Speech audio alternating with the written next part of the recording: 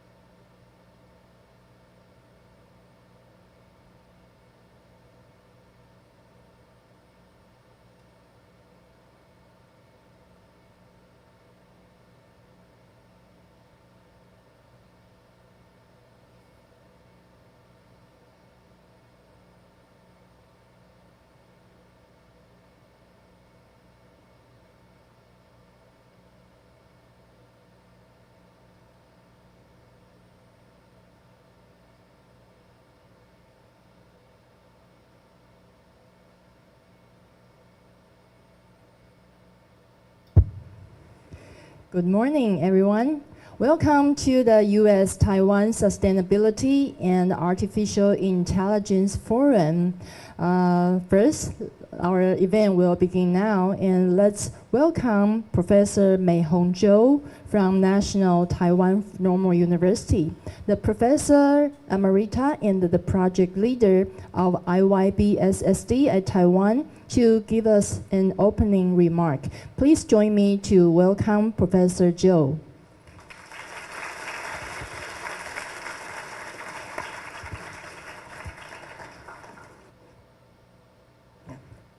I will put here.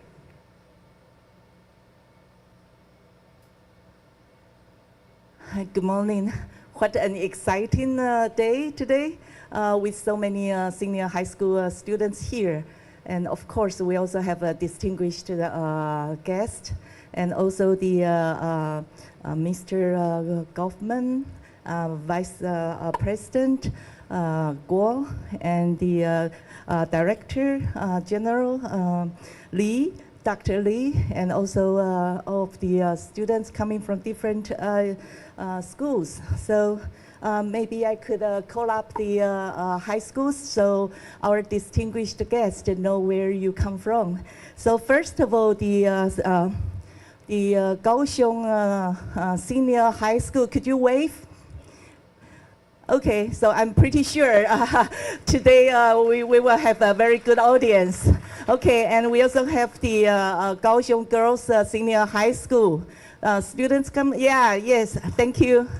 And then we also have the senior affiliated high school of the National Kaohsiung Normal University. Could you wave where you are? Okay, thanks. And we also have the students coming from Zuoying Senior High School. Yes, thank you. And we also have students from Fengxin Senior High School. Yeah, okay. Do I miss any? And also we have very far away the students coming from Pingdong. So Pingdong Senior High School. Yeah, okay. Thank you very much. So we also appreciate three principals of the senior high schools coming here. We are sincere, thanks for your participation. So let me also introduce the three principals. The first one is President Wu from Zuoying Senior High School. Yeah, thank you. And the other one is the Pingdong Senior High School Principal Chen. And also the affiliated senior high school of National Kaohsiung Normal University, President O. Okay, thank you for coming to this event. Welcome to all the Sustainability and Artificial Intelligence Forum. This event is sponsored and supervised by the National Science and the Technology Council and the American Institute in Taiwan. And we have cooperated with, I'm from National Taiwan Normal University. We cooperated with the University Sen Yat-sen here in Kaohsiung, and also the high school, Kaohsiung Senior High School, and the Educational Resources for Chemistry Center. So with all these cooperators, it really highlights the 17th Sustainable Development Goals to cooperate with different partners so we could make the world better. And today we find ourselves, in fact, at the interactions of the difficult time because we are facing to the climate change, the water resources, and the environmental issues. So with the technology, whether or not we could help the world to be better, and I think that's very, very important.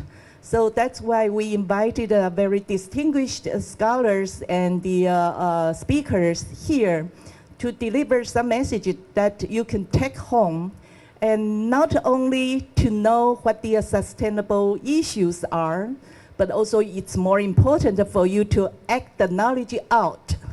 So we are not simply just talking. We really want you to take the message back. You need to put the knowledge into action. So I think if you would be able to act it out, that means you really love the globe. You are one of the members, one of the citizens of this earth. So I'm not going to take too much time from you because we have fantastic talks today. And I think this is a very special experiences for most of the students here. And I really want you to engage in this event and also take the advantages of interacting with the scholars here and the speakers here to see whether or not you could see the future in your generation. We are trying to pass our missions to you, and hopefully you will observe all of the expectations in your mind, and then help us and also help yourself to have a healthy environment for your future. So I would like to thank the Dr. Lee to provide such a great environment for us for the entire day today here. And I also like to thank Professor Wang who and her team. Yeah, please give her applause. Yeah, she and her team has been put a lot of time into this. And this event is the second one to cooperate with the AIT. The first one was in Taipei. And I always say that something happened in Taipei should also happen in the middle of Taiwan and the south part of the Taiwan. And I make my dream come true. I'm so proud to have you here. So I would really like to show my appreciations to all the people who were involved in this preparation. And thanks to Professor Wang and also a lot of cooperators like the Sharon from AIT and the other colleagues. So please enjoy the event, and I hope you will take something influential and impactful messages back to home and back to school. So thank you very much, and hope you enjoy the event. Thank you. Thank you, Professor Cho. Yeah, we really appreciate your encouragement and inspiration to have us here, and for that I'm really grateful. Okay, and then now let's welcome Mr. Sam Goffman, Kaohsiung Deputy Branch Chief of American Institute in Taiwan, to give us encouragement. Let's welcome Professor. Thank you.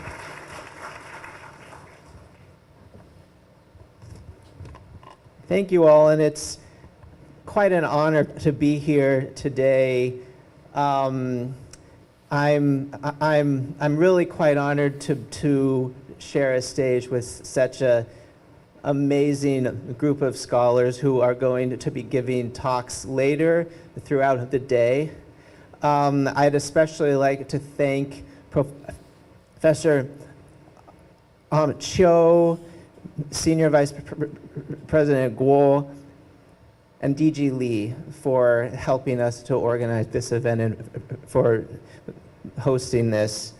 Back in April, along with the National Science and Technology Council, as well as the International Year of Basic Sciences for Sustainable Development, we co-hosted the very first U.S. Taiwan Sustainability and Innovation Forum in Taipei. So I am just extremely happy that we are able to do a similar event down in the South. As we just heard, it's so important to replicate this type of experience in the South, where there's so much important stuff going on with AI and with high-tech development. As you may know, the United States, under President Biden's leadership, has really understood that AI is going to be an incredibly important part of our future, the future of the United States and the future of all of our friends and partners around the world, which of course includes all of you.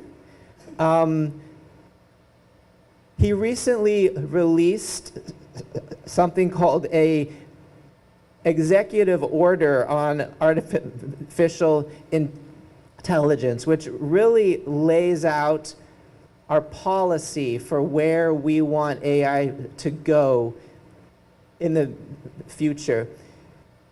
I highly urge everyone who is interested in AI research to look at it, but basically it lays out a path to commit ourselves to safe, secure, and trustworthy AI development.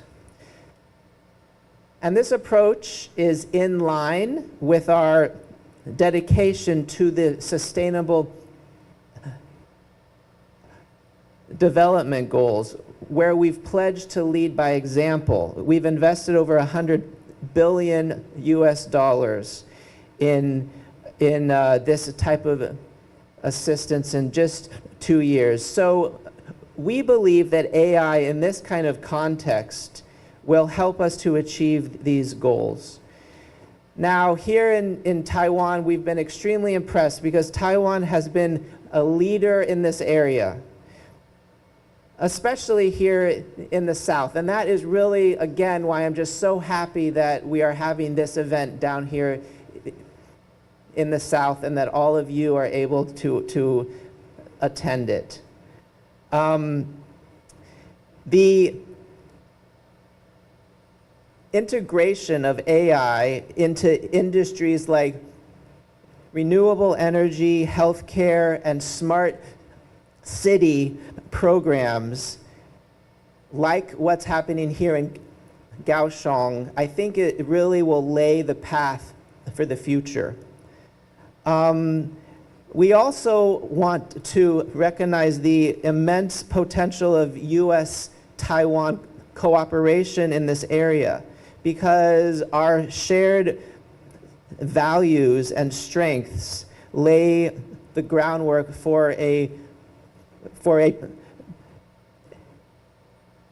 partnership that can really, I think, help lead the world as it goes down this path of AI development. At AIT, we are working to enhance public awareness of all these issues, including climate issues and achieving net zero emissions. And of course, Taiwan has extremely admirable goals to achieve net zero. We strongly hope and believe that AI can play an important part in that. So I just finally wanted to emphasize that AI is a tool. It can help us, it can hurt us, but it really comes back to how we use it and how we implement it in our goals. So I'm extremely happy all of you could be here today. I think it's going to be an extremely helpful day, a very interesting day to get us to start thinking about how AI can help us be a useful tool for our goals. I believe that the United States and Taiwan can jointly lead the charge towards a future where things like AI and sustainability are not just buzzwords, but are actual concrete tools that we can use to create a better world. So thank you. Thank you. Thank you, Mr. Goffman. Thank you very much for your reminder of how we should implement AI and to achieve the sustainable development goals. And next, let's welcome Professor Zhiwen Guo, the Senior Vice President of National Sun Yat-sen University, to give us an opening remark. Please join me to welcome Professor Guo.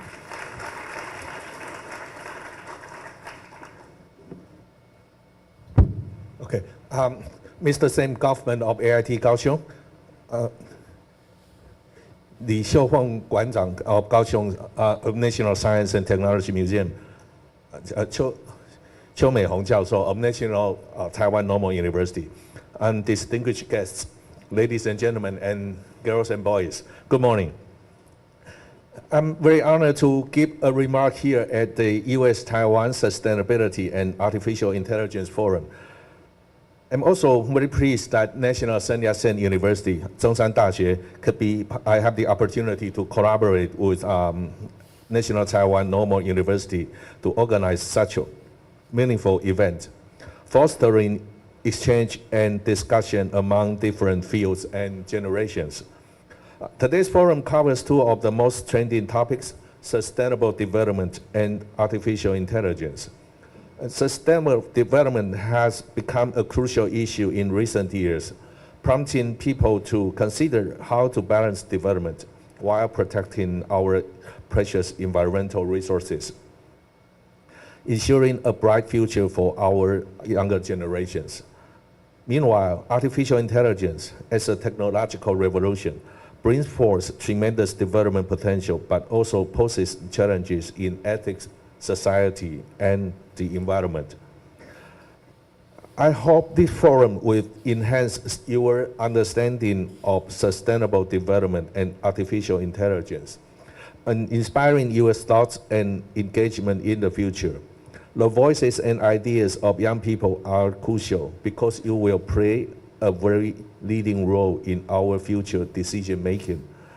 This forum provides you with a special opportunity to discuss and exchange ideas with experts and scholars, and I hope it sparks the beginning of your vision for a sustainable future.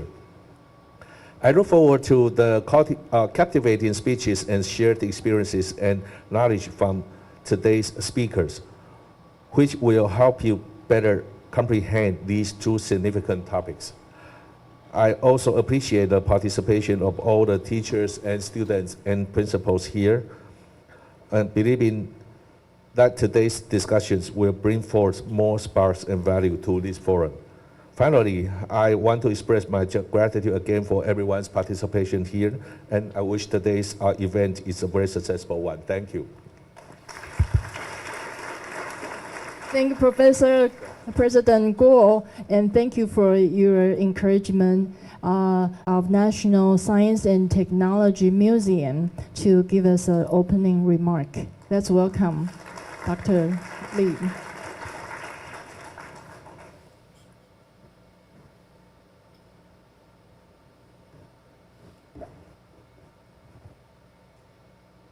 Dear Professor Chiu, Mr. Goffman, and Professor Guo, principals, teachers, students, good morning. It's my greatest delight to participate in today's forum on the theme of sustainable development and artificial intelligence. As many of you are aware of, sustainability and AI have been two of the most urgent issues of global concerns. For a long time, National Science and Technology Museum has been looking forward to becoming a platform for promoting dialogue and cooperation on the issue of sustainable sustainable development and AI through a variety of activities such as education, exhibitions, and interactive experiences, so as to fulfill its social responsibility for the promotion of sustainable development and the advancement of AI. In 2010, National Science and Technology Museum launched the Climate Change exhibition, which is the first exhibition on the themes of sustainable development in Taiwan, which has also been updated many times. We are so welcome for your visit. Not long ago, Nobel laureate Dr. Yuan Li delivered a special lecture at our museum for high schools on the topic of global warming and the future of humanity. He earnestly emphasized the importance of our generation's efforts in addressing global warming, reminding the young audience that it is through our dedicated actions that we can create a better life for the next generation. It's hoped that in the future, the museum can introduce to visitors the best concepts and that is technological innovation of sustainable development and AI through more exhibitions, workshops, and educational programs with interactive displays and virtual reality experiences. It is hoped that this will stimulate visitors' interest and enable them to gain a deeper understanding of the relevant issues, empowering with the insights they need to solve contemporary problems. Thank you all for being here. Thank you. Thank Dr. Li. Thank all the distinguished guests to give us some reminder and some inspiration. This forum is focused on two of the most important topics, sustainability and artificial intelligence. And I appreciate all the speakers to give us some reminder about the challenge we are facing now and how we should work together to address this issue and to achieve the more sustainable future. And now let me invite all of the distinguished guests, Dr. Li and Professor Guo, Professor Zhou, and Mr. Goffman to come back to the stage. We will take some group photo.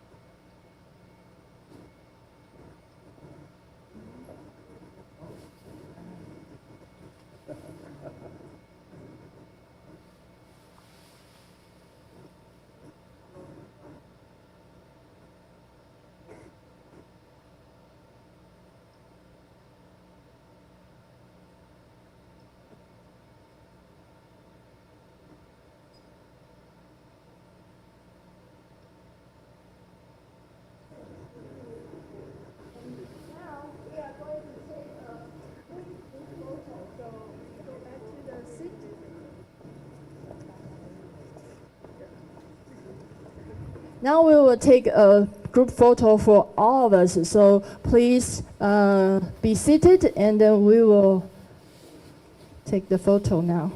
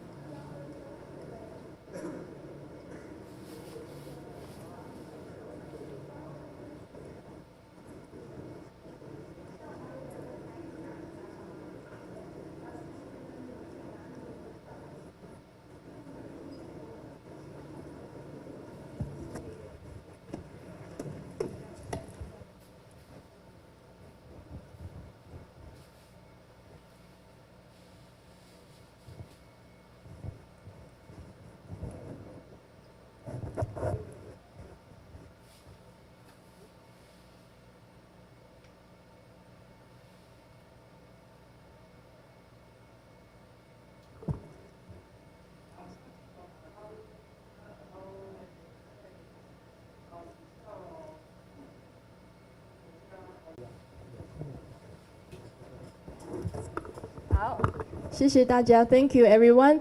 And now we have another task, because we are also doing the filming, and also some participants are online. So now we will speak out the slogan. Please join me. Let me show you. So this activity is sponsored by IYB SSD, which means the International Year for the Basic Science for Sustainable Development. So the slogan of this activity is 扎根科学，永续台湾。Okay, thank you. Yeah. This way. Okay, yeah. The 扎根科学 grounded science and sustainable Taiwan. Maybe Professor Cho want to explain to us? Thanks for this opportunity. The International Year of the Basic Sciences for Sustainable Development in Taiwan, we developed a slogan, which is the grounded science and the sustainable Taiwan. And I think these two slogans is very important for us to think about and keep in mind. And we also have 4 missions that we want to achieve. Could you bring those? Yeah. So 扎根科学，永续台湾是我们的这个标语，这次的活动的最主要的标语。And then we have 4 missions to accomplish since last year until this year. The first one is the science cultivation, 科学启蒙. And then the second one is to have all the citizens to participate our IY BSSD. So we call the public engagement. Okay, so 全民参与. Okay, so that's why you're also here. And then we also have a couple of international events, such as this one. So we call the international connections, and that we also achieved several goals. And then the last one is it's very important to have science for all. And it is also one of the sustainable development goals. We call the equity. So that's why we have a 科学平权. So nobody should be left behind the science. So that's it. Yeah. Thank you. So I think we are going to do a wave, right? Yeah. So. Okay. Yeah. So maybe you could. Okay. Yeah, thank you. I think we really appreciate your vision and to bring all of us here. So maybe we can speak out the slogan for some encouragement and keep it in mind. So maybe this half of the participants can speak out the grounded science, and this half say sustainable Taiwan. Okay, and I will say 1, 2, 3, then we speak out together. Okay, 1, 2, 3. And this part, sustainable Taiwan. Yeah. Let's do it again. Okay, the previous one is for practice. Okay, let's try again. Like this half, grounded science. Grounded science and sustainable Taiwan. Great. Okay, so yeah, let me do this, okay, with all of you. Just say very powerful.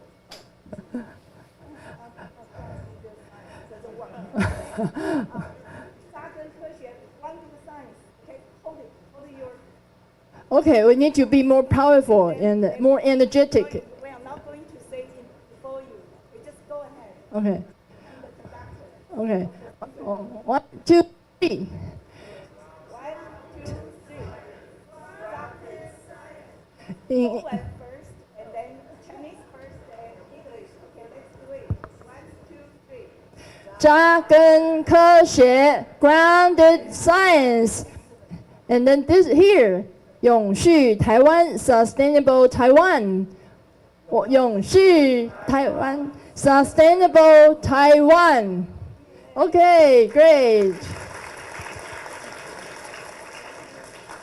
Thank you.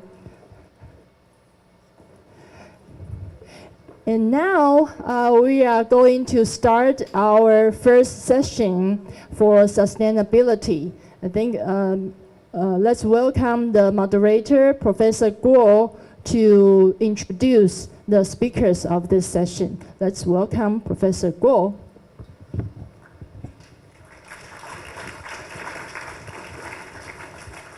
Okay, now we get to the serious part or important part or maybe the fun part of today's event. Okay, so there are two topics of today's program. So in the morning, I think sustainable development is the main issue that we are going to discuss. And we are very honored to have 4 distinguished speakers in this session to tell us about everything about sustainable development. So these speakers, they range from the academia, and two of them, Professor Xu, right now with Academia Sinica, and Professor Jia Wang, my colleague from National Sun Yat-sen University, and also to the entrepreneurs, Mr.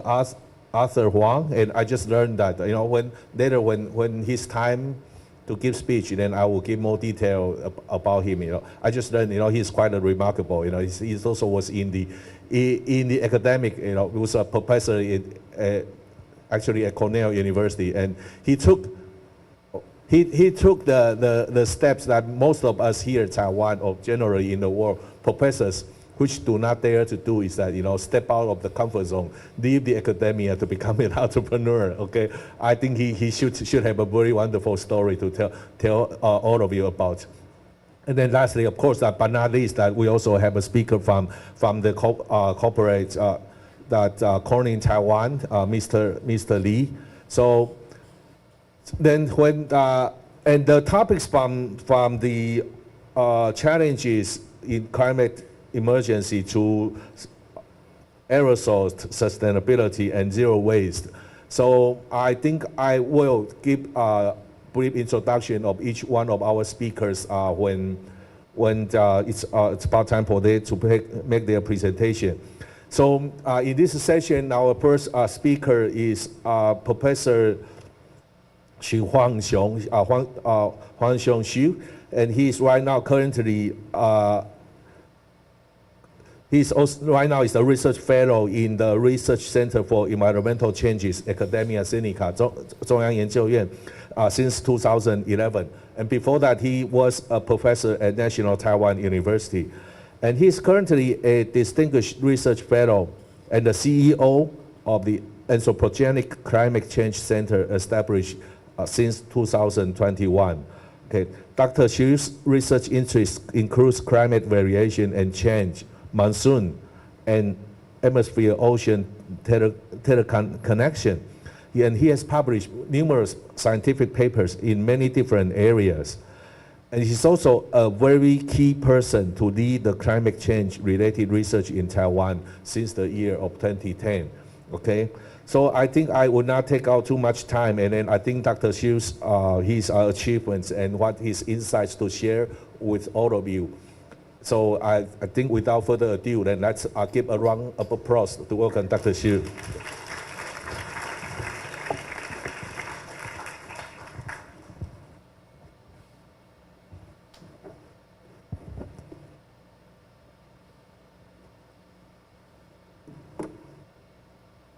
Thank you for a kind introduction. And good morning, girls, boys, ladies, and gentlemen. Okay, so today I'm going to talk about the challenge and opportunities in the climate emergence era.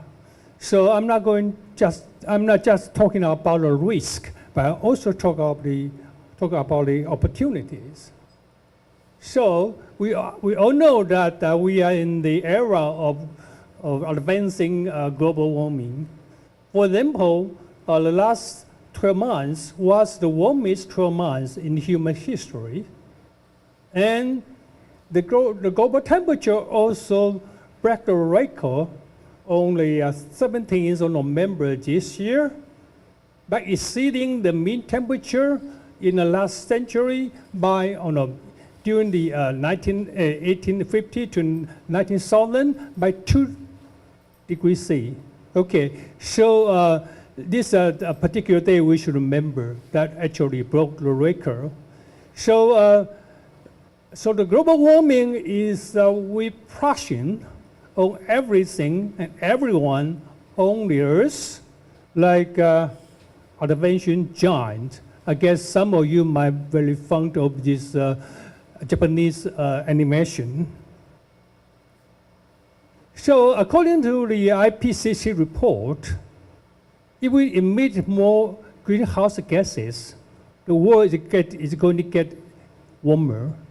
And also 1.5 degrees C, now we are looking forward to achieve the goal, is a new normal already, no matter how you cut the emission, greenhouse gas emissions. And also, even after reaching the accomplishing net zero transition, the world will be continue to warm for quite some time, probably for another 100 years. And it will not come down very quickly. Yeah. So, and it also issued this, I guess, a very nice figure showing who is going to be influenced by this global warming. Okay, I'm the baby boomer generation. So your father probably in a white generations, and your brother or younger sister probably is called alpha generation, or someone in your family, and you're probably part of the G generations. And the G generation will be the first generation to face very serious warming impacts in human history. And you have to endure the impact. And also you have some responsibility to conquer the whole thing, to make it right, okay? To make us on the right track. So that's why we have this COP meeting. It's so-called United Nations Climate Change Conference since 1995. So now, actually in Dubai, there's a COP28 being held, okay, starting from November 30th, okay. It will last for like 12 days. So according to I cited a remark by this controversial president of COP29. He's actually a businessman or a chair of a big oil company. Okay, it's a very controversial person. But what he says is we have to remain on the target. That means the warming has to be limited to 1.5 degrees C. Then we have to cut the emission by half by 2030. Okay, so we only have like 7 years left. Okay, but I will tell you how we achieved so far. And so he said, COP28 at E in Dubai is a prime opportunity to rethink, reboot, and refocus. The key words are E. Everything is re, something, okay? So does that mean the net zero effort so far has been not so sure, has been sluggish, and out of focus? That's actually the current conditions, situation. Actually, just before the COP28, UN published an emission gap annual report. He actually published this report every year. So the title, you simply look at the title and you know the contents. So what it says, broken record. So the temperature hit a new heights, yet world fails to cut emission again, and again. So the new records have two meanings. The first one is the temperature keep breaking the records every day and every year. The other thing is the record, if you play the record, the music should be supposed to be quite smooth and nice listening, right? But this record, if you play in the future, it's going to be very rocket. This record is kind of twisted, even broken. It's difficult to achieve our goal. So how far are we from our goals? According to this emission gap report, we are supposed to be on this track if we're going to achieve 1.5 degrees C, or on this track if we're going to achieve 2 degrees C. But currently we are on this track, and we are not even following this track committed by many nations in 2015. Okay, so-called NDC, National Determined Commitment. Okay, so by how much the gap is? Okay, so the simple number is we need to cut emission dramatically by 28%, going to achieve 2 degrees C. I mean, this is for 2030. And if we want to achieve 1.5 degrees C goal, we need to cut 42 points in just 8 years, ladies and gentlemen, in just 8 years.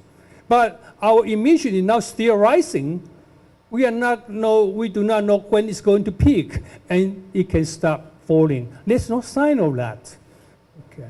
So according to this report, what's the consequence of this runaway warming?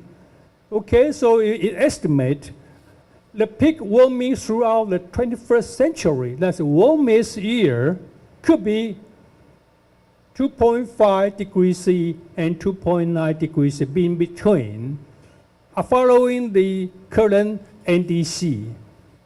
Okay, so the world is going to be very warm. Now, it's difficult to reach 2 degrees C and 1 degrees C. Actually, Bill Gates recently just said that it's not likely we can achieve 2 C goal. Yeah. So you know the challenge. Even worse, there's an estimate in this report saying that what's the chance that limiting the warming to 1.5 degrees C if all net zero pledges are met? That means many countries already committed to net zero by 2050, including Taiwan. But if we follow the track, if these all pledges were fulfilled, how much? What's the chance we can achieve the goal to limit the warming to 1.5 degrees C? Sorry about the figure, only 14%. Okay, so that's the, we are not working, the goal is not high enough, and even worse that we are not working hard enough. There's not enough action to achieve this goal, to avoid the extreme warming. Okay, so facing this very warm features, every fraction of a degree matters. This figure, I like this a lot, this figure a lot. It tells a lot, okay. One picture was then 1,000 words, right? So higher warming means a higher impact. This is a nice picture shows you the current distribution of coral reef. But if it's warmed by 1.5 degrees C, we only have a small patch left. Okay, so how about 2 degrees C, and almost everything is gone. Okay, this is how large or how impactful the warming will be in the future, even if for a 2 degrees C, not to mention 2.5 to 2.9 degrees C. We simply put it like 3 degrees C, okay? So this figure also tells you that the higher warming means a higher impact, and also more challenging for adaptation. Adaptation means we adapt to the warmer climate and by reducing the risk to human being or to ecosystem. So according to this figure, show you that for a different kind of impact or risk, like a drought, like a soil erosion, I guess you all learned that in your earth science classes, wildfire, and permafrost degradation, even the food supply instabilities. So it quite tell you that is if the climate gets warmer, then the impact will be larger. It's more difficult to adapt. So that's why we have this Paris Agreement in 2015, setting the goal to 1.5 degrees C to minimize the impact and difficulties for adaptation. But unfortunately, as I just showed you, we are now on this track between 2.5 and 2.9 degrees C. Also, the report tells us, or science tells us, that you can lower or minimize the emission. The low emission would effectively reduce the challenge to adaptation. Also, by doing a proactive adaptation, it can reduce the impact. Okay. So, but there are some pessimistic view. Try to encourage people, I think. In a recent an article in Economist, I like Economist a lot. If you are, I will suggest you to read Economist. It often provide very good views and articles. In an article called to Adapt or Die, okay, very serious word, it says, climate change could no longer be minimized, let alone averted. And it was locked in. All anyone and any country could do was to adapt and prepare as best they could. So I provide my translation here. So actually, mitigation, that's to cut the emission, and adaptation is two legs for net zero transitions. So by doing mitigation, we can avoid runaway warming, and adaptation can lower risk or impact. So they are as important, they should be equal. So adaptation should be as important as the mitigations. Ideally, it should be like this, right? It's balanced. But in current condition, actually people pay much more attention or resources to mitigation than to the adaptation. This is worldwide track. But it's even worse in Taiwan, frankly speaking. Very little attention to adaptations. So, facing these big challenges, the very famous John Dewar, in his famous book, probably 1 or 2 years ago, Spatial and Scale, he pointed out a very key factors or important issue that we need to achieve. That is to limit the warming to 1.5 degrees C and minimize the impact. We need to speed and scale up everything, every effort For example, for your green energy, you need to scale up. The technology needs to be mature quickly and scale up to mitigate, to cut the emission quickly and enough. Okay. Also, as I said, you need to do that very quickly because technology, many technology needed has not been developed yet. It's not mature. It's still in the lab or being tested. So we need to speed up. So that's for both mitigation and adaptation. To do that, that's the only chance we can avert the current track to 2.5 and 2.9 degrees C warming. But there's a hope and opportunities. Okay.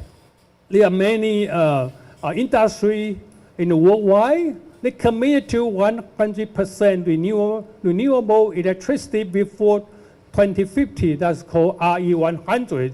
Every big company have to commit to RE100 to be accountable for the net zero transition approach. So even a big company in Taiwan, many of those, they commit to that. They have to because basically from a request of the Apple who makes the iPhone for everyone. Okay, that's pressure from the Apple company. Currently, if you go on the internet and check on it, 2 days before, I got this number. Now there's 424 big company worldwide committed to this RE100 effort.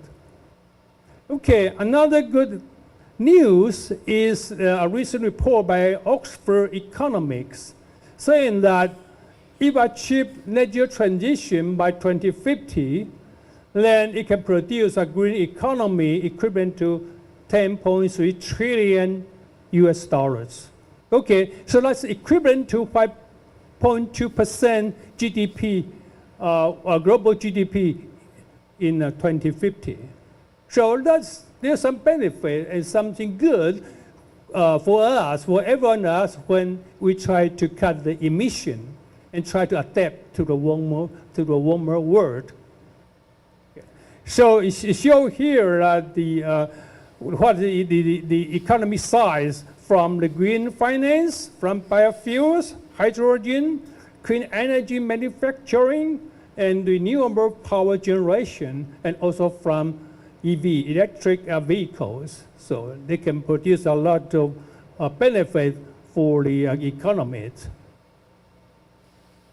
Okay, so this is some of my final words.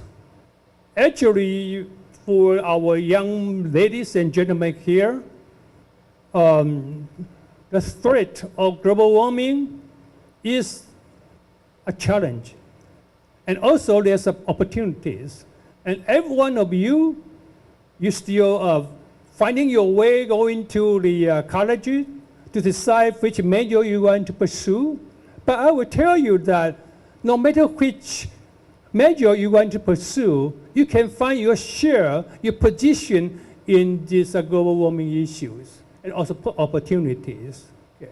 For example, for the impact study, if you work on disaster, water resources, health, ecology, food, and etc., you can find your own topic, your own opportunities. If you are working on engineering and science, there's a lot of opportunity in energy sector.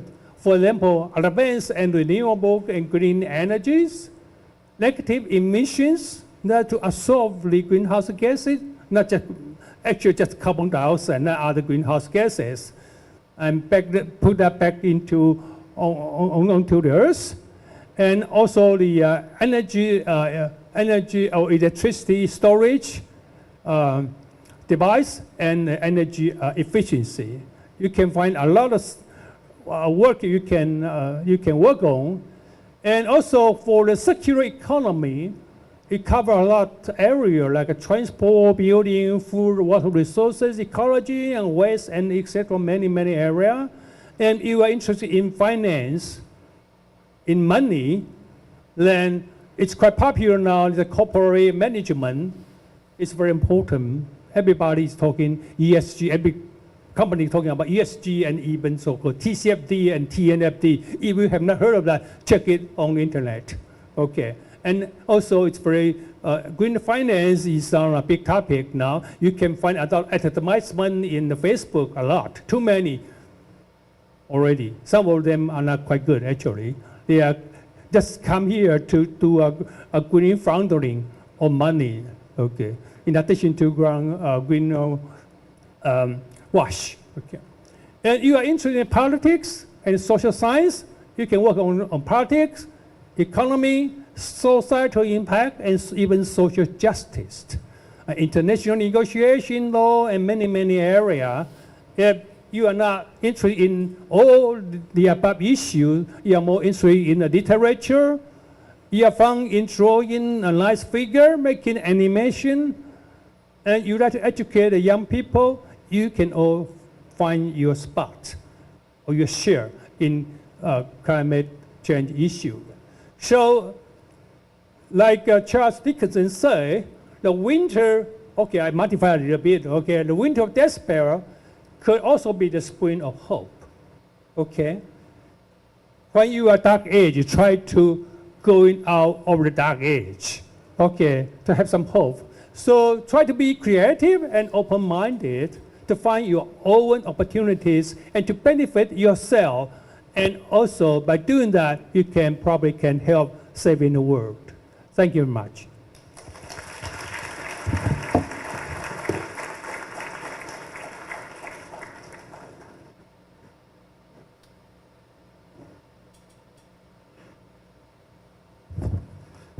Thank you, Dr. Xu, and for a very, I might say, very grim summary of the current state of affairs. But you know, I think there's always hope. Okay, and the hope it lies on all of you guys. You know, on the back. You know, girls and boys.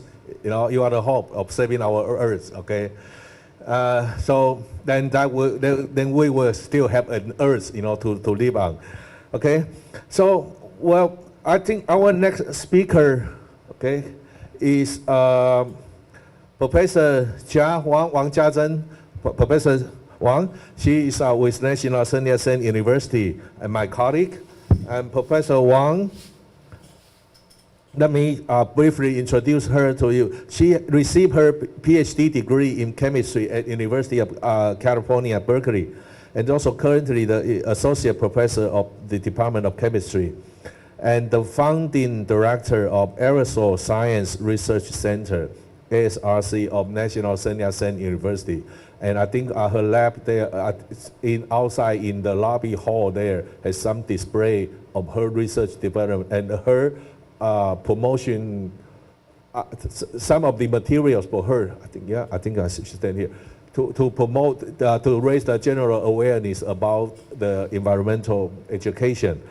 And Professor Wang, she has taken the leading role in establishing and running ASRC since its launch in 2016, about 7 years ago, which is currently the first and the only aerosol-focused research center in Asia, okay, the one and the only. And ASRC actively engages in promoting aerosol research and sustainable development goals in Taiwan and also in the world. Okay, so the topics she is going to discuss today to give us is called aerosols, sustainability, and the role of AI. Okay, let's give her also a big round of applause. Okay, let's welcome Professor Wang. Thank the kind introduction from Professor Guo. It is my great pleasure and honor to give a lecture at today's forum. The title of my talk today is Aerosols, Sustainability, and the Role of AI. And first of all, we have talked about the sustainability, but what is sustainability?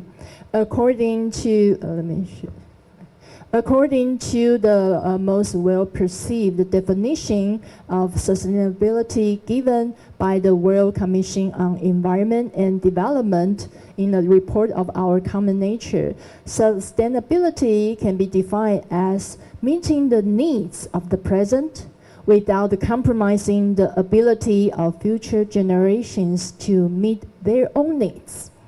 Okay, and actually in the ideal condition, we are part of nature. So we should be in the harmony with nature. This is the graph to show this is the structure of our lung. And this is the structure of the tree. And when we breathe in what trees breathe out.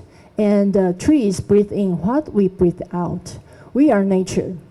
But in recent years, a lot of human activity has disturbed this harmony.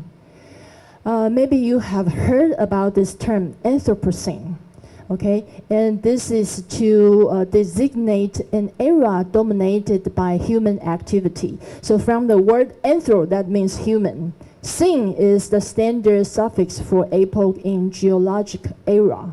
And the Anthropocene has been first proposed in the 1960s, and this term becomes quite popular due to the promotion of atmospheric chemistry researcher Paul Cresson.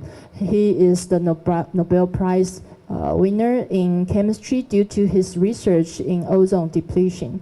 And the Anthropocene is proposed geological epoch dating from the commencement of significant human impact on Earth.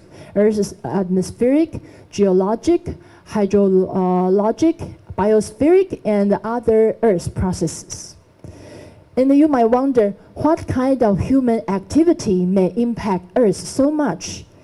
Well, several years ago, I think dated back to 2015, a group of researchers has proposed the theory of planetary boundaries. Above a certain threshold, it can really influence the stability of Earth's operation.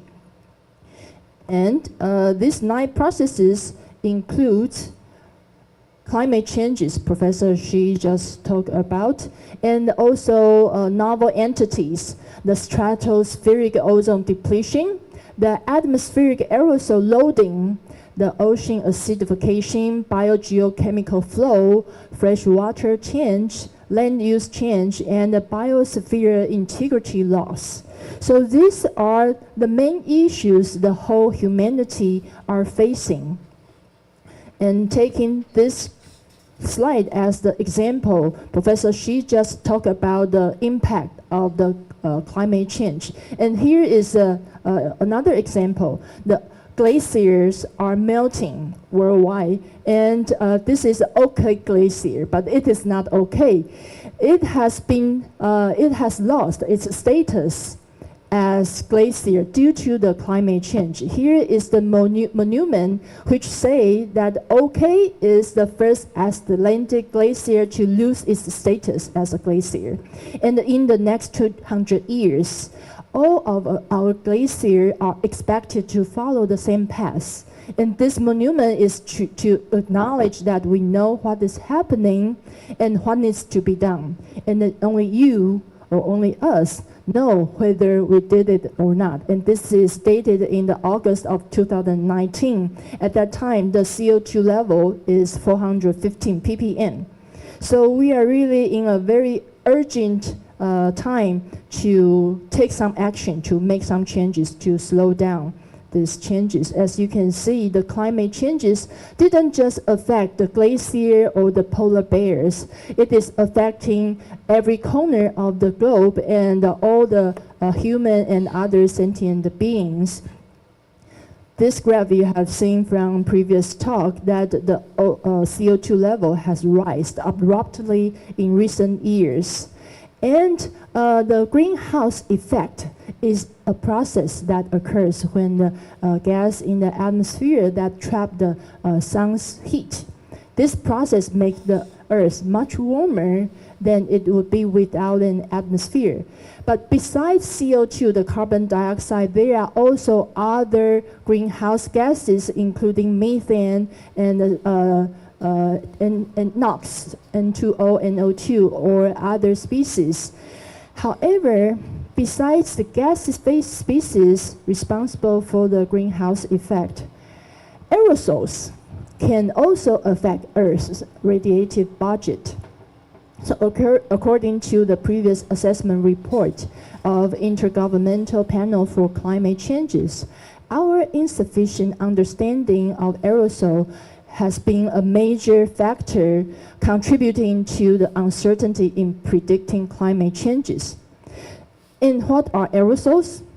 So so-called aerosols are defined as fine particulate matters suspended in a gaseous medium. They can be either in the small liquid droplets or solid particle phase. They can come from natural sources like the sea spray aerosols from volcanic eruption. And many aerosols can also come from anthropogenic activities related with human activities. Okay, and the size of aerosol can range from several nanometers up to hundreds of microns. How can aerosol affect climate? Well, the atmospheric aerosol can govern the radiative budget by absorbing solar radiation or scattering the solar radiation. They can affect the cloud formation microphysics by serving as cloud condensation nuclei or by directly participating to influence the chemical and photochemical processes. And eventually they can mediate the climate change by altering the raining or snowing pattern.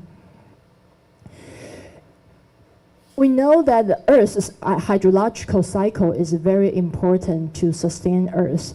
And actually, aerosol play a key role in involving in Earth's hydrological system because, as we know, 70% of surface on Earth are covered by the ocean. And at the surface of the ocean, the sea spray aerosol can be formed, and they can be emitted from the ocean to enter into the atmosphere and to govern the cloud formation processes and the climate. But when the human activity are involved, like for many industrial processes, for the ship or other transportational tool emissions, this particle released into the atmosphere can dramatically alter some natural processes or the natural hydrological cycle. Okay, and due to this air pollution, which can be seen in almost every country, here I just show some example in Asian countries, in South Korea, Malaysia, Japan, Indonesia, Thailand, and India. But also in Taiwan, we are in the winter season, and maybe many of you live in Kaohsiung. You might see that during the winter time, sometimes the visibility becomes so poor. This is the Sky Tower 85, the landmark in Kaohsiung. But from time to time, we might see that the Sky Tower 85 may just seem to disappear in the sky, and this is due to the poor visibility of aerosol affecting our atmosphere. Okay, and besides the impact of aerosol on climate and on the environmental ecosystem, it also greatly impact our health. When we inhale aerosol, especially for those fine aerosol smaller than 2.5 micron, this particle can become more readily or more permeable to the lung, and they can even pass through the alveoli in the lung to enter the blood circulation system. So there has been a vast body of experiment showing aerosol can induce asthma, COPD, and many other respiratory and pulmonary diseases, cancers, cardiovascular diseases, neurodegenerative diseases. And this is mostly through breathing. Breathing is actually a constant, ongoing, very delicate interplay between us and the Earth. Maybe you are not so familiar of what's going on with breathing, but we really rely on breathing to sustain our life.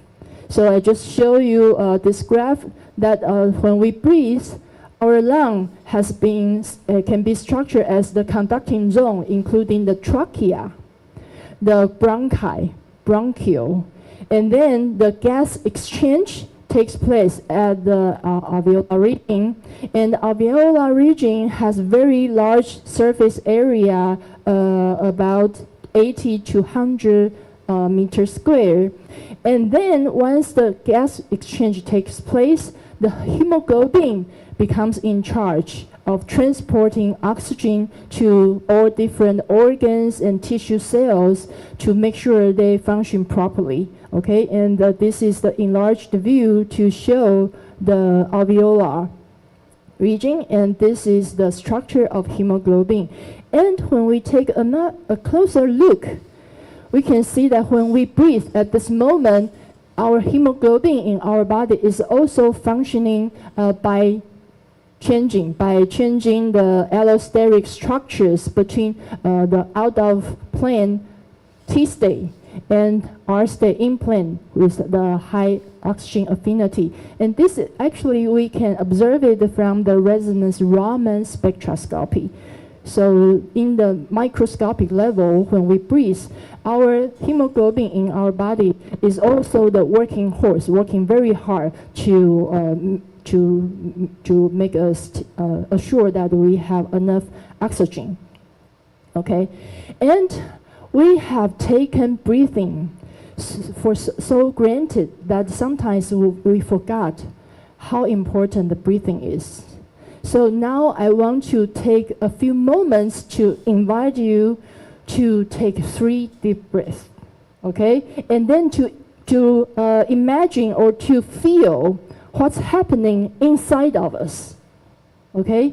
And you can imagine when we take in oxygen, the hemoglobin is also taking oxygen from the environment, okay? So now let's take the first breath. And then you can take a deep breath, and then imagine we take oxygen from Earth, and then the air pass through our blood to nourish all our organs. And now we take the second breath. Now imagine that all other participants in this lecture room are doing the same thing, are all breathing together. We take oxygen, we take air from the environment into our body to nourish all our cells and organs. And then we exhale out the CO2. Mother Earth, the atmosphere, take the CO2 out of us.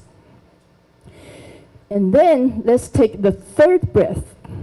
Now you imagine besides you, besides all the audience, all living beings on Earth are doing the same act, breathing. And all beings on Earth are taking oxygen from the atmosphere. And when we exhale, the Mother Earth takes the CO2 out from our body back into the atmosphere. Okay, I hope that through this simple act, you can feel the connection between us, our physical body, and the atmosphere. And that you can do this kind of simple practice every day to be grateful about the Earth's atmosphere to keep us alive. Okay. However, now imagine if the air we breathe in is polluted. When we breathe in oxygen, other species may also be taken into our body simultaneously through breathing. So according to the statistical analysis of WHO, air pollution is affecting 99% of the population in the globe. And every year, the exposure of air pollution can be attributed to 7 million premature and preventable deaths, which is a very dramatic number. As we have heard about SDG, there are 17 SDG proposed by UNs. Although there is not a single goal that write the word air, but we have done some analysis. The air pollution is closely affiliated with all 17 SDGs, okay? Because some factor associated with air pollution can be attributed to different SDG related with Earth, with job and infrastructures or production. And it can cause some impacts or damages to the environment, to the crop, to the food security, and to the damage on our health. But at the same time, there are also some SDG that we can reinforce, such as education, the justice, or to establish the global partnership to amend the pollution, air pollution caused damages to the environment. So although aerosols are very tiny particulate matter which are not visible from our naked eye, as an aerosol scientist, I really came to realize that aerosols are connecting all the important systems of Earth, including the atmosphere, the hydrosphere, the lithosphere, and the biosphere. So everything, every system are closely interconnected. As just mentioned earlier, this forum is sponsored by IYBSSD, which means the International Year of Basic Science for Sustainable Development. But the science is so important that in May earlier this year, UN has proclaimed the 2024 to 2033 as the International Decade of Science for Sustainable Development, which highlights the importance of science, or even including the basic science, in helping us to address, to resolve these crucial issues in our era.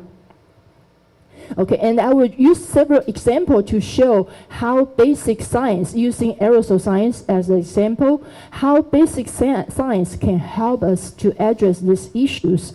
And here we have developed some instruments for aerosol to help us better understand how aerosols are formed and how aerosols evolve over time, using a time-resolved FTIR coupled to aerosol cooling chamber. And using this setup, it allows us to really see from the spectroscopy how aerosol can be formed and how their size evolve over time. And we can even observe some reaction intermediates during these processes, which is very difficult to catch with other different techniques. And this technique also helps us to get the first evidence of large creaky intermediates that can be formed during the ozonolysis of alpha pinene to form secondary organic aerosols. Another example is the aerosol VUV photoelectron spectroscopy that we have developed, and this is currently the highest resolution aerosol photoelectron spectroscopy in the world. And with this technique, we are able to observe the first valence electronic structures of laminar aerosols, and we found some previously unexpected multifunctional roles of water in the formation of secondary organic aerosol. I know you are probably not familiar with photoelectron spectroscopy, but I just want to highlight the importance of water and ozone. This is with increasing level of ozone, this is increasing level of water. We found that with the increasing ozone levels, it has increased the general yield of secondary organic aerosol dramatically. But if we have some water in between in this system, then water also apparently plays some role in increasing the secondary organic aerosols. If you recall the previous slide when I mentioned the planetary boundaries, the loading of atmospheric aerosols is one of the key aspects affecting Earth's operation. But we need to better understand the total yield and their fundamental formation mechanism responsible for those aerosols. So in this study, with the new technique developed, we are able to see that water plays some important role both as the catalyst and as a reactant. It's able to enhance the total yield of formation of secondary organic aerosols by modifying the valence electronic structures, by altering the chemical composition, by reducing the reaction barriers, and also by opening the new reaction pathway. And this result is profound and meaningful because during most of the atmospheric modeling, water is not taken into consideration. Water usually is just treated as a medium, but in this system particularly, water can actually participate to enhance the formation of SOA. And another important information revealed from this study is we need to be more mindful about the possible formation of SOA, including both indoor and outdoor, because in this system we study lemony. And lemony can be in the natural regions, but in our household environment, like in the living our daily activities, the lemony can be involved in some detergent, like the lemon or orange flavored detergent, some essential oils, and some perfume or cosmetic product. They can easily react with ozone. I know in some household people use ozone-based purifier, but it can actually form a lot of secondary organic aerosol which can cause adverse health effects. So we really need to be mindful and to acknowledge those possible reaction mechanisms contributing to the aerosol formation. Okay, and besides the fundamental science, another important topic is AI. So you might heard about the AI or many related terms like artificial intelligence, machine learning, deep learning, and big data. And they have slightly different definition, like AI means the ability of a machine to simulate human activity or behavior. And for machine learning, that's the ability for machine to automatically learn without being explicitly programmed. And for deep learning, it's more delicate. It creates artificial neural network which is capable of learning and making decisions intelligently. And of course, big data can be useful because it provides a lot of raw data from which machine learning can use to analyze and to make meaning and derive insight of it. And I just used several examples to show how we can use AI in helping us with sustainability, sustainable development related research, using air quality as the example. So here is researcher and specifically from our colleague, Professor Yuren Wang, and his co-worker used the big data provided by the remote sensing instrument or OMI from the Aura satellite. That's from the NASA Goddard Earth Science data. And use this big data for the trend analysis of NO2 and to study the effect of COVID lockdown. And as you can see, over the different years, the NO2 has dropped dramatically, especially during the lockdown. And as we know, NO2 is a major or important gaseous pollutant. And here is another example. People or researchers use AI to help to make this prediction of PM 2.5 concentration. First, they collect big data from the weather, from the PM 2.5 level, from the air pollution or AQI. And then this data are used for the pre-processing and for feature selection. And they use different models for deep learning eventually to make prediction of PM 2.5. Of course, they will do some model evaluation and the comparison, but they can predict quite precisely actually. This, the blue line is the actual trend and the red curve is the prediction. As you can see, they match quite well. Okay. And besides the industrial aerosol, I will also highlight the importance of bioaerosols. Bioaerosols represent an important category of aerosols, and that it means the aerosol are containing some biological species, including the amino acids, peptide, protein, bacteria, or viruses. So during the COVID-19, we realized that the virus-laden aerosols are important and responsible for the spreading of COVID-19. At the beginning, people are not so familiar with aerosol transmission, but during the pandemic, which has been more than 3 years, we come to realize, and it has been confirmed by WHO, that aerosol transmission is the major or dominant mechanism responsible for spreading COVID-19 and other respiratory diseases. And formal or contact transmission or droplet transmission are just minor.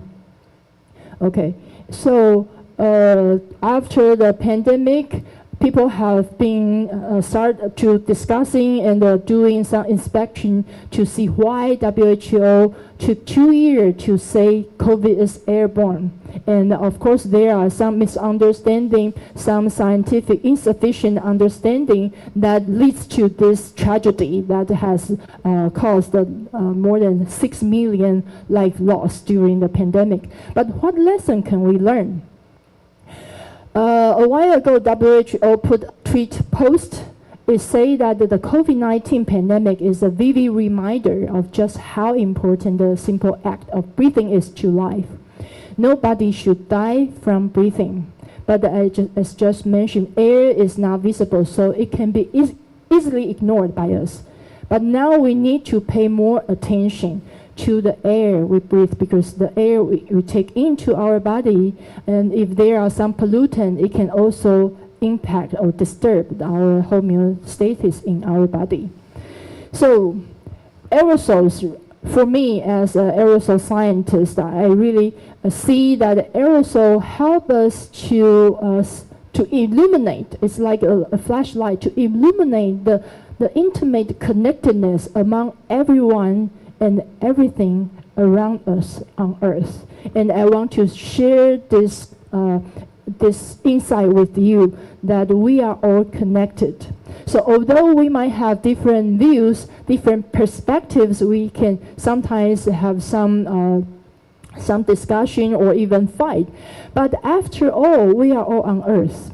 And from a far distance, we can see that the Earth is like a aerosol suspended in the universe. So this is a photo of Earth. You know where we are? We are on this spot. This is taken from the Saturn. You can see the ring of Saturn, and we are here. So all of us, the land, the water, the atmosphere, the air, and all of us are on this little tiny spot. So I want to just emphasize that we are all one, or we are all interconnected, and this cannot be emphasized enough by all the great minds. Here are some scientists that I admire, including Tesla. He said that we are all one. Only egos, beliefs, and fears separate us. And Schrödinger also said the same thing, and Einstein, and Max Planck. They show that our separation is just the illusion. So I would have 1 more minute. So there are still quite something that variable cannot be fully substituted by AI. And that is something valuable inside of us. So maybe to achieve the SDG, we really need to also make some changes from inside of us to make inside out, okay? And here are some inner development goals suggested by some people, that we should pay more attention to the relation with ourselves, to the others and the world, and we should really collaborate to make actions to make our surrounding a better place. So this is my final slide.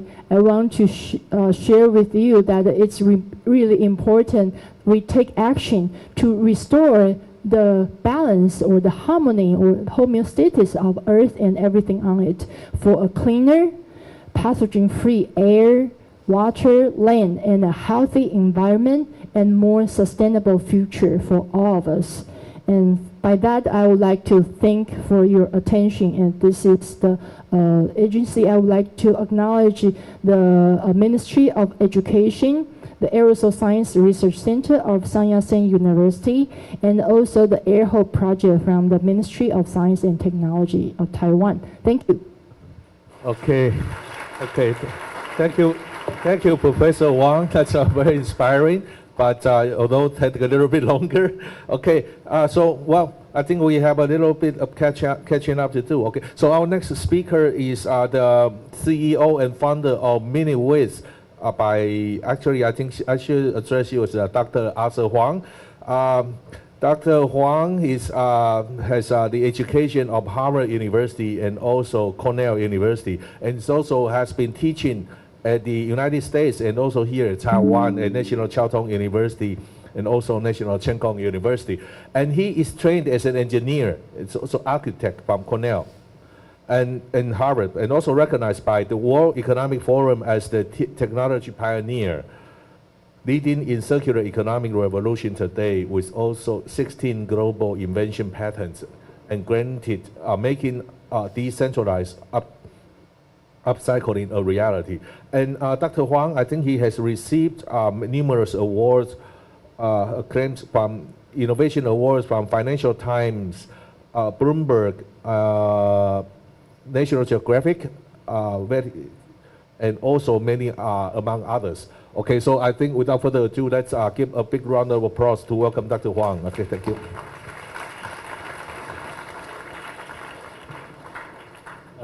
Thank you for the organizer. I know there's a lot of high school students here. My dad just passed away, but I'm actually from Kaohsiung, by the way. And then I always have a huge respect for 那个叫什么？雄中, yeah, because all my uncles are from Xiongzhong. And then I just have to say, there's a lot of very smart people. I don't agree with a lot of saying that AIT here, or we trying to bring the knowledge-based event to the South, because I think the South actually has more smart students, actually, because you can see many of our politicians or many of our people, including myself, are from Kaohsiung, right? So I don't really see Taipei as a knowledge hub.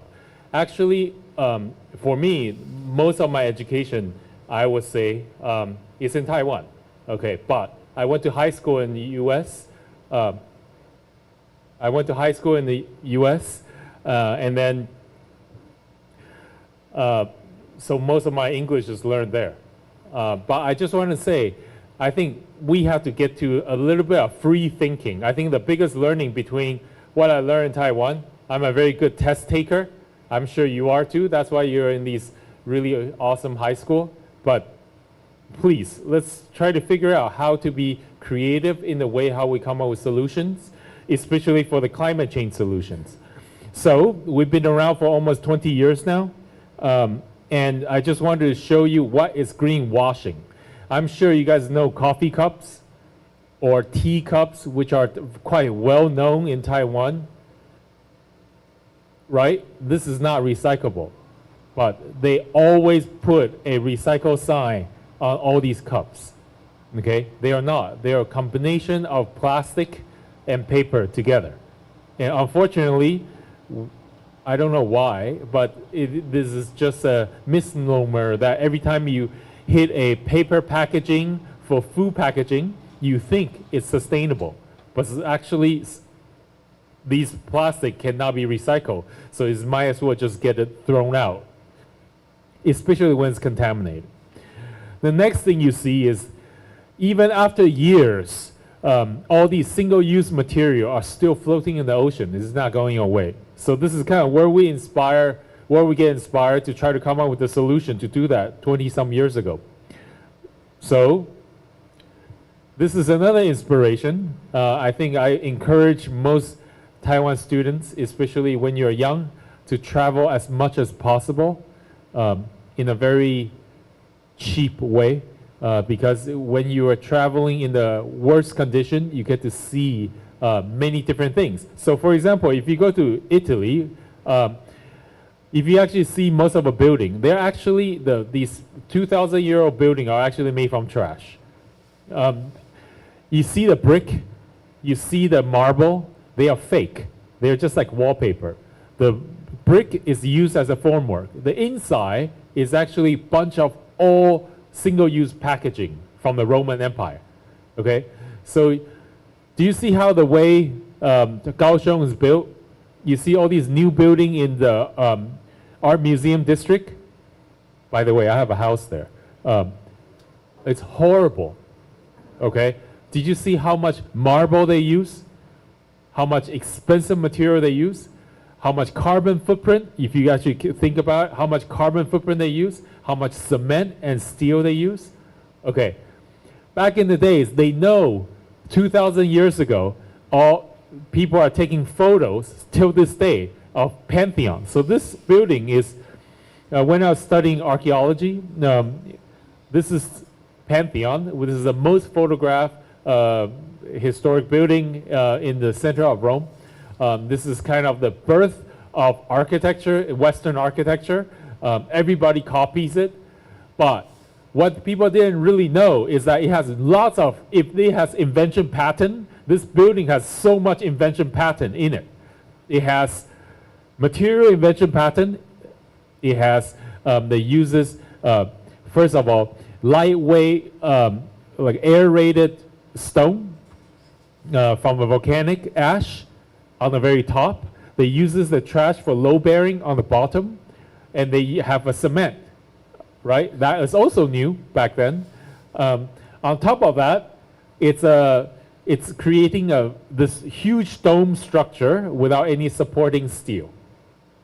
Okay, and this is still the most, I would say, the classic trash building. And when I was in Rome, I was like, how can you not be inspired when you walk into this beautiful structure? Okay, and then when you are in this structure, if you know the behind the story, and if you actually do the archaeology and climb down to the foundation, you're like, wow, this is old trash. And you're like, why can't we do that today? So that's the eureka moment where I say, okay, we got to do that today. But why can we not do that today? And here's a summary of why our trash cannot be used quite efficiently today. The percentage in those products, which is dismal. The second thing is, but yeah, you have recycle bin at home. Where did all that recycled material went? Actually, all that recycled material, only in the United States, 34% is actually supposedly recycled.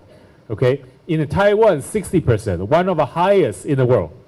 Okay, and once you collect it, you put it in the recycle bin. What happened to it? Most of it actually go to heat recycling. Even in Taiwan, most of our trash actually go to incineration, even in the recycle bin. And most of it go to landfill in the United States. And only 2 to 5% is actually being collected to get ready to use. Unfortunately, even for those materials that you want to use, it's missing material data because there's no data that's being developed to see where these materials should be going into. And then what are the upcycling machine, the technology that's needed to transform these materials? Who is doing that research? I highly doubt a material research professor in National Taiwan University is doing trash material database. No, actually. Academic Sinica is not doing trash recycling database. You are doing material research, but you're not doing the actual trash that's coming from the industry and doing a series of studies and data to do that. So we couldn't find the data 20 years ago, so we had to build our own. Okay. On top of that, the machinery that's required for transformation, there's plenty of technology we have developed for the last 80 years. So of course, but how do you integrate that into the existing production system? We don't know. And then how can that turn into a new building product that actually has a business? You can make money from it. You can cut carbon footprint, like what the Pantheon is doing in Rome. First of all, building industry is the biggest carbon footprint generator, period. Over 50% of the world's carbon footprint is caused by building activities. So pretty much steel, cement, aluminum, building operation. So turning on lights, air conditioning is already 27%. So if architecture is not a solution to save the world, I don't know what is, because transportation is only like 15%, okay? And food is another big one, but the clothing is almost negligible compared to building.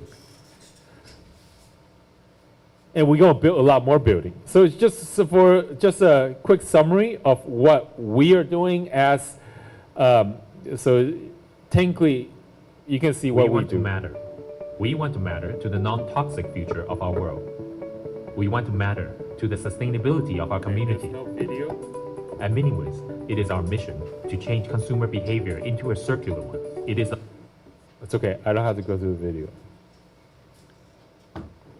没关系啊，我直接跳。算了，It's okay. Don't worry, I don't need videos. Next slides.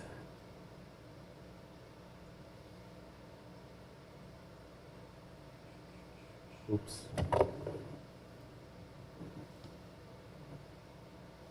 现在没有投上去。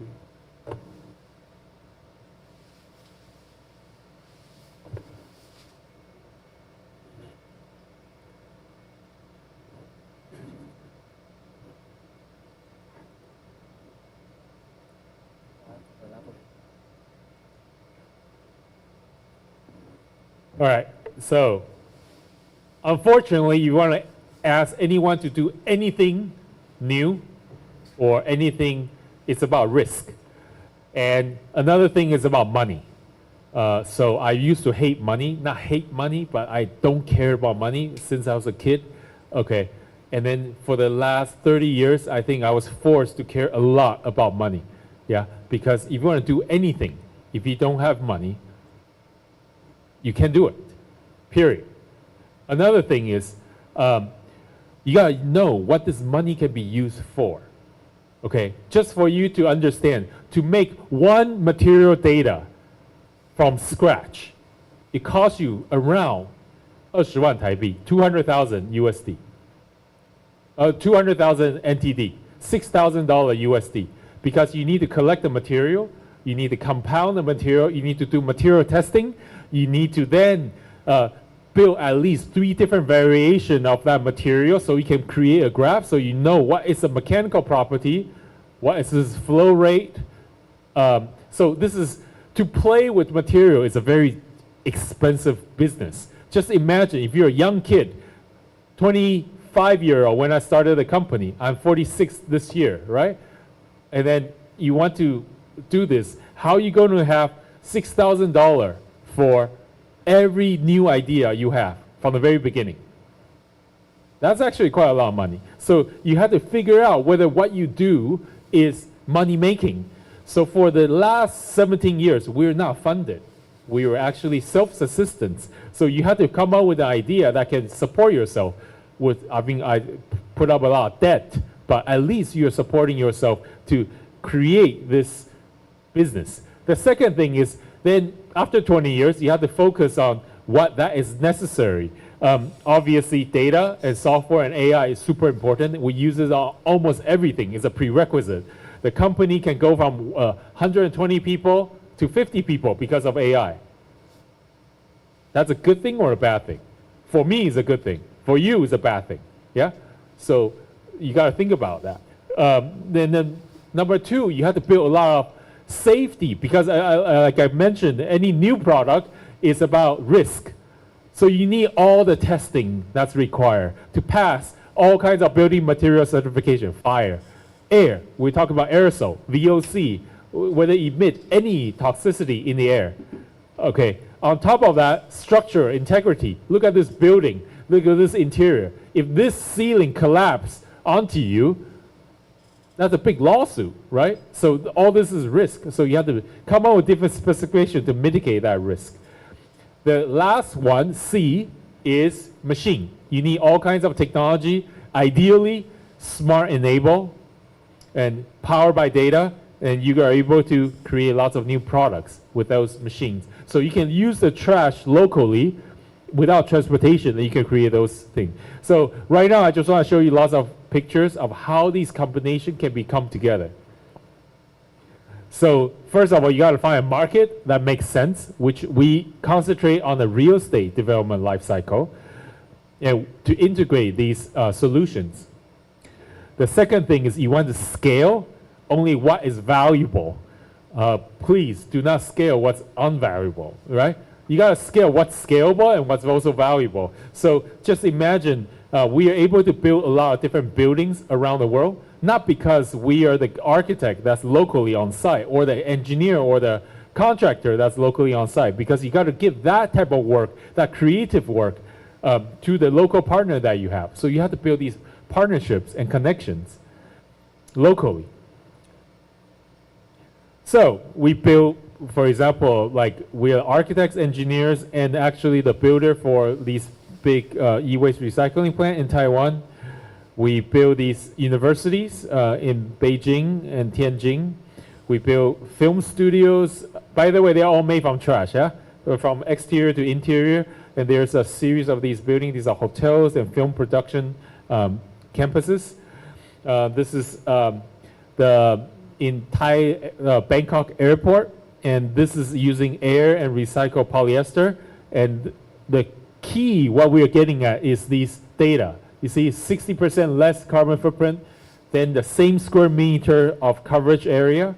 And that's the whole idea. How do you use trash to build the lightest carbon footprint, net zero carbon footprint building with the technology that's, and so this is pumped with air with a sensor on top of these pole, and they measure the wind and the sun, and so the canopy stiffens and softens as it moves throughout the day. So it's like almost like biomimic the most ideal condition, that the internal pressure that's needed. I guess you can call that AI, but we don't really call it that. And we built a lot of famous Nike stores around the world, including the New York one, London one, Paris one. They are all made from old Nike waste. The biggest, like cigarette, another aerosol project, we basically use trash to make air filter to take away the VOC in a series of building projects across Italy. And we take fashion waste and we use our machine to turn that into upholsteries, and we turn that into fashion waste, including Gucci's fashion waste, Prada's fashion waste, to turn that into furnitures and products. Okay, and of course, I want to show you the machine. We have built a lot of these small factories and big factories around the world. So far, we built over 15 of these circular systems. Some is really small, literally the size of the stage. Yeah, and it's all about localizing and decentralizing the recycling. This is the latest one we have in Boston, Massachusetts. This is just launched about 20 days ago. So we have robotics. We have an AI camera. It can measure what type of material that comes in and document it and automatically produce the biomedical lab's waste into biomedical lab trinkets, I would say, these disposable lab products. Okay, so it's basically trying to make the biomedical lab in Boston circular. And this is the portable machine that flew over, this come together and flew over and deploy, and it's going to be there working with MIT and Harvard. And we also build these in Neom City, which is the biggest construction site in the world in Saudi Arabia. Welcome to research that project. That's a doomsday project. So they are trying to use the trash that's from the single-use waste and turn that into building hardware, door handles, everything.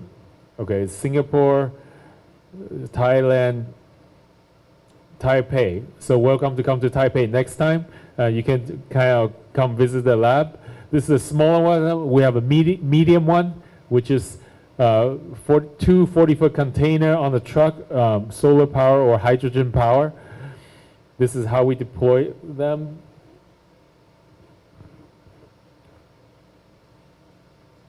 By the way, we love this type of stuff, so we do all the engineering work ourselves. Yeah, and this is the one we are building in Middle East right now. We're building a giant one in Middle East to be able to take lots of trash there locally.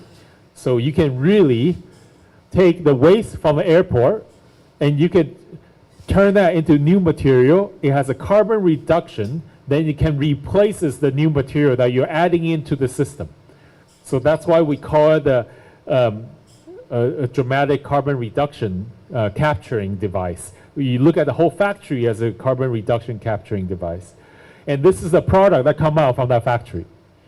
So, and these are all actual project and actual pictures done by us. So this is in Hong Kong, airside. This is a 3D wallpaper. This is a series of these organic waste mixed with waste plastic extruded panels and furnitures and all kinds of tiling system. The last thing is medical. At the end, if you can take trash and save lives, I think that's the ultimate proof, and that's also the ultimate value of any material science, I think. But whatever you do, you want to, at the end, make human life better, no? Otherwise, what's the point? So the most direct way is during COVID time, we built a series of negative pressure and ICUs and surgery rooms using trash, local Taiwan trash. And now we're scaling that. So this is what it looks like. This is a MAX system. Basically, they are made from recycled aluminum here in Kaohsiung and extruded from Taichung. And they actually are a Lego kit that click together into a hospital. And now we have another hospital that we are building in Taoyuan. And we have one that's building in Africa, in Maputo. So hopefully, for those who see that picture, don't think it's really amazing. But for those who are in the construction, a hospital is built with just sticks and panels and click together. And I think that's the future. You don't even need people. Actually, we literally have 5 people. We assemble 3 floors of ICUs. Yeah. So in the future, if you are not in this type of industry, first of all, I think sustainability is going to be a prerequisite. And the next thing is all the smart technology integration in production. If you're not involved in that, I think you're going to have a hard time finding a new job. Yeah. So anyways, thank you. Thank you very much, Arthur. I think your talk is very inspiring. And so, can I ask, are you based in Taiwan right now, Arthur? No? Yes. No, your main operation now is in Taiwan? That's great. Very good. Okay, last but not least, I think we run a little bit late. So, so if you need to go to the restroom, bear with us, for a little bit while, okay? The final speaker is Mr. Xiaokang Li. He's from Corning, Taiwan. Right now, it's the Director of Government Affairs and Communication, Corning Display Technology, Taiwan. And Mr. Li has over 20 years experience in public affairs, including government affairs, communication, community relations, corporate social responsibilities, and media. And he's a strategic planner to develop company external strategy by establishing key stakeholders relations, CSR, and also advocacy to government. Okay, so I'll give also a big round of applause to welcome Mr. Li. Okay, please.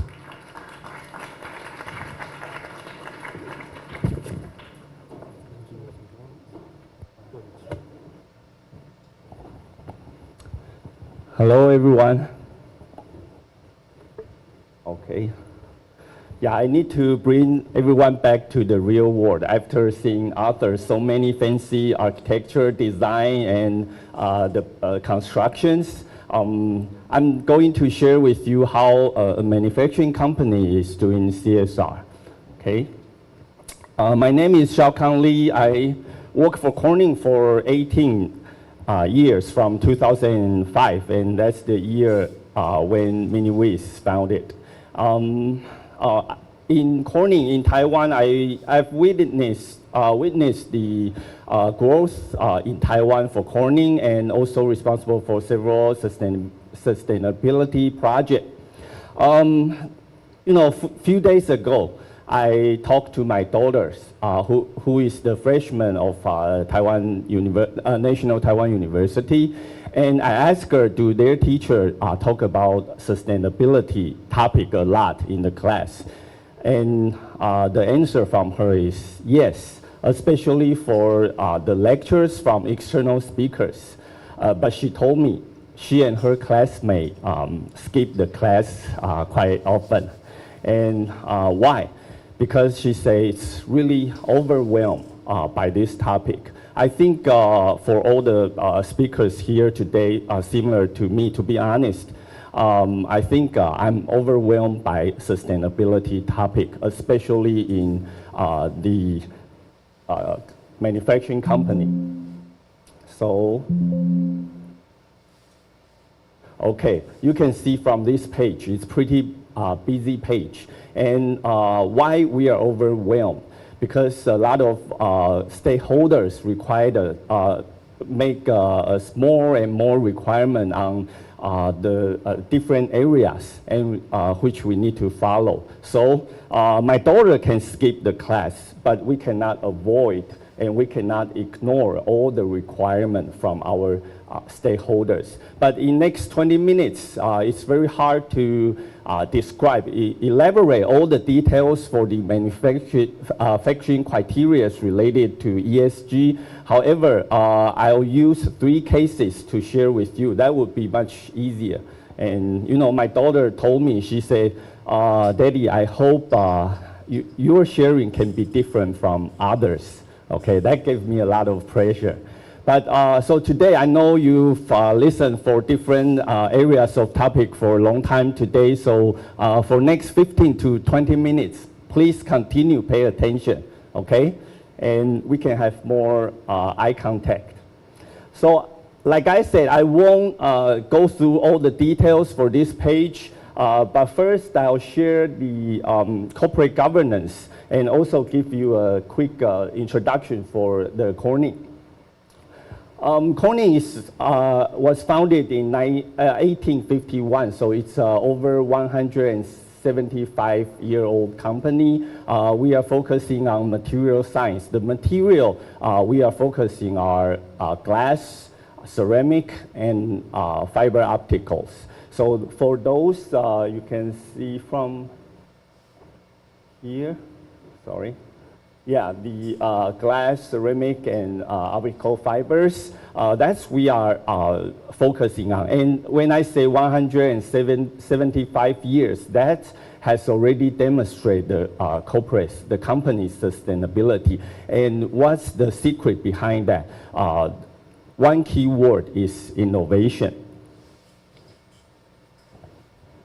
So from this page, you can see all Corning's product and technologies here. We spend around 8 to 10% of our revenue on the R&D, and even during the past recessions, in past 2 to 3 years, we still spend 6 to 8% of our revenue on R&D. That make Corning continue to invest in R&D and come out the new product.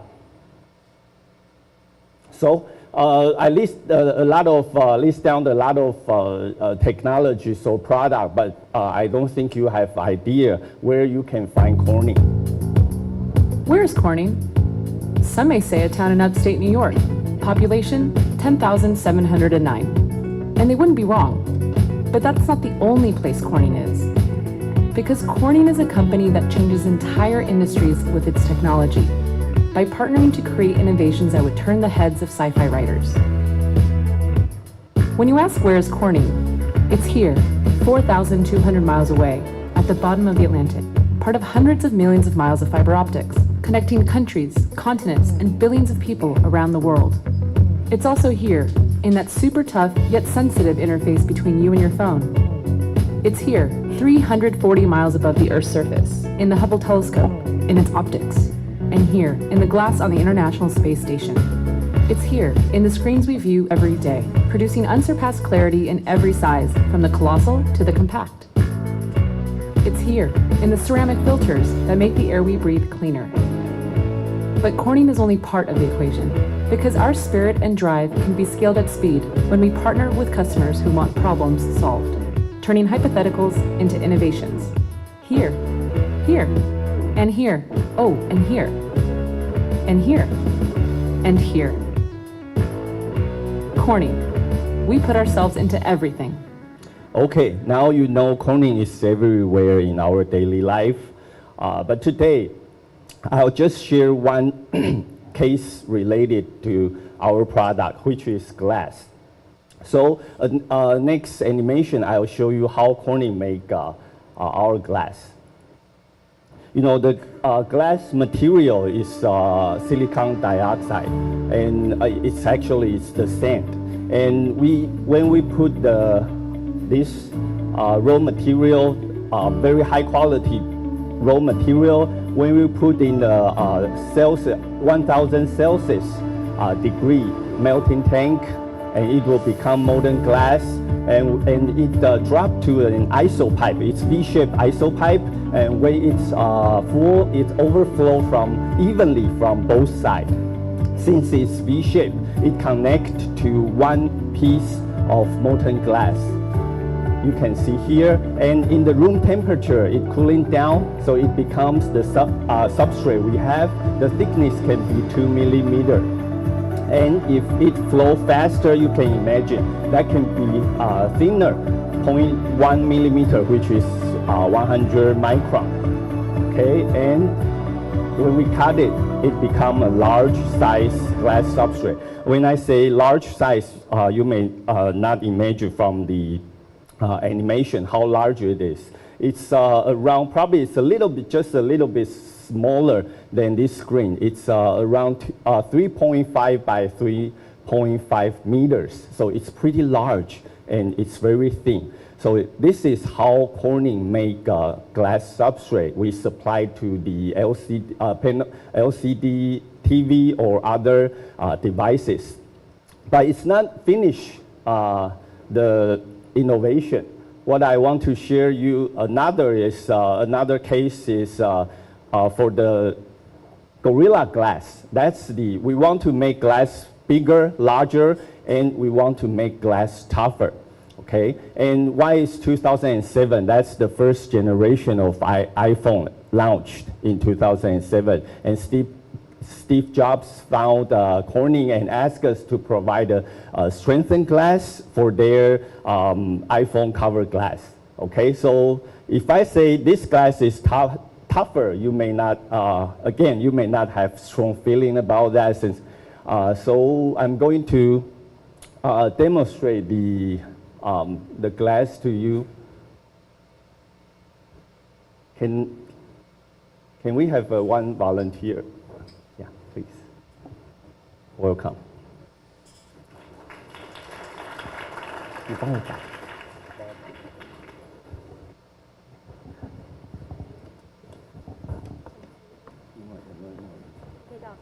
Bella, okay. Bella is from Xiongzhong. What Arthur just mentioned, right? Xiongzhong. Okay, I have 3 pieces. I'll just spend like 3 to 5 minutes and Bella will help me to demonstrate the strengthened glass. I have 3 pieces of glass, and the conditions for these 3 glass are all the same. The thickness is 1.1 millimeter. So I think, Bella, you can tell us the first piece of glass I'm going to demo is non-strengthened, this one. Okay. Right? It says non-strengthened. Non-strengthened soda lime. Okay, non-strengthened soda lime is, soda lime glass is like the window glass, okay? It's non-strengthened, so I'll have Bella to use a metal stick to press on the glass to see how hard she can break the glass. So do I need to break Yes, yes. Yeah. And it's non-strengthened, so it should be easy. So I can hit on the Yeah, middle. in the middle. No, you can just press it.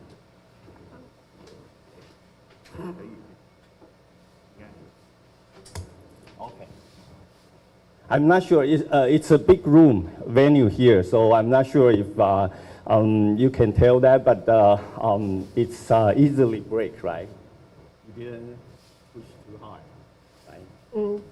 A bit harder than to push to break a biscuit. Oh, okay. But right now we have strengthened glass. That should be harder. This is the regular strengthened soda lime. Regular strengthened soda lime.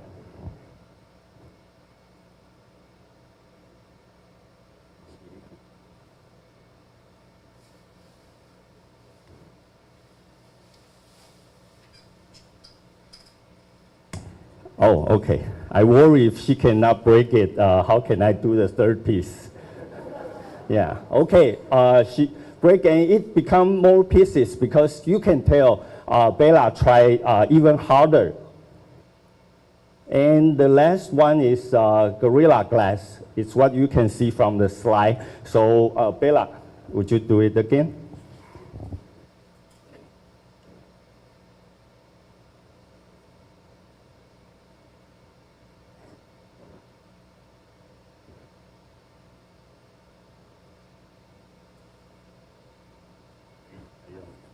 Okay, I think she tried her best.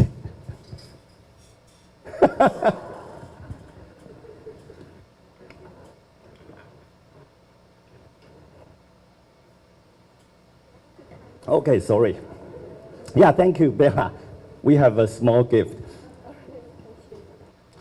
Sorry, I'm not a street vendor try to sell something. Actually, you cannot buy it from market. I just want to have Bella to really test, to demonstrate the glass in front of you to see, for Corning, we spend all the resources, time and money on the innovation. We make larger, thinner, high quality glass. In addition to that, we also make the glass tougher. And I think probably that's the best way to demonstrate that.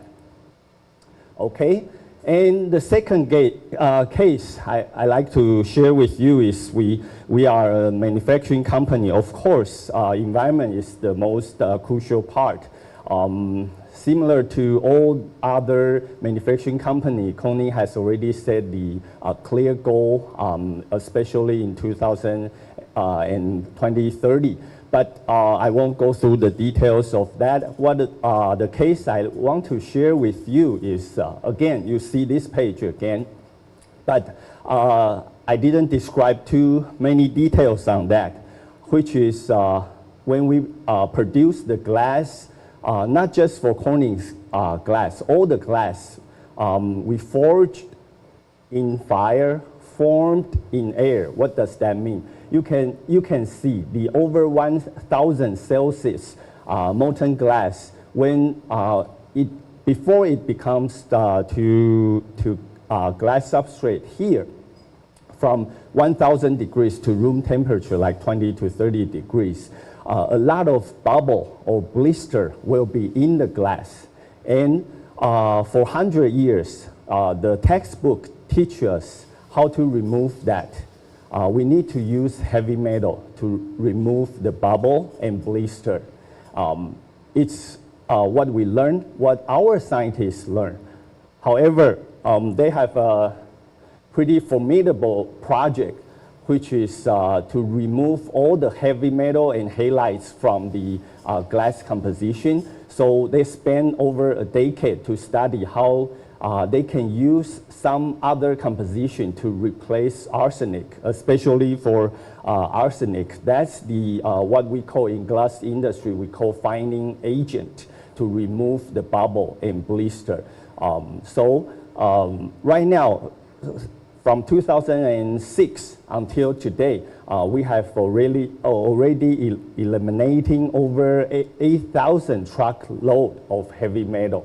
That's pretty significant. Think if my cell phone is out of order and I want to throw it out, how we can recycle that? We need to take the glass out and also take the heavy metal out to make it, to recycle this device. And of course, not to mention all other components. But what I want to highlight, if we remove heavy metal in the very beginning, that will help environment, will help our Earth a lot.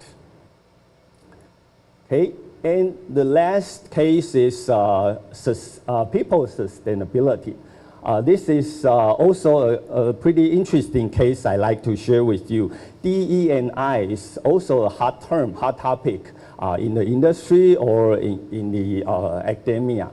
We've heard this a lot about DE&I, and in the industry, we also have some criteria to follow. And for a company, it's very easy. For HR, it's very easy to review, to assess the pay equality or the fair opportunities. If a female employee would like to return to work after she have a baby, she can have equal opportunity to get the no matter job promotion or career development.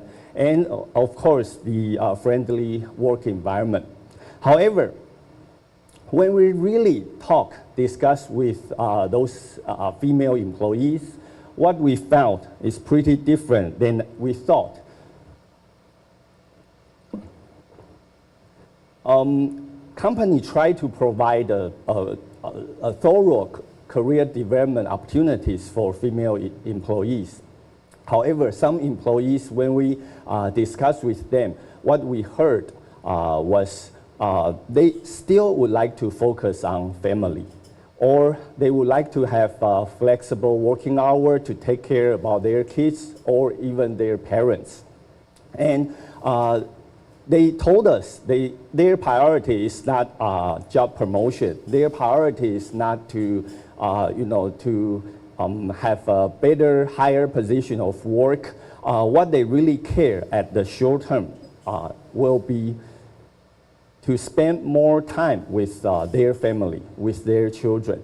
Okay, so in that case, we have already conduct some company's policy to meet those employees' requirements. So everyone, when we say diversity, we need to try to meet different employees' expectation. And that's why I'm very happy to share with you in this year, 2023, we received a couple pretty important D&I award in Taiwan. I think that's how we really not just meet the industry requirement, we also try to know employees' needs. Okay, the last example regarding people is it's more related to you. In college, since from 2015, we have a campaign we call Corning Future Innovator. I like to share with all the students here because a few years later you will go to college, and if you study in the college in Taiwan, this is a very well-known competition, and we encourage you to participate that, to use your idea and apply Corning material including glass, ceramic, and fiber optics, to use your idea to come out any solutions that can help to help our world. That's our goal. And this is my last slide. You know, I know the major audience here is high school students. So when you talk here about sustainability, you may consider it's very far from you. So I'll use 1 minute. I have 3 minutes left. But I will just use 1 minute to give you some advice. The sustainability for students. It's, you may feel it's a cliche, but I think it's really important. First is sustain yourself. Please take good care of your own health. If you don't have good health, how can you see the climate change in the 20, 30 years later? How can you breathe the clean air in the future, okay? And please absorb the knowledge you are learning like today, okay? Don't like my daughter, just skip it. And sharpen your skills, That's pretty important, okay? And second one is please pay attention and care about people and environment around you. If you really care about your environment, you will have real action, or you will just follow the criteria and solve the problem you are facing to make a better world. Okay, that's what I have. Thank you. Okay. Thank you so much, Director Lee. I think this is a very good presentation, and even though I think it's the future employees, many of them are here.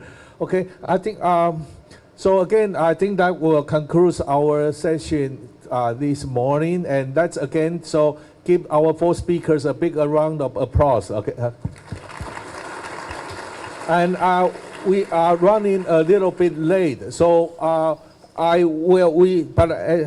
anyway, we still have to take a break, and you guys need to go to the restroom, even though you are still young, not like me, the old one, you know, regularly have to check the restroom, okay? But you still need that. So let's come back, you know.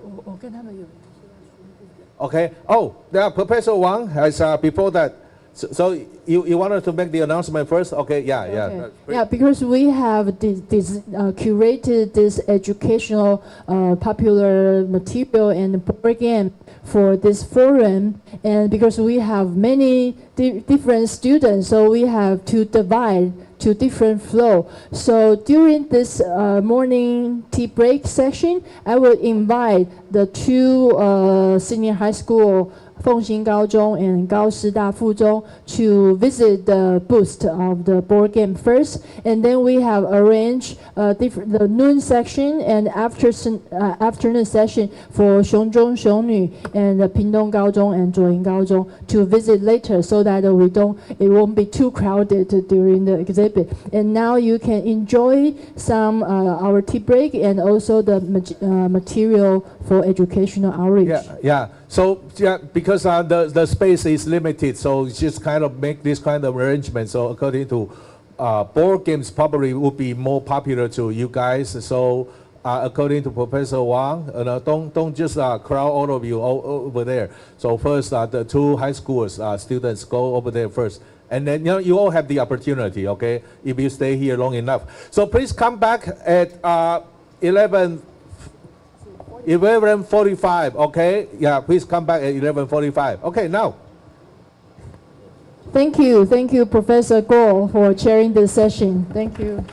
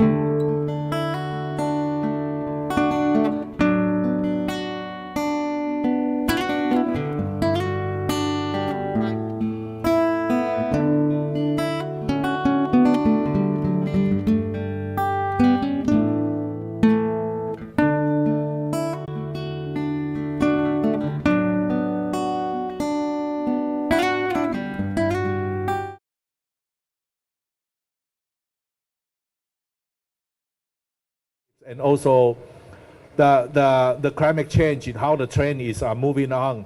And so, and also we heard about the aerosol science, what its relations to the sustainable environment and how it affects our health.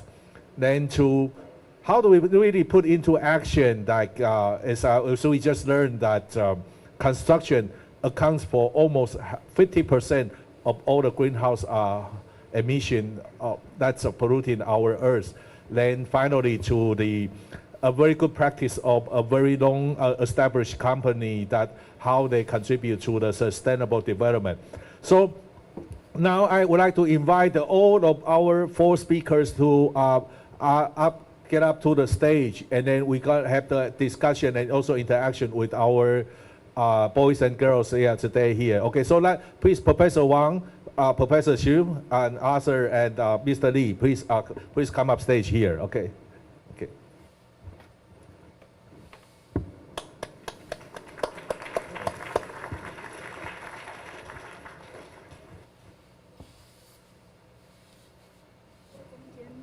Well, 主持人坐旁边了。No, I think I should be here. Okay.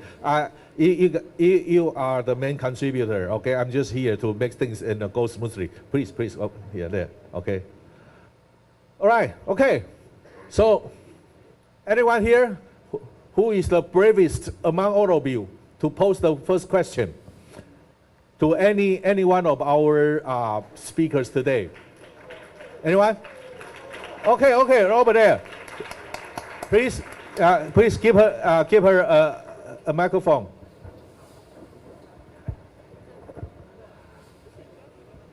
And tell everyone which high school you are from, okay? Let the other ones know. I'm from Fengqin Senior High School. Good, all right, okay. I want to ask if AI is going to be used in sustainable development, how will job opportunity be sustained, and what skills should young people need to learn? Okay. So I think, Chia, you are the one who mentioned about AI, so probably you should be the first one to answer this, you know? Okay, sure. Please go ahead. Okay, so thanks for your question. I think at the very early, the opening remark, our AI, Mr. Goffman already also mentioned that we need to be aware of the power and use the AI wisely to really help us. And I think the AI is a great tool for us to carry out the sustainable related reasoning, deep learning, and big data. It's a very broad field, and I think there are many different options that you can use to carry out research in water-related or land-related field for the research and also for the health. For example, I know that some people have used the big data to analyze the correlation between public health and air quality to see how people in different regional areas are impacted by air pollution. And some people have used that for the water, the wastewater management, etc. And I think a great power of AI is that through the machine learning, it has the ability to do the prediction. For example, they can predict when the concentration of PM 2.5 can be high and what action we can take to help us to prevent some adverse health effect. But at the same time, I also mentioned during my talk that there are still something which cannot be fully substituted or replaced by AI. And for example, through our own inner goals, we can develop some characteristics that we become more aware of our correlation with the surrounding, with the world, and how we collaborate with each other to take actions to make some changes. So this is my answer. I hope this addresses your questions. Okay, so anyone would like to add on this one? Okay, no, all right. Yeah, I think personally, artificial intelligence is going to affect all aspects of our life. Okay, that's for sure. and whether I like it or not. Actually, you know, myself, you know, I don't like it that much, but it's going to be with us for a long time. Now, of course, with many things, in particular, of course, with the sustainability and how we are going to cope with these difficulty that's facing us, and how we can come up with ideas to counteract, or maybe even many other different possibilities, and we can all rely on AI. But I mean, fundamentally, I think it is all of you here, and I mean, including me, all of us here, that we still have to make AI can do things for us. You know, it may come up with ideas, but to put into actions that will rely on humans. You know, it's all of us who are living on the earth, and then we are responsible for the climate warming right now, and then so we are the ones who should be responsible, especially those of us. So go back to the original question. I think AI is going to affect that, and then that's up to you to think of better ways of using that technology to help us to deal with the sustainability problem. Okay, so. Next questions, anyone? Okay, so I think it's Carol there. Okay, I think she hold her sign. Okay, I think you'll be next, all right? Okay, yeah, go ahead. I have a question about the nuclear power plants. In 2018, Taiwan had a referendum on whether to restart the 4th nuclear power plants, and the citizens voted against it. I would like to ask the experts present about your views on the choice by people of Taiwan, and whether you support the additional construction of power plants. Okay. So what's your views about the nuclear? Can you kind of stand up and everyone know about you, and because maybe you can take out your mask, and then that probably we can hear you more clearly. Please. Okay. Yeah. Go ahead. Okay. Please. Okay. Okay. Yeah. Let everyone know about you. You know, it's good. Yes.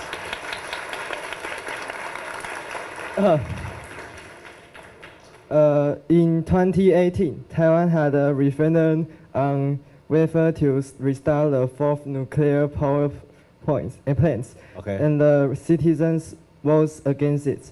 I would like to ask the experts about your views on the choice made by the people of Taiwan, and whether you support the additional construction of nuclear power plants. Okay. I get the question. So probably I think I should maybe kind of rephrase. Okay, maybe just the idea about nuclear power, whether what its relations to sustainability. It's probably that's more appropriate. Okay, it's probably here we don't ask like that whether they will support that to reduce that. I think generally, Dr. Xu, but yeah, actually, a nuclear power plant is recently become a very high issue in terms of net zero mitigation or transition. Actually, just 2 days ago, about 20-some countries had a proposal that in the COP28 to something like to triple the nuclear power by 2050, something like triple the nuclear powered electricity by 2050. Okay, because some of the countries think that it's very difficult to cut down our greenhouse emissions, and some technology is not rapidly developed to, for example, some kind of renewable energy or advanced new green energy, that sort of thing. So people are talking about try to do thinking using the nuclear power, but be aware that the nuclear power plant they are talking about is a so-called small modular reactor, SMR. It's like Guo Taiming Jensen proposed. Okay, But the SMR, there's a problem is, for example, recently just in United States, there was a SMR a project going on for like 10 years, but they finally announced they stopped the program because the cost has risen dramatically. Okay, so and it become very expensive, much more expensive than traditional electricity, and not to mention about the compared to the wind power and the solar power. And also there's some technology breakthrough need to be done. Okay. Also they produce nuclear waste. Okay. So coming back to Taiwan, should we are going back to the traditional nuclear power plant, not like the fourth, the plant number 4, something like that. There's no way you can restart that power plant. You have to think about SMR. Okay, but it's expensive and not ready for at least 10 more years. Okay, so but people are thinking about the fusion power, nuclear power, that could be ready for 2050.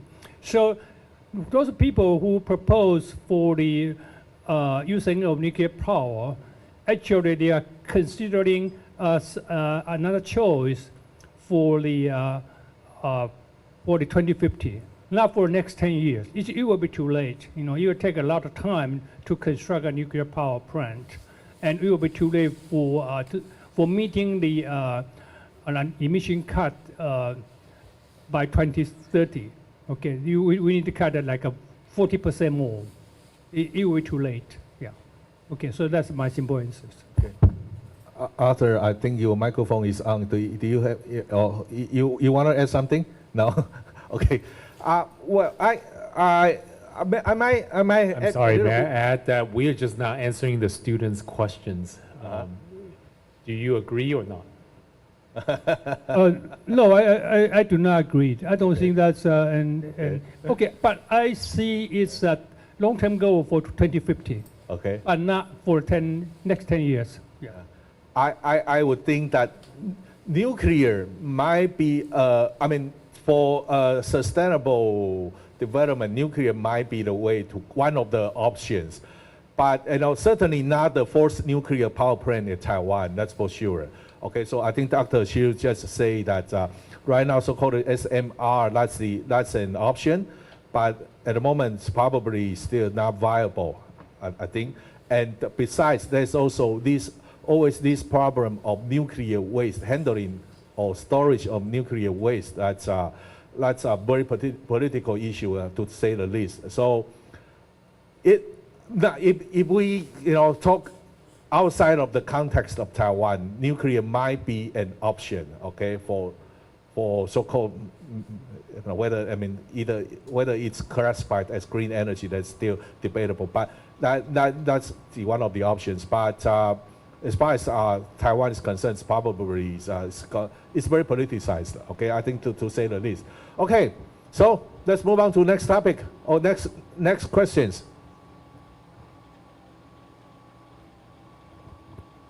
Okay, anyone? Okay, yeah, over here. Okay. So from Xiongzhong, right? Okay, and right? Yes. Okay, good. I have a question for Chief Executive Officer Huang. Mm-hmm. I am inspired by your work and what you do and to reduce emissions and upcycle waste.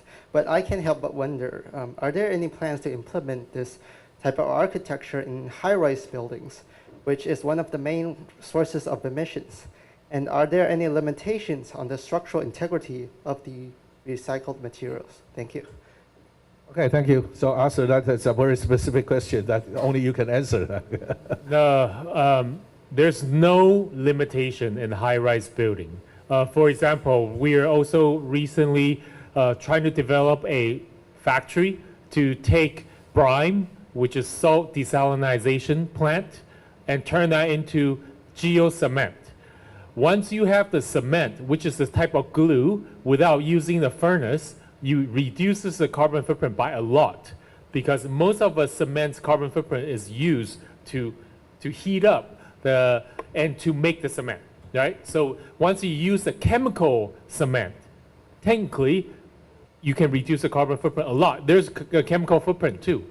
The reason why this technology is not widely used is just expensive. So we have to find new applications in building. So structurally, it's stronger than the current Portland cement, by the way. Okay, so it's not a structural issue. All this issue is actually demand, money. So for example, if you start a company that's very wealthy, you want to do good for the earth, okay? So you say, look, I don't care how much is it. I'm going to spend double amount of costs, and I'm going to build this building, okay? And you can use the cement. You can save a lot of carbon footprint. So I see this whole paradigm of trying to move to carbon footprint not as a technology issue, as a structural issue. It's more of economic issues, okay? Because existing company make, so for example, what if I want to build a 5-story building, 5层楼, or let's say 50-story, why do you need a 50-story building?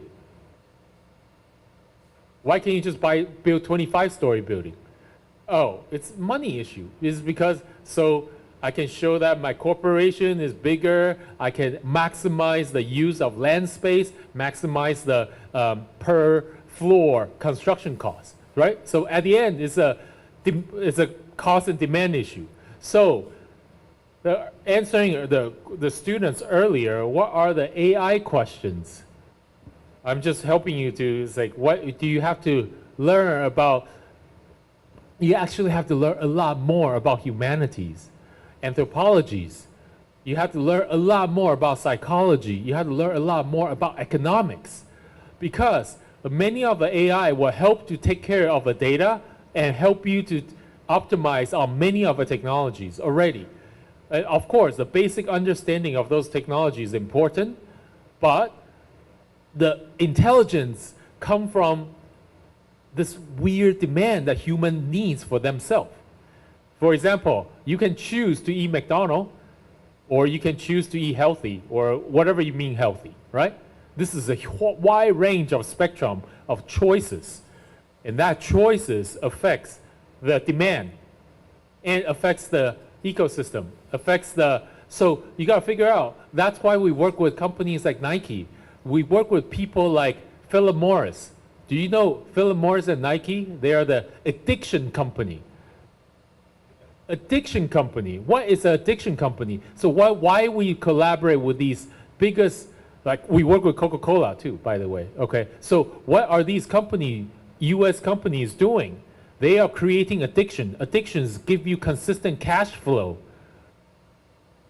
That's why you keep buying. That's why you keep buying. That's why you consistently, Apple is an addiction company. It's an addiction company. It's keeping you to buy this product. That's why I created the industry behind it. So how do you create addiction? In a good way. What's a good addiction? A good type of porn. That is where AI should be going. Yeah, you see what I mean? Okay, that's new, okay, to me. All right, I know. Well, it's probably. Do you guys know Philip Morris? Yeah, 美国最大的烟草公司啊，哈 ，OK，so actually Philip Morris produce cigarettes. It's addiction. That's for sure, right? Headquarters in Switzerland, so they can get away from the U.S. tax. Yeah.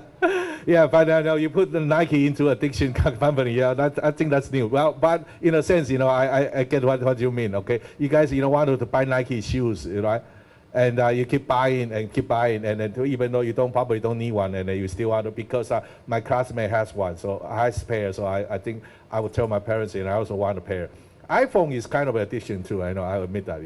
Ever since I started using iPhone, and it's probably generally I think mobile phone is just an addiction too, not just iPhone, right? As addiction. Yeah, right. That's right. Yeah, that's true. Okay. So, next, anyone? That's always shines on me. Okay, up the wall over here. Okay. I think this girl student over there. Okay, please give her the microphone.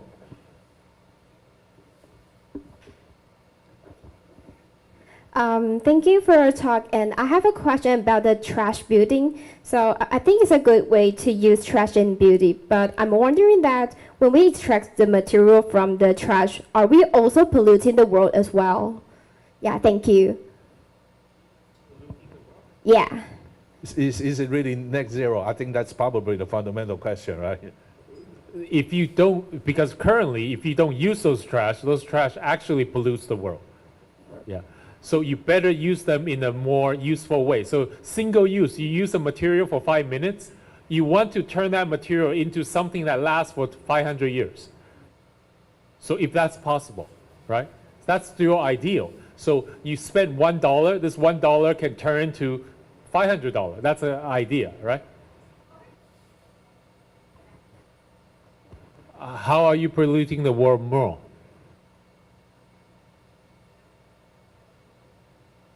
But how are you producing the world more?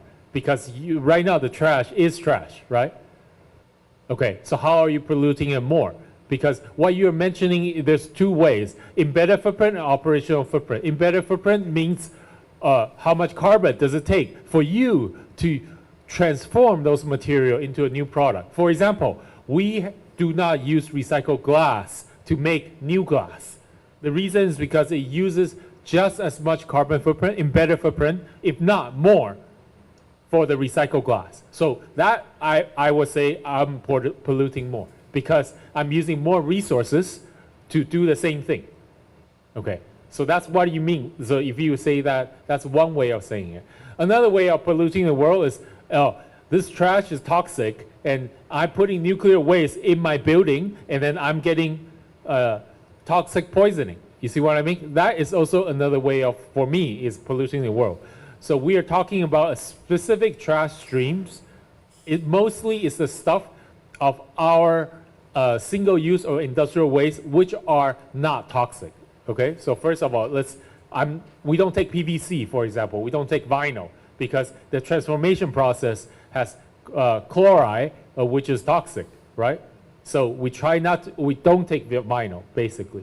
And then on the other side is the carbon footprint. So we do carbon footprint analysis in everything we do, from the transportation of the waste all the way to the remanufacturing, and we measure and certify what are the carbon footprint that's required. So we have to achieve at least 70% and above carbon footprint to feel like we are actually saving.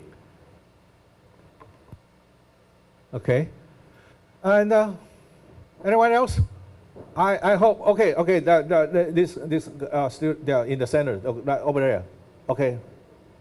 Stand up. Okay. So that yeah, our assistant will. Yeah. That's how they know to give you the microphone. Okay.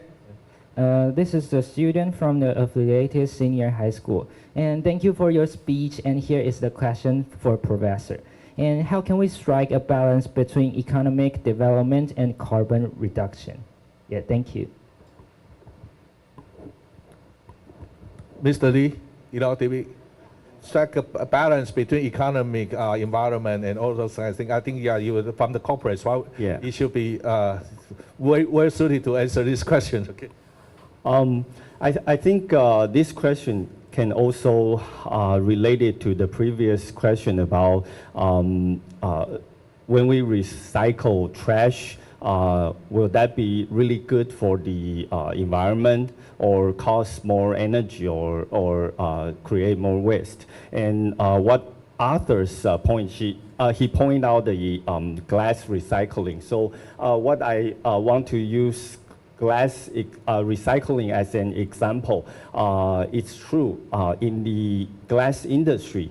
If you can, I just share with you, if we want to recycle glass, we need to put the waste glass in the glass tank, melting tank, for over 1,000 degrees Celsius, and that waste glass was from 1,000 degree. So you use 2 times of 1,000 degree to do the glass. But our customer, I mentioned about industry criteria.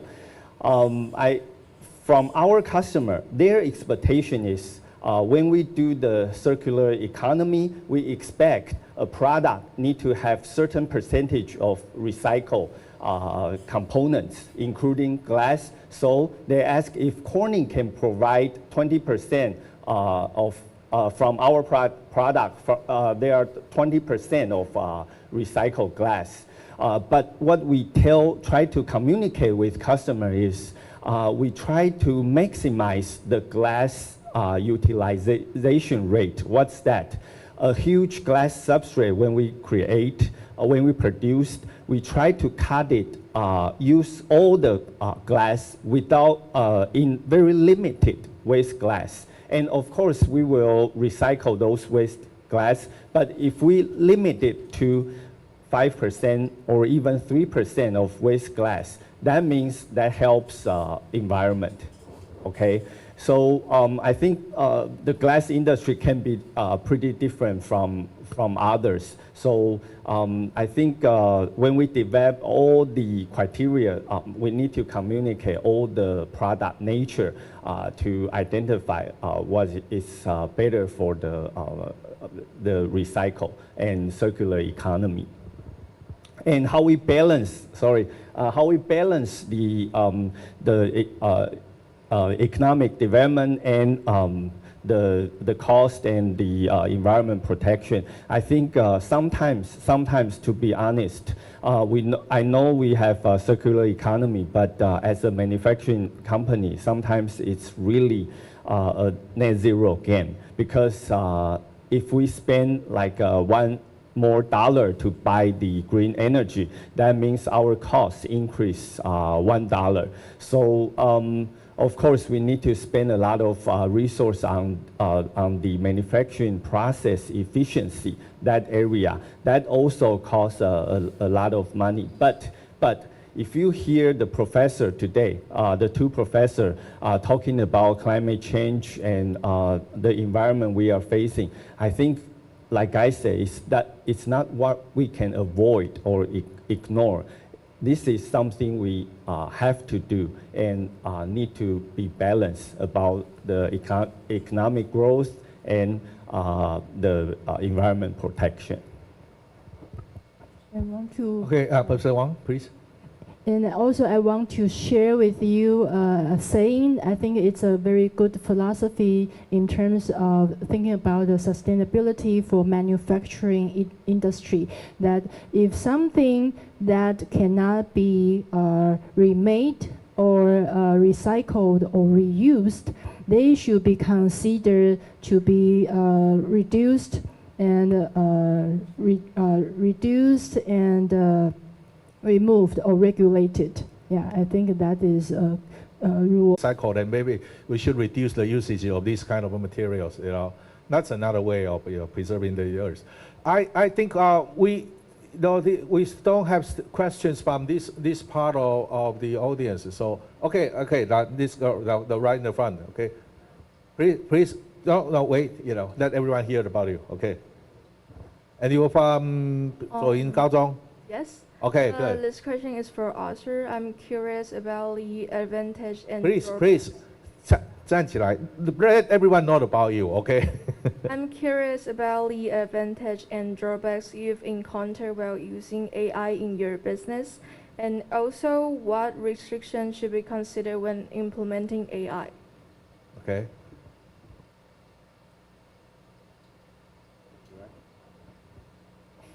Okay, Arthur, please. Talking about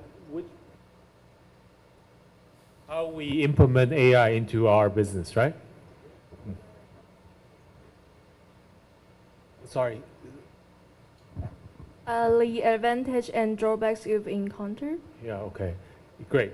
Thank you for that question. AI is really stupid at the moment, yeah? Okay. It's really it's like an human infancy. So I know that a lot of people fear about the AI, but really, for us, we use the Google-based open source algorithm as a base. On top, we develop our own. We added more languages. Seriously, the visual recognition software is still it's smarter, but it's still infant. I know it will grow exponentially, but so far, our computing power plus the learning capacity of it's just not yet. I think you need to have a different zone of computing power to actually fully get this learning very quickly, okay? But even with this back and forth, you use a supercomputer, you calculate and come back, it's still not so fast, okay? So that's my feeling. So you say, how do we implement that? Yeah, like for example, human eyes, we see everything. We can kind of determine what shape that is.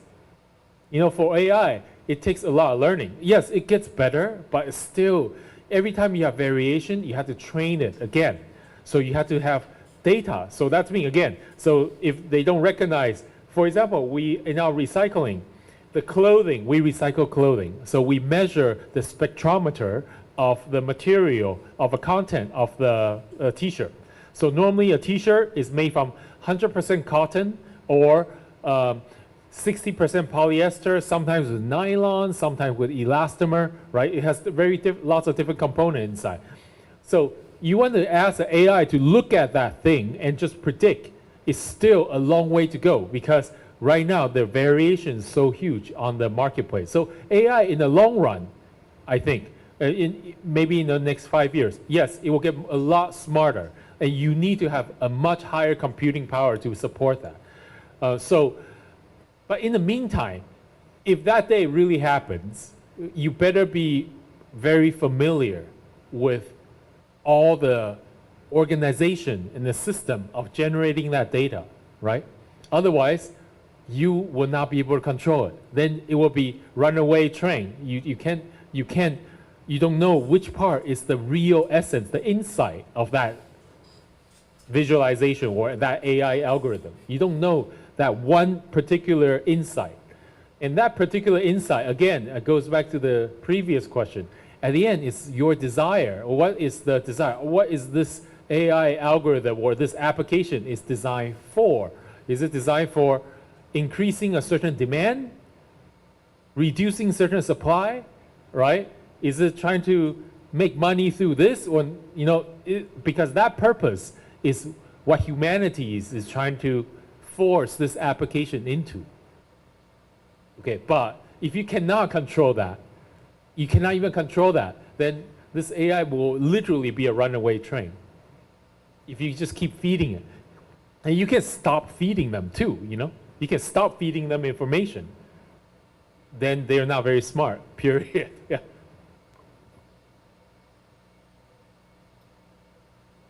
Okay, yeah, I know you guys, you know, are all very curious about artificial intelligence. So let's, yeah, so don't wait for the afternoon, okay? So I think the afternoon that we also have four very excellent speakers, and will give you ideas about the development, the technology, the application of AI, okay?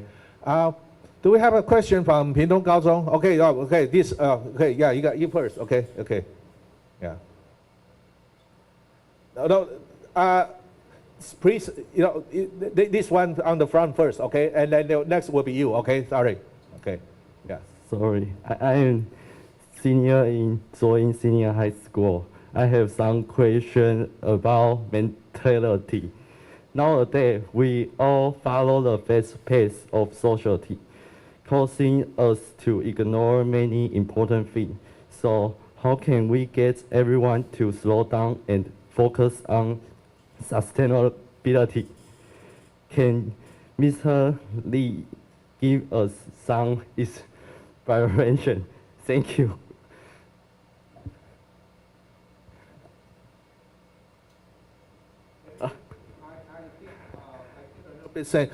Can you again take out your mask, okay, and then that we can speak. You know, you talk okay, but because of the mask, so we cannot hear very clearly. 口罩拿下来, okay? Sorry. And speak again. Okay. Sorry. Nowadays, we all follow the fast pace of society, causing us to ignore many important things. So how can we get everyone to slow down and focus on sustainability? Can Mr. Lee give us some inspiration? It's a very tough philosophical question, okay? I think it's really you need to evaluate what's your priority. If sustainability is your priority, you will put in the first thing you need to do or take action. Okay, but if not, like in your daily learning in the school, you may hear this kind of topics from teachers or from speakers like us. But if you don't really believe it, it's hard for you to prioritize your sustainability to your top list. I'm not sure if I answer your question. Yes. Okay. Sorry. Not sure. Well, you're still young. Okay, so for you, I think my suggestion is that just do your work, study. At your current stage, I think study harder. So probably, even though I think Arthur probably might not agree with that. But to you, I think study harder is probably still your number one priority. And after that, once you get to the university, your ideal university, then you will have a lot of time to think about how to prioritize your choices, your life choices. Okay, I think we have just about time for one last question. So I think that guy, yeah, over there. I'm sorry, I just so yeah, you get the last question. Okay.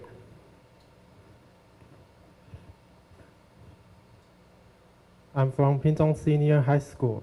I would like to ask, is it possible to achieve zero waste in the economic cycle?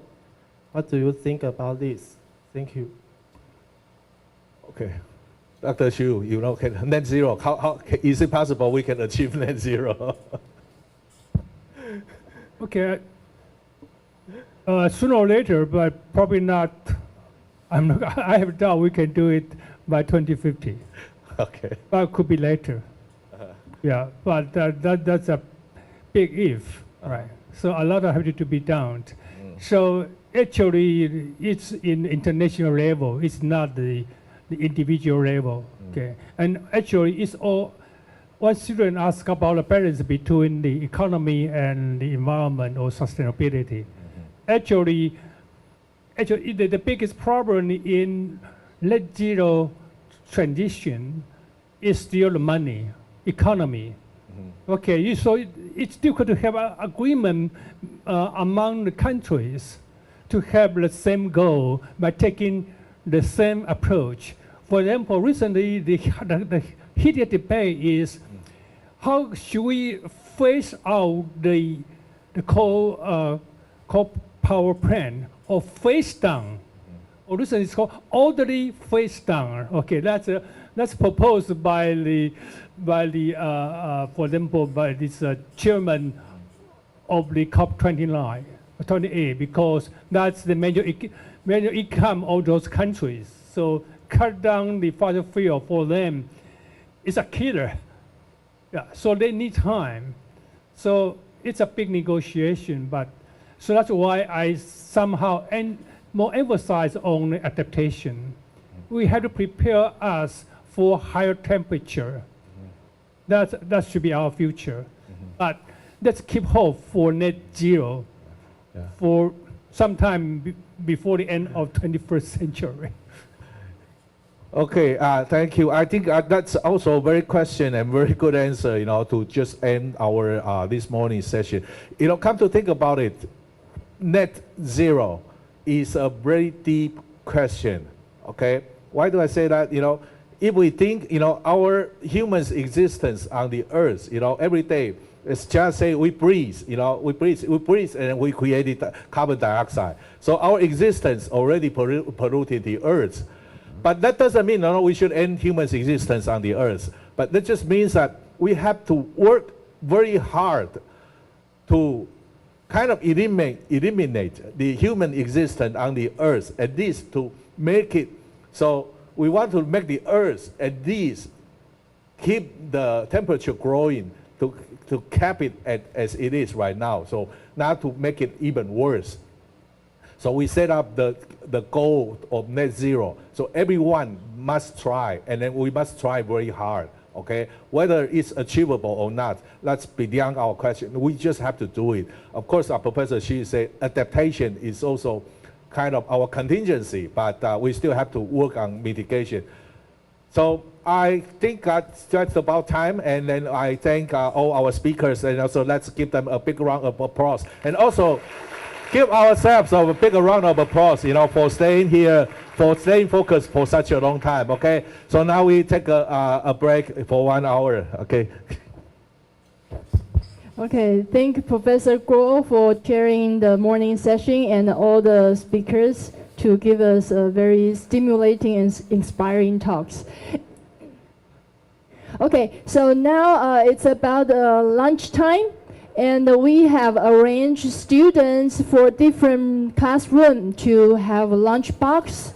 And now we need to maybe take turn to get out from the back door or either also the front door. And also for all the distinguished professors and speakers and registered participants, we can either have the lunch at room 106 or the second floor upstairs. And because of the sustainability, so we have prepared the metal box, not the paper box, lunch box. So once you finish the lunch, please just leave your lunch box on the table, and our personnel will come to take care of it. And also, during noon session, we also arrange the 熊中 and 熊女. You can preferentially visit the educational outreach exhibit, and all the participants are welcome to visit also. And we will come back 1 hour later to start our afternoon session regarding artificial intelligence. Okay, let's give all this a big applause to end the morning session. Okay, enjoy your lunch.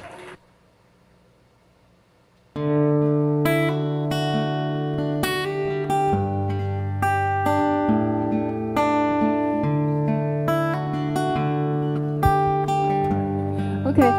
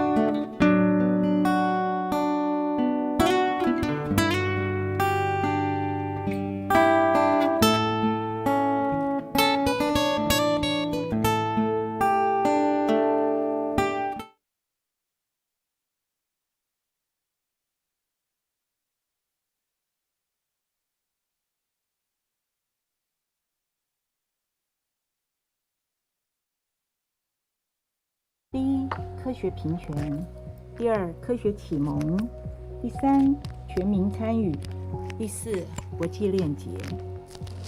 扎根科学，永续台湾，正式起航，请鸣笛。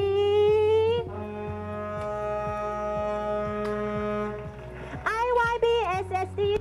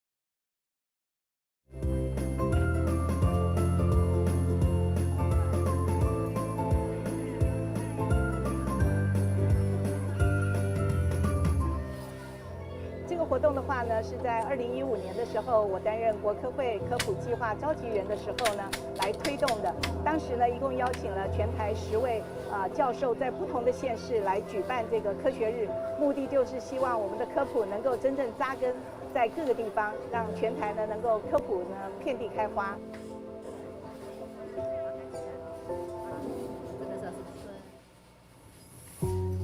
后来，在李万龙教授担任科普活动召集人时，更是结合了全台科普人的力量，在各县市持续推动全民科学日，让科学得以触及城市与偏乡各个角落的人们。城市科学节是一项兼顾科学平权、科学启蒙和全民参与的科学传播活动。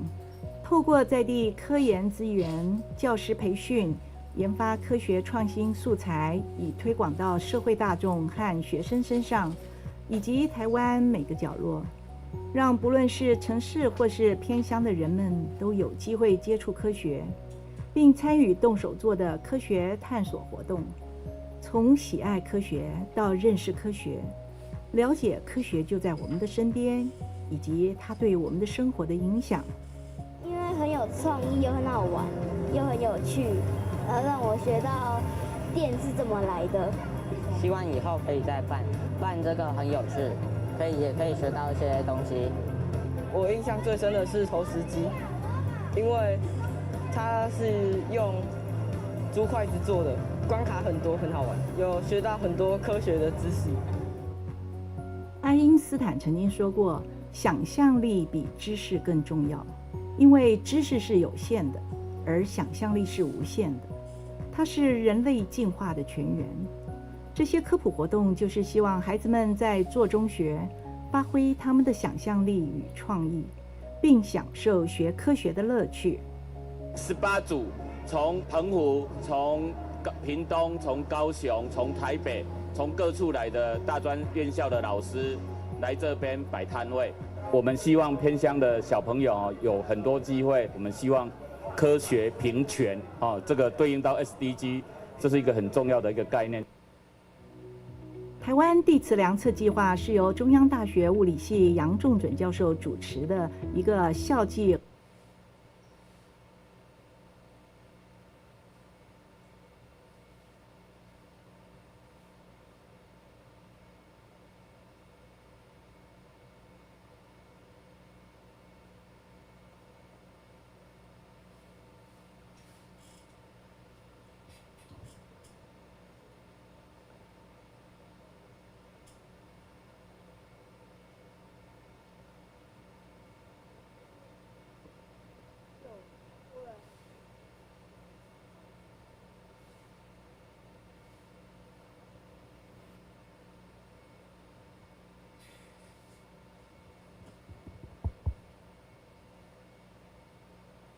Okay, welcome back. Welcome back from the lunch break. I hope you have enjoyed the lunch box we have prepared for you. And after the very inspiring session for sustainability, we are going to focus on artificial intelligence or AI in the afternoon session. And in the afternoon session, you will be moderated by Professor Mu Zhenzhen or Zheng Mu Zheng from National Cheng Kung University. And so please join me to welcome Professor Zheng to introduce the speaker in the afternoon session.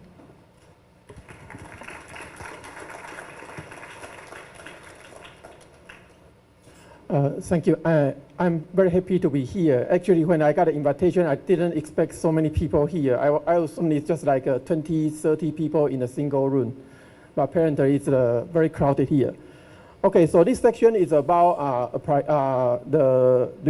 release the power of AI in terms of research and also the sustainability. So.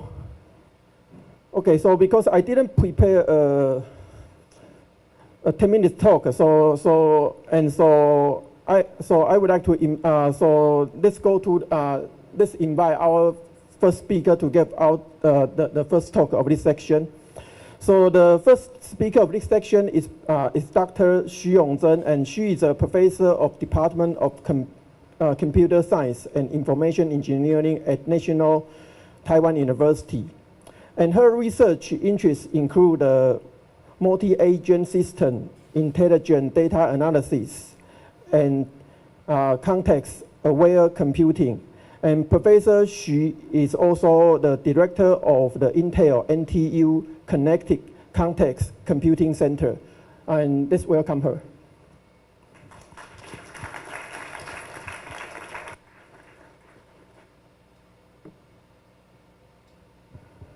Okay, thank you.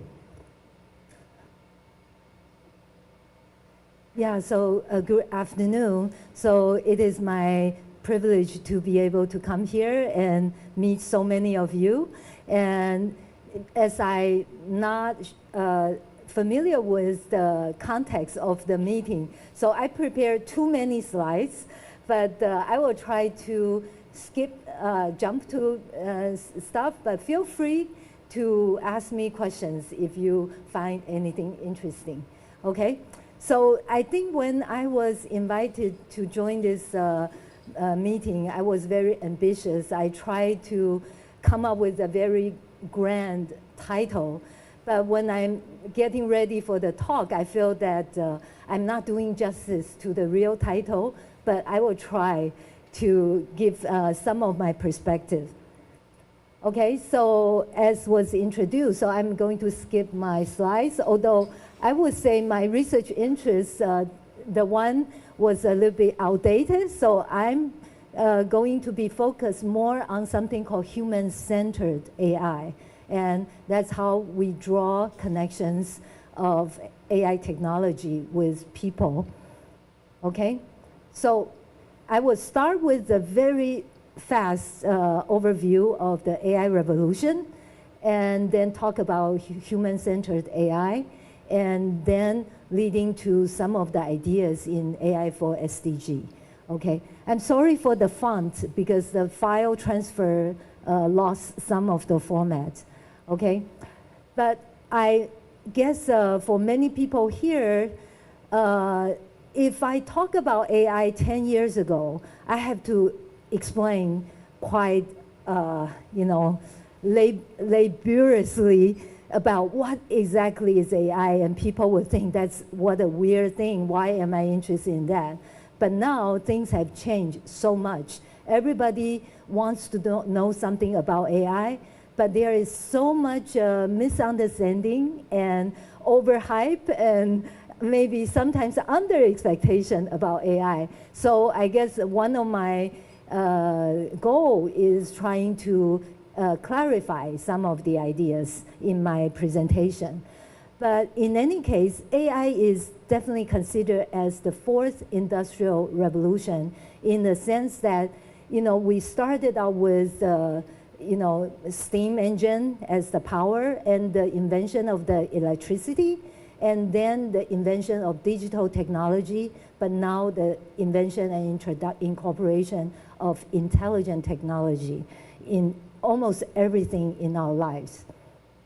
So AI is taking the world by storm. People must have seen a lot of machineries in the factory.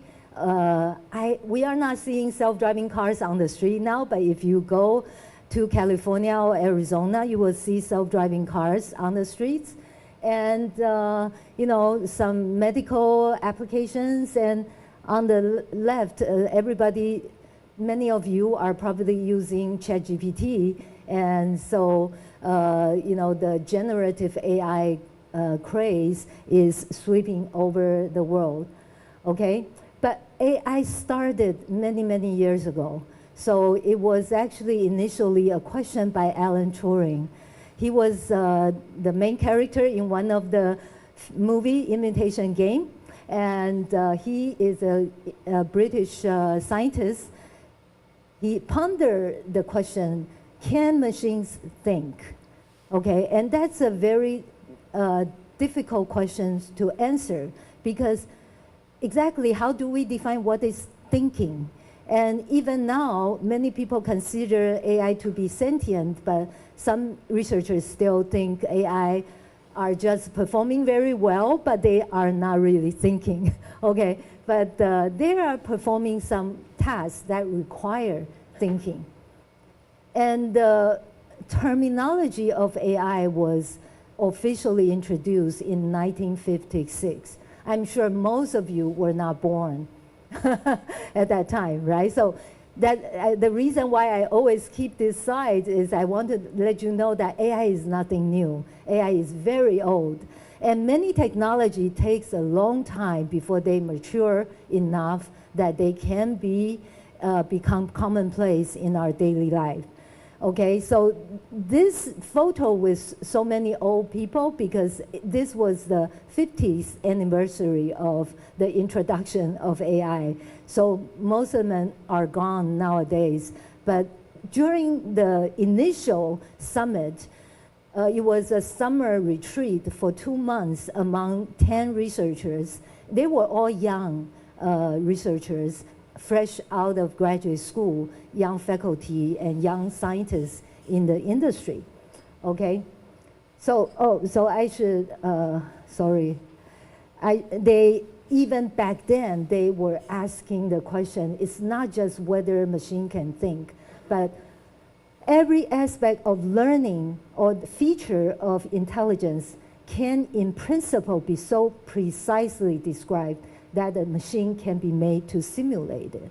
Okay, so the fact that they are already thinking about the essence of intelligence, about learning, about thinking, okay? So there are many early efforts. So I'm not going to go into the details. I just want to show you in the 60s, we already built the robots, okay?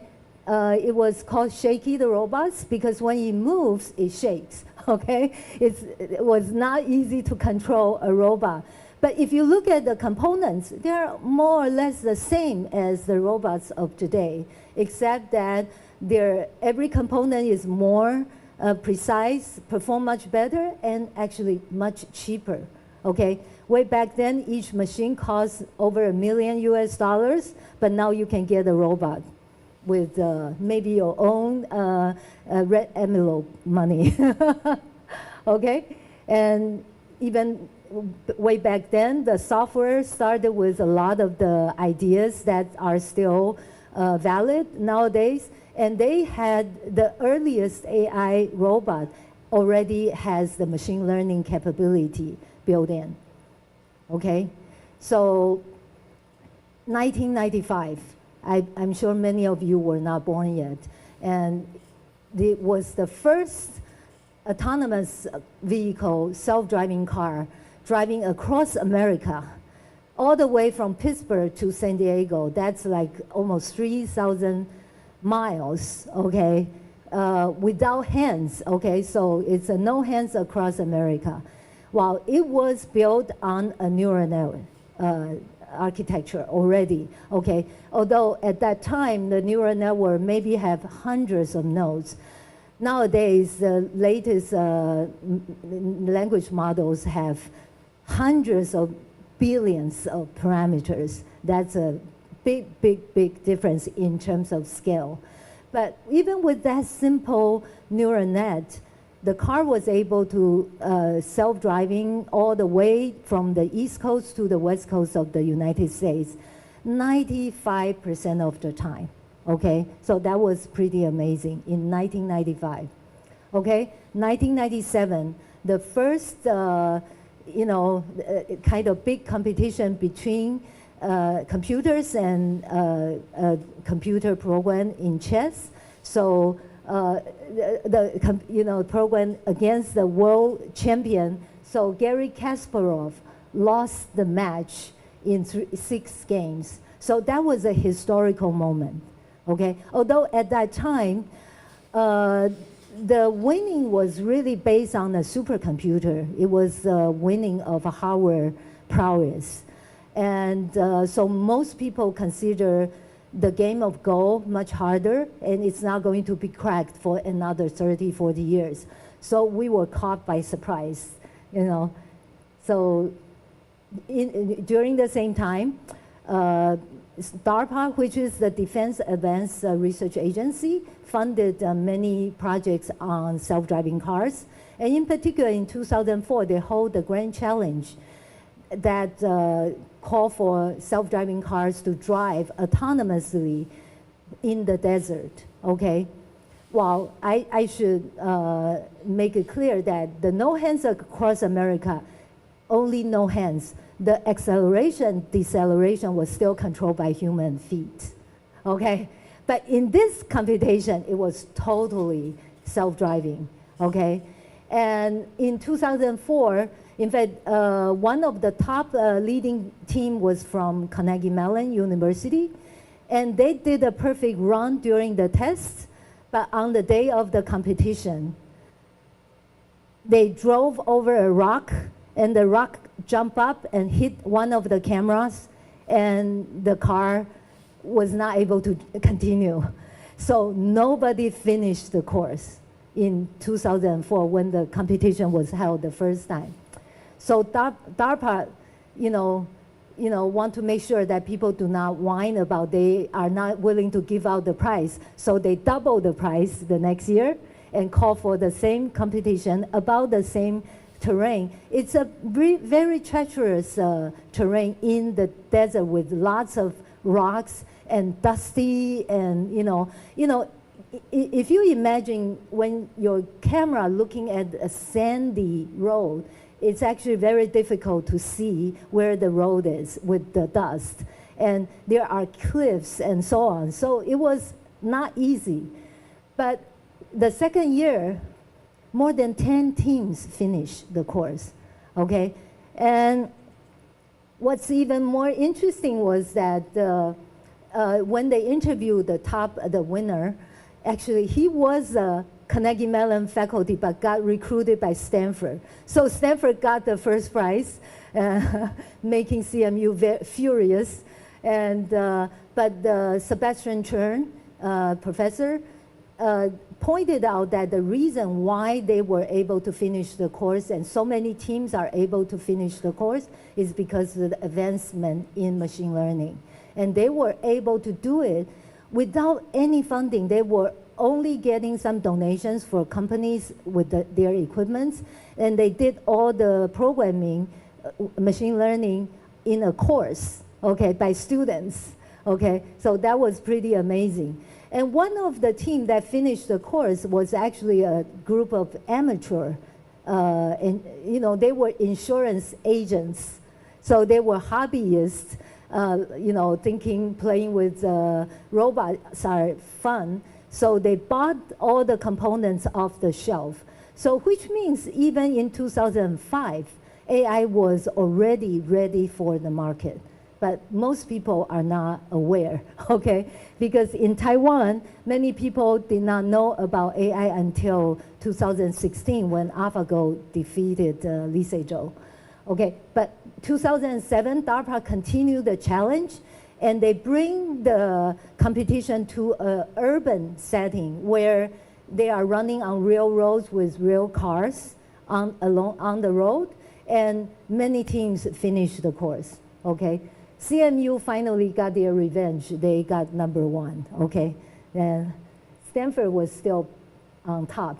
But Sebastian Chern got recruited to Google, and which now become Waymo, the leading self-driving car company. And so they have been developing that for almost 20 years by now, okay?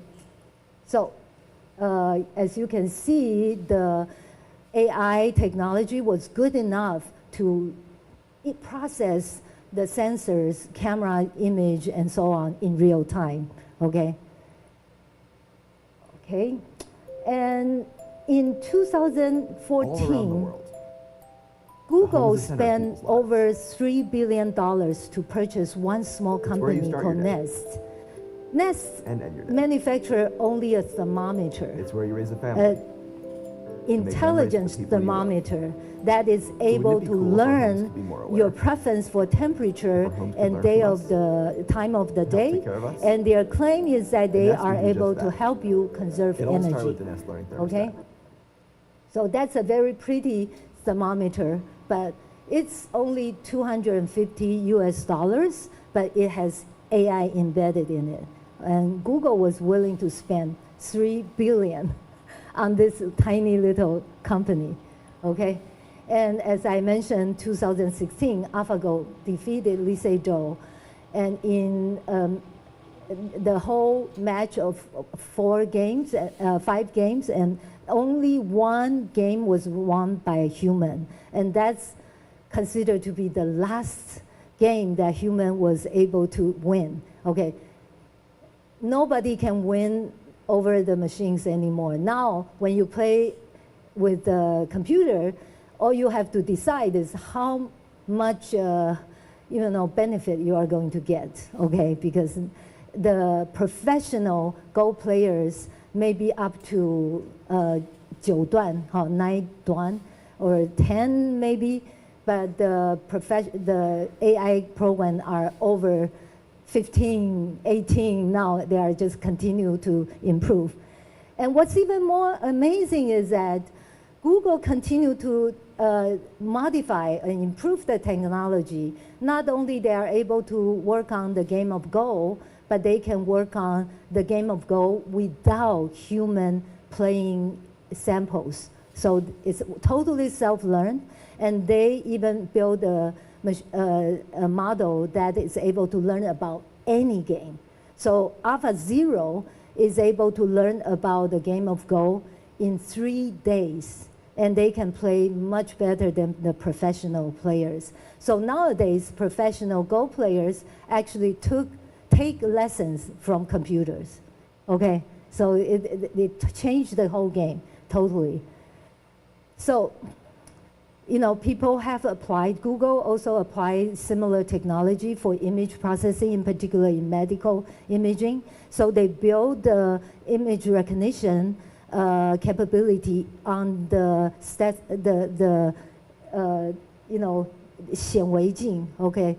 And so when you look at the cell image, the circle in green was actually produced by AI. That helps you avoid missing out some of the important culprits of the disease, okay? So at that time, we can say that AI is outperforming humans in many different tasks, and like we will have a breakthrough almost every day, okay? So it's really not so much point about competing with AI anymore. You know, people need to understand that AI has becoming a very powerful tool.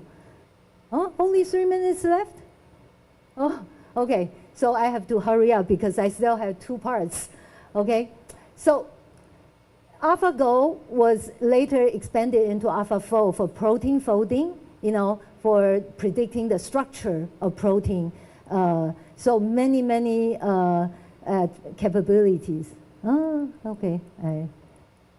So the idea that many people are playing with ChatGPT is, you know, this is a tremendous growth in, you know, the performance of AI in many tasks. So people are thinking it's a general purpose model where you can actually generate poems or, you know, other things. But the problem I want to point out is that nowadays, machines are evolving much faster than humans, so we need to do something different. Okay? Oh, okay. So instead of thinking about AI just as automation, we really need to think about AI as in an environment where you have humans and you have machines, and we have to be able to work together. And in that sense, we want to be able to focus on the people, okay, rather than just the automation. Okay, so we use AI in a factory setting to pay attention to workers' well-being, job planning, and so on. So AI plus many of the sensing, focusing on human, it can help improve productivity and enhance human safety. And many people may be worried about AI taking over the world, not just in labor-intensive job, but also in white-collar job. But in fact, instead of asking whether AI is going to replace human, we should ask the question is whether radiologists, with the help of AI, is going to replace radiologists who cannot use AI. So it is important that we all learn to take advantage of the tool. So in other words, we need to be working with the AI as a team. So human AI team is the way to go. So for example, this is one of our research. We do writing with the help of AI and with human as you know, the idea generator, but AI can help with making the sentence much better. And we also create tools for designers to do much better designs. So I don't have time to go into that. But the fact that human AI collaboration is a framework where AI is in the loop, but we still want humans to be in charge, okay? So this is the idea of a human-centered design in the sense that we want the autonomy, but the control is with the human. So if you think about a wheelchair, you may have a totally manual wheelchair where you have to have a second person pushing you. But the nice design is you may have a very good control of a robot, and you will be able to have the AI automatic control as well as human mastery. So human-centered AI is a way to amplify, augment, empower, and enhance people. So I'm running out of time, so I maybe just want to show one. There are many projects that we have done, many interesting ones, and many problems we have encountered. But we want to create human-AI collaboration where human and AI can understand, communicate with each other, and they can gain benefits by working with each other, and they can grow and learn from each other. Okay, so it's time for humans and machines to work together. So I do have many examples for AI for SDG, but we are at the crossroad of the Oppenheimer moment in the sense we can use AI for good or we can use AI for bad. So AI for SDG can help with logistics supply or fire identification, COVID, and this is work on PM 2.5 estimation and so on. So I think I do want to point out two institutes that are particularly productive in AI for sustainability. One is at Cornell and the other is at Berkeley. Okay, so I can share the content with you later. Okay, so AI for SDG, I will show this particular graph. This was done in 2018 and they're by McKinsey, so which it shows that we have a lot of different applications of AI technology in all the different problems that's facing us. And so I do expect many of you may be interested in one aspect or the other, and you will be able to take advantage of the new technology to help humans have a better life. Okay, thank you.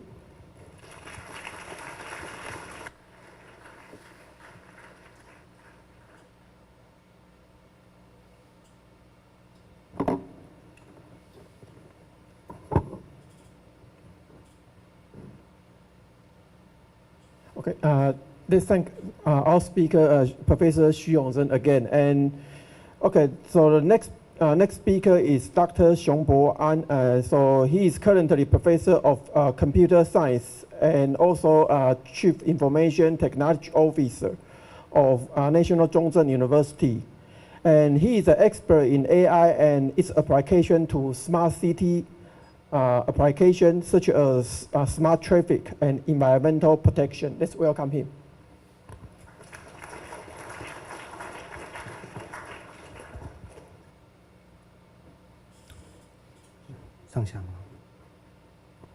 Okay. Thank you, Professor Cheng, for the introduction. And I should first of all thank all the organizers, especially Professor Chiu and Professor Xu, who just gave a very extensive overview of AI.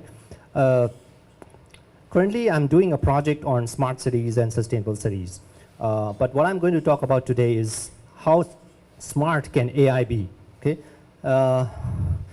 The question comes into the current situation is because all of us have already encountered how AI can be very smart. Like, for example, ChatGPT. I don't think anyone in the audience has not used ChatGPT. Let me just confess, even this set of slides was made by ChatGPT. Okay, anyway, so how smart can AI be? We know that AI has been used in a lot of different domains, as you can see from this slide. And we also saw from the previous speaker, we have AI in healthcare, as we saw the segmentation of the different parts of the body where you're having tumors and all. We saw autonomous vehicles that was started decades back. And then we have security and defense, manufacturing, education, entertainment, banking and finance, workplace. So of course, as you, as a high school student, you'll be asking, so if AI can do so much what the humans used to do, will I have any jobs left? Actually, that question was also posed when we had the Industrial Revolution decades back. So when we had, before the Industrial Revolution, all of us were asking that if machines will do what we people or we humans do, what will we do, right? Actually, you're not supposed to be worrying so much, because when machines get clever, human will get even more clever, okay? Let me just pour some cold water on what you're expecting from AI currently. We know that AI is very, very good at a lot of different jobs, as you can see from this slide. But still, it has its limitations. Let me go into the limitations of AI from these different aspects. Like, for example, learning and adaptation. We know that AI, the most benefit or the greatest advantage is that AI can learn and adapt, right? But the problem is that currently AI still needs a lot of data, lots of different inputs, so that it can learn. Of course, we can go for tiny models, small data, these kind of things, but still, it's still quite limited when you don't have enough data. So if you have a diverse or a deluge of different data, then that becomes even more complex, right? So AI cannot learn if there are lots of different kinds of data and there's no particular trend. So if the variance is very high or the bias is very high, you're not able to actually grasp what is being done in the set of applications or environment where you're trying to deploy your system. So learning and adaptation only goes for data or data distributions that are quite regular, or you can have some kind of pattern there and some kind of distribution. If it goes out of the distribution, then it becomes quite difficult for AI. So that is the current limitation. I'm sorry. Okay. We know that AI is very creative. It can solve a lot of different problems. Like, for example, you can ask GPT to solve a mathematical problem. You can ask GPT to, ChatGPT to write you a code. Just yesterday, I was writing a VBA code for PowerPoint, okay? Or even C code or Python code, whatever. You can ask AI to do a lot of, to solve your problems, right? But when the problems become very complex or multi-dimensional, then it becomes very difficult. That is currently still not possible. The other thing is that AI can imitate a lot of creativity. So when you have a lot of different images or videos given to AI, AI can create something which you never saw before, but somehow you think you never saw, but some parts of it or some kind of styles there which could have appeared somewhere else. So it's actually a blend of things which the AI has already seen. It is not really or genuinely novel. So the innovation itself is still lacking. Okay. Anyway, let me show you what exactly can AI do. You can see this is an artwork which won the first place just last year in the Colorado State Fair. It was submitted by Jason M. Allen, but when he submitted this thing, he didn't hide anything. He said it in his title that this is Jason M. Allen via Midjourney. So Midjourney, I think most of you have already, played it with via Discord, right? So this guy won $300 US using this artwork. Then, of course, is it qualified? I mean, is he qualified for this? There's been a lot of different discussions on whether he is qualified for the prize or not. So the distinction between AI and human has become more and more blurry. You're not very sure whether you should go for the AI or you should, keep going back to human. Okay. Let me just give you a very simple example. There are two photos here. It's named A and B. I can ask the audience, even people who are very expert in AI, which one is the real one and which one was generated using AI? Okay, let me ask which one is the real one? Is it A? If it is A, if you think it is A is this guy on the left. If it is A, is a real one, please raise your hand. Okay, so I think some of you, around 30 or 40 people think A is the real one. What about B? Who thinks that B is the real one? Real photo, not real AI, real photo. Oh, so much less, okay? Let me show you the answer. B is real. A is AI generated. So those who raised your hands earlier, you are all wrong. Okay, so you were fooled by AI. Okay, so this is the real one. That is the AI generated. Okay, let me give you another example. This is an artwork. It's also named A and B. So let me ask you the same question. Which one is the real one? Who thinks AI is the real one? If you think A is the real one, raise your hands. Okay, I see a lot of people, around 30. Okay, and who thinks B is the real one? Oh, I can see even more, around 40. Okay, let me show you the answer. A is the real one. So again, those who raised your hands later on in the second round, you're wrong. Okay, anyway, so it has become very difficult, as you can see from these two examples. It has become very, very difficult. The line between AI and human has become very, very thin.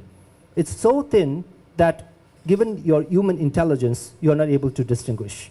Of course, there are many deep fakes and all those kind of things, which are even more difficult. Anyway, so this was just two examples to let you check whether you can distinguish between AI and human.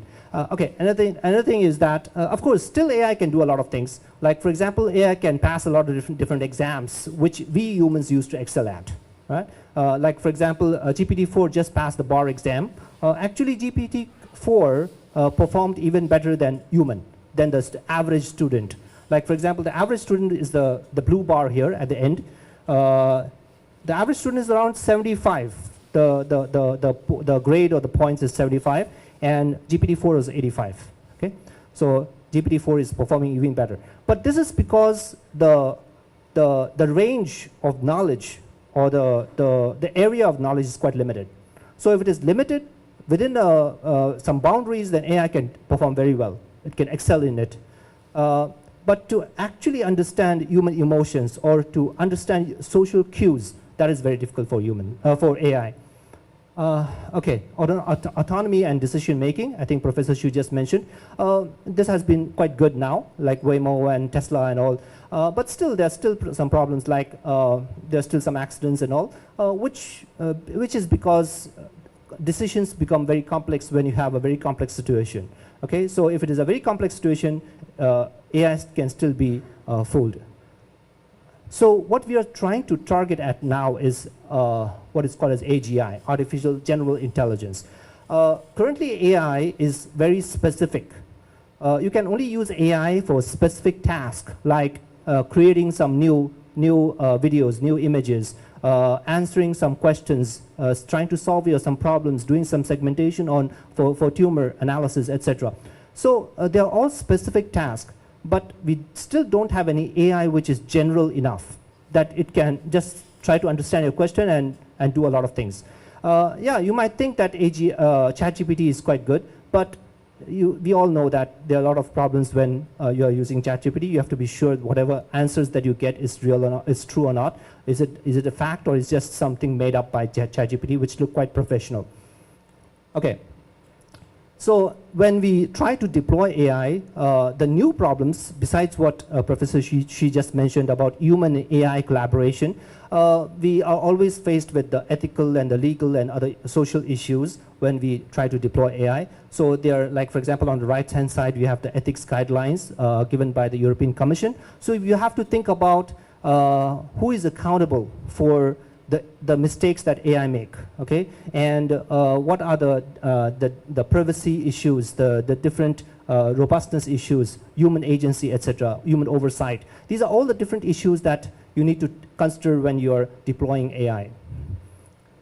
So there are many technical, still many technical limitations and unknowns, but we can still see a bright future because we now have what is called as quantum computing, right? So just in this morning, I was thinking about you have quantum entanglement or even entanglement between two different particles or two different things that are, spaced a very far distance. So I was just thinking, can we have model entanglement? Something like that, okay, AI models. Anyway, so quantum AI may be the future, which we can look for in the future. Okay, finally, let me go into what we have been doing. We have been trying to apply AI for social good. Of course, social good is is a very vast domain. We have, like, for example, crisis response, especially in sustainable and smart cities. We have health and hunger education, and a lot of different areas where AI can be used for social good. The particular topic which I want to delve into today is one of the research projects that we've been doing for the past 2 years on protecting the labor rights of fishermen on Taiwan fishing vessels. Okay, if you don't know the background, actually we have more than 1,000 fleet of fishing vessels that go into the far distant waters, in the long distance seas. So the distant waters or the seas where we are sending our 1,000 fleet of fishing vessels, actually the vessels are not registered in Taiwan. The captain, the fishing vessel captain are not Taiwanese. The fishermen on board are also not Taiwanese. The only thing that is related to Taiwan is the ownership of the fishing vessel. Okay, so the people on board, the fishermen are often exploited. They are forced to work for long hours. There are lots of exploitations going on the fishing vessels. So that's why we were listed in the blacklist, which is called the IUU list, fishing list, illegal and unreported and unregulated fishing. Okay, by European Union, starting from 2015 to 2019, we went out of the list, and then we entered another list by the United States. So we are still in that list, starting from 2020. So this is still a national problem. So it's a national problem. Actually, it's an international problem, but Taiwan is listed among one of the more serious countries. Anyway, so our project was trying to work with the government, with the fisheries agencies, as well as the fishermen, to solve this problem, to see if we can apply AI so that we can protect the labor rights of the fishermen. Okay. We have multiple CCTV cameras which are installed on fishing vessels. Like, for example, this is one of the fishing vessels. There are around 12 cameras, but only 4 of them are actually focused on the working locations. Okay, so this is camera 1. It's a little above the deck, and then we have camera 2, which is on the deck at one of the corners. Camera 3, the opposite corner at the same deck. Camera 4. Camera 3, you can see this is a location where they process the fish. We have all the videos. I think we have around 7 vessels which have been gone into the seas and come back with the videos and all. So we have a lot of data here. But as you can see from this data, from this video, the people are not very distinguishable. You don't know who is who, right? Because they wear the same caps, the rain coats, and the rain boots. Everything is same. So they look quite similar. And there are lots of overexposure, light overexposure, lots of occlusions, all the familiar problems that we often face when we are deploying AI. So when you apply a well-known model like a YOLO model, you only look once model, actually you don't get a good object detection. But the problem is not the object detection, the problem is object tracking. You are not able to track who is who, and you're not sure how many hours of work they are working for. Okay, so the main problem here is we have to estimate how many hours they're working for on the fishing vessel each day. The international law is that out of a period of 24 hours, any fisherman should be working for less than 14 hours. They should have a rest of at least 10 hours. That is the international law. So in this project, what we were trying to do is we wanted to estimate, okay, how many hours the fishermen were working, each of the fishermen. But it was very difficult because, as you can see from the videos, tracking the fishermen themselves is very, very difficult. So what we did was we did it for the full fishing vessel. So that could be done. Yeah, so we did it for the full fishing vessels. This is another location where they put the bait. So the round balls that you can see on the vessel, they are put into the seas. That is for the fishing bait. Here in this location, they only work for around 5 or 6 hours. But in the previous location, this location, they work for more than 14 hours sometimes. Okay. We created a smart observer system which can be used. This is because the fisheries agencies wanted us to create an app so that the captain of the fishing vessel can use that app to do the recording of the fishermen, how many hours they're working and all. These are all the regulations of the government. So we have the fisheries department who are asking all the fishing vessels to do the recording and etc. Okay. So we tried with a lot of different models for object tracking, object detection, object tracking, and then we tried to estimate how many hours they're working. Let me just don't go into the details. So what we did was we divided the 24-hour time slots into half-hour time slots. So for each half-hour time slot, we needed to know whether the fishermen were working or not working on board. Okay. So because it is a 24-hour time slot, so we have 48 time slots. Out of that, for each 5 minutes, we extracted one of the frames for each 5 minutes, and we counted the number of people in that frame. So given the number of counts of the fishermen for each 5 minutes, we could have 6 frames from the half hour, and then we aggregated all the 6 frames, and we counted the number of people. We found that on most fishing vessels, if the number of people go beyond 5, that are 5 or 6 or more than that, then the people start working. So that is the threshold that we found on the videos. Anyway, so we started doing the work hour estimation, and then we compared it with Global Fishing Watch, which is a satellite data set available to everyone on the internet. And most of the people in the international community, they use the Global Fishing Watch data for checking how many hours the fishing vessels are working on the seas. So we compared it with this Global Fishing Watch, and this was applied for one of the fishing vessels, which is called Jingfeng Sun, from November 1 of 2021 to April 1 of 2022. There were 28 fishermen on board, 12 CCTVs, out of which 4 of them were targeted working areas. So these were the 4 cameras, and this was a layout of the different cameras. As you can see, C1 is on the upper cabin, C2 is in this corner, C3 is here. Okay. Actually, this is a research project with collaboration with the Department of Labor Affairs from the College of Social Science. So the people in the College of Social Science, they're very much interested in whether we can actually protect or estimate correctly the working hours of the fishermen, and also we can also see if there is any problem with the CCTV cameras, especially the layout and everything. Yeah. So this was, we pre-trained, using the pre-trained model, we checked, and then we found the result were not good. So we tried to retrain the model, and we got good accuracy for object detection only. Then we did it for, okay, let me show you a video. So as you can see here, this is during the daytime, and from the height of the camera, you can know this is camera 1 because it's a little above, it's in the upper cabin. And you can see there's still people here which are not detected here around this place. That was during the daytime, and this is during the nighttime. As you can see, nighttime, the same problem here, because here the people here are not actually detected. That was camera 1, and this is camera 2. As you can see from here, people are working. There are lots of, actually if you look at this video before your meals, you won't be able to have your meal because, and there are a lot of blood. The tuna fish is very big. So the tuna fish bleeds a lot on this deck.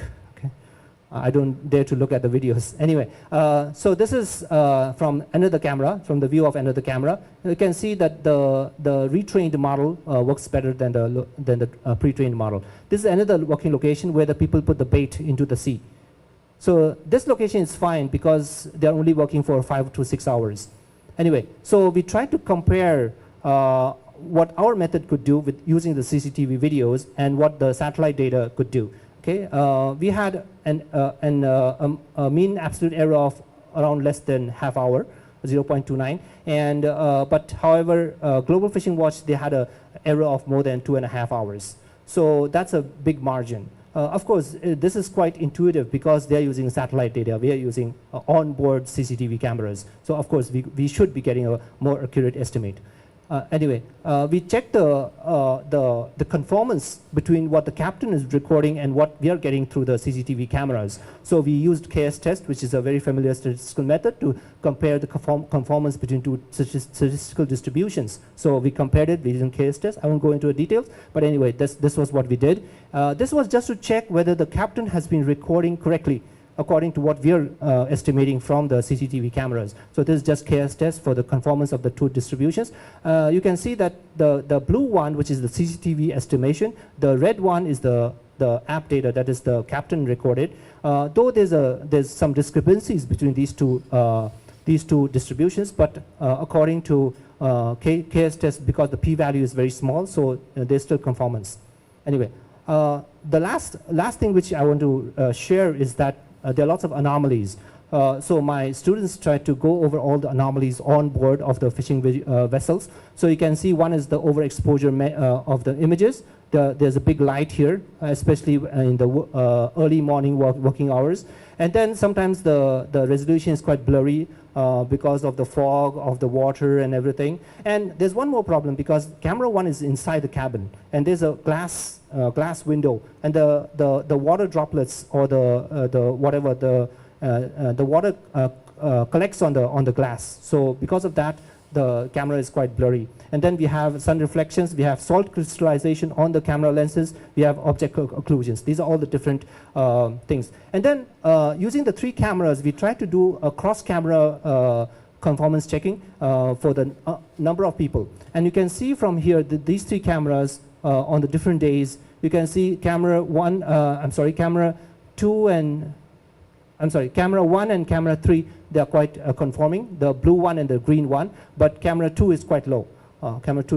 So that means camera 2 does not contribute much to what we are trying to analyze. So this is the suggestion which we are going to give the fisheries agencies, that you need to move camera 2 to somewhere else. Okay, we are going to do that suggestion. So there are lots of consistency problems. Finally, our goal is to protect the labor rights of fishermen, and applying AI, we see that there are a lot of different problems, and we can solve those problems given other techniques like statistical methods and all.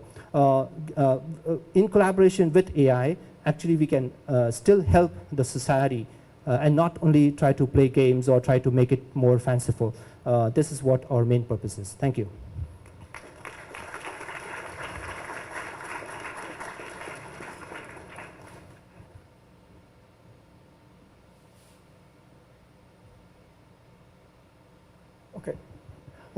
Quite very interesting talk.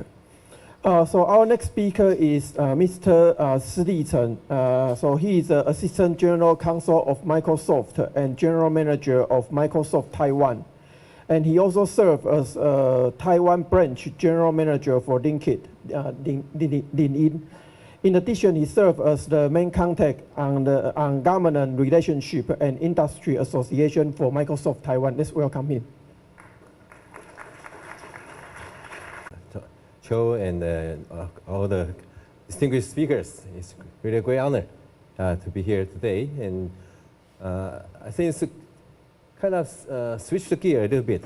I think both Professor Xu and all the Professor Xiong who gave from the technology perspective, there's a lot of exciting, interesting development. And of course, there are some issues or concerns may rise from the use of AI. So my part, when I received the invitation, I'm thinking about how to, of course, we also have a lot of AI for good, AI for social good projects like Professor Xiong just mentioned.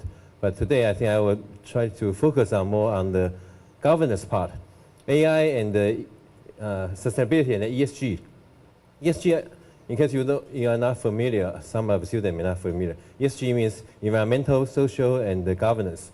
So today, in addition to the environmental part, I think I want to more emphasize on the social impact. It's your job. Actually, for all the speakers here, we already done our job for quite some years. For all the young students here, I think that's something you probably want to worry about, whether AI will replace and take over your job. So that's social part. And for the G part, G is governance. So today, I'm more focused on from governance, from AI governance, responsible AI, and try to convince and try to provide some solution, or maybe not solution, but just our own practice. Use our own practice, our sharing, to see whether we can work together. I totally agree, and also agree with Professor Xu. I think she also mentioned the human-centered AI. And right now, it's really the right time for human and AI work together. And so that's basically this, my structure for the sharing today. For my sharing, I will introduce the current status and, of the AI, and then why, especially the very good question, especially on the generative AI time. I think all the students here, including during our discussion during the lunchbox chat, I think right now is a really critical task for all of you is how to ask the right question. Yeah, just for your information, some of the company, the enterprise area, including Microsoft, we are discussing whether, including all the CISO, the CEO, CIO, CTO, whether it's also a good timing for us to establish the CQO, Chief Questioning Officer, to ask the right question. And so the basic question will be, the first part will be, why responsible AI? Why we are not just talking about the technology of AI, the advance of AI, but talking about responsible AI. And then my second part will be our practical approach and try to share our experience with all of you. But most of that is most focused on the industry, society part. So for the beginning, I think I already introduced some of that, and all the innovation and all the companies, they are accelerating the adoption of AI. I think this is also a common observation, especially after the 2020, after last year, November last year. Actually, last week I just saw the Sam Adams, his tweet. He's in the X platform. He just tweeted a very interesting message. He tweeted that just think about 1 year ago, at the end of November 2020, they are talking about, they are still very eagerly to prepare for the launch of ChatGPT the next day. They are preparing for the launch event of ChatGPT. And just 1 year, just within 1 year, to see how much change, how much technology has advanced, all the interesting development from the OpenAI company. So anyway, so this is just how fast the innovation is approaching, and of course the social part is why the societal impact that we are already start to thinking about how the AI may impact our whole environment and also the society. And the last one is also quite important. The last one is the governments around the world. They are start to think about regulating AI, including starting from Europe, and then of course U.S. is also almost the same time. And in Asia, including Japan, Korea, and I know Professor Xu is also one of the chair for our Minister of Science and Technology. They are also discussing how to use the AI guidance. They have just issued, Executive Yuan just issued a guidance for the government official to use the generative AI. So this is more like a legal and the governance and all the framework, how to leverage all the benefit of AI, but still control and ensure the AI is within the governance framework. So I don't know whether all of the students here are all STEM area, but don't worry about that. If you are not STEM area, if you are in the social study or social art studies, in the future, I truly believe, take myself as an example, I'm the legal trained. I'm not a STEM, graduate from the STEM department, but there are still a lot of opportunity, especially from the last two parts, the social expectation and the governance AI part. Both the social science and the legal background will have a lot of room and will have a lot of opportunity in the future. So try to be open-minded and try to learn. Also totally agree with, I think, one of the slides Professor Xu also mentioned that in the future, the AI definitely will take over some of the job, but they will only take the job of those people who don't know how to use AI. So you start, even you are not in the STEM area, try to also understand what the AI means, what's the methodology, what's the logic behind all this AI, all these computer codings. So this is back to from the more like a high level of the current status and why the AI is impacting everyone's life, including all of you. And this is our journey, our responsible AI journey, and starting from 2016. And even before that, actually, if we are talking about AI, discussing about AI within Microsoft, the issue started from 1992. 1992, if you have listened to Professor Xu's speech, is already talking about some of the great breakthrough during the 90s on the AI. And at the same time, in 1992, Bill Gates, I suppose you know he's the founder of Microsoft. In 1992, he publicly said that he believed one day computer can see, can hear, can talk, and can communicate with human. And that's how he also has a vision that AI will someday will impact everyone's life and it will totally change the technology. So from 1992, less than 1992, and he started and established the Microsoft Research Center. Of course, first in the headquarters in U.S. Seattle, and then second, Microsoft Research in the UK, and the third one is actually in Asia, MSRA. And their mission is try to advance all this AI technology, and one of the key concepts is actually democratize AI. In case you don't know, you can also research the internet. You can see that Microsoft established in 1975. In 1975, the mission or vision for Microsoft is to have a computer in every home, in every desktop. At that time, of course, Bill Gates feel that computing power is a very powerful technology at that time, at that environment. And so he truly believed this technology, at that time is all the mainframe computer stage. He believed that PC, personal computing, personal computers can also change. And we should democratize the computing power, that everybody has access to the computing power. So that's the start of Microsoft in 1975. And in 1992, he also foresee AI should democratize AI, and on the other hand, also totally aligned with Professor Xu's speech, the AI, human-centered AI. Another key concept for developing AI is AI should plus HI. AI should add on value, AI should support human ingenuity. So AI and HI, AI and human, actually should work together. And it's a tool or it's a weapon. It really depends on how you use, how to leverage AI. So we have another book you can search on the internet called Tools and Weapons by Microsoft President Brad Smith, that one of the chapters is specifically discussing AI and all different technology. It's all very powerful tool, but could be very damaged weapons. So it really depends on how we governance and how we decide how to fully leverage the technology and help human. So AI plus HI and democratized AI, based on these two basic concepts from 2016. Each year, 2016, 2017, 2018, the Microsoft Research, like I mentioned, they all published the academic article, academic thesis.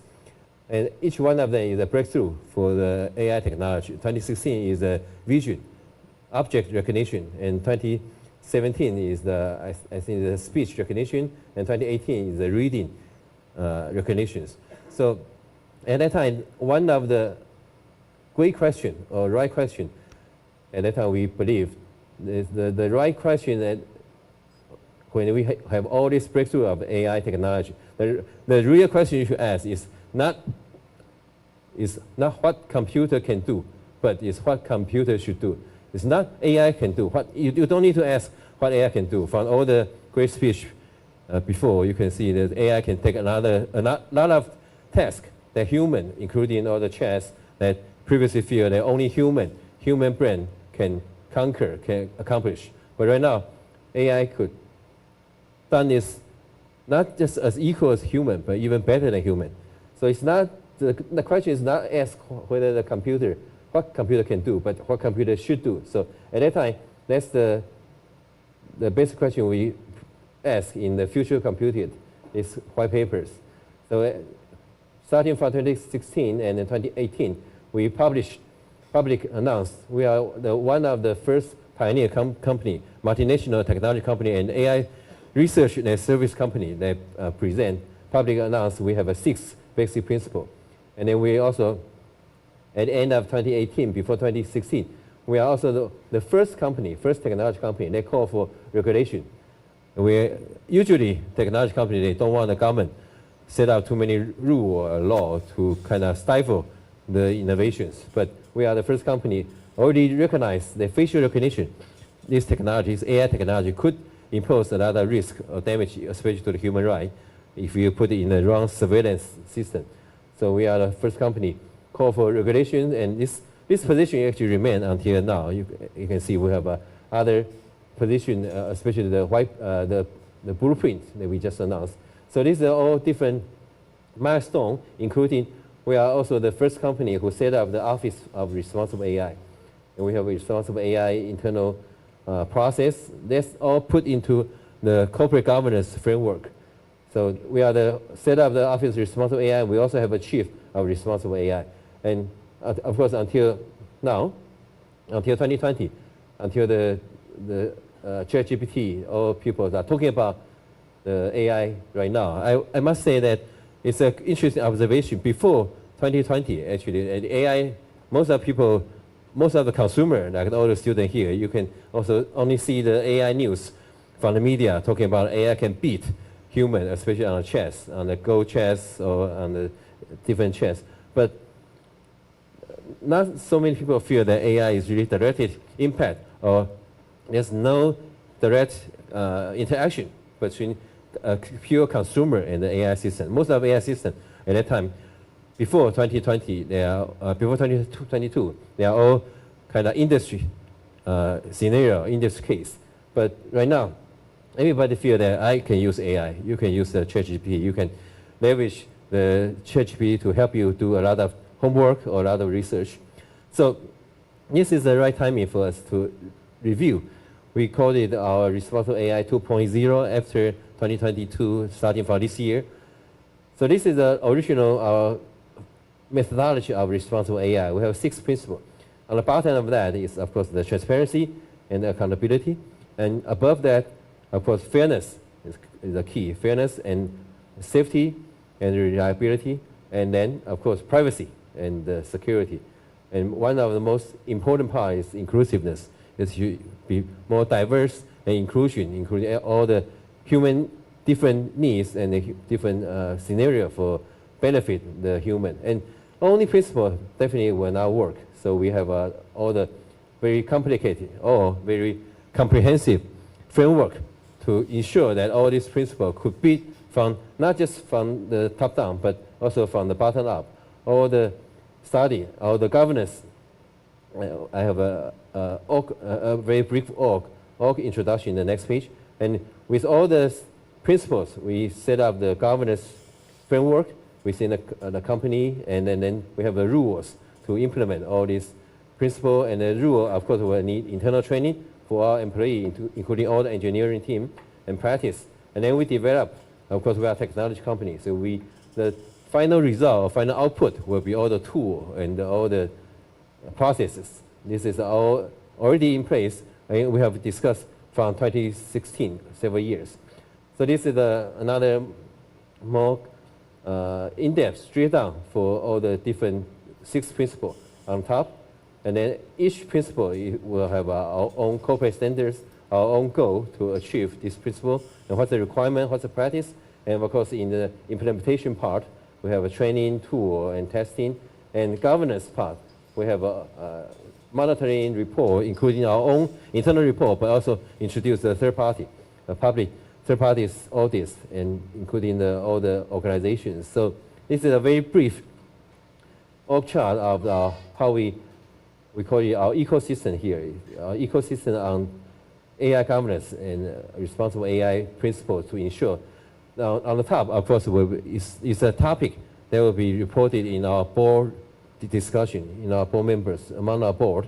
And then we have executive leadership, including the chief legal officer, our president, Brett Smith, and of course also our CTO, chief technology officer, and all the executive. They are part of our ESER committee, high-level executive committee.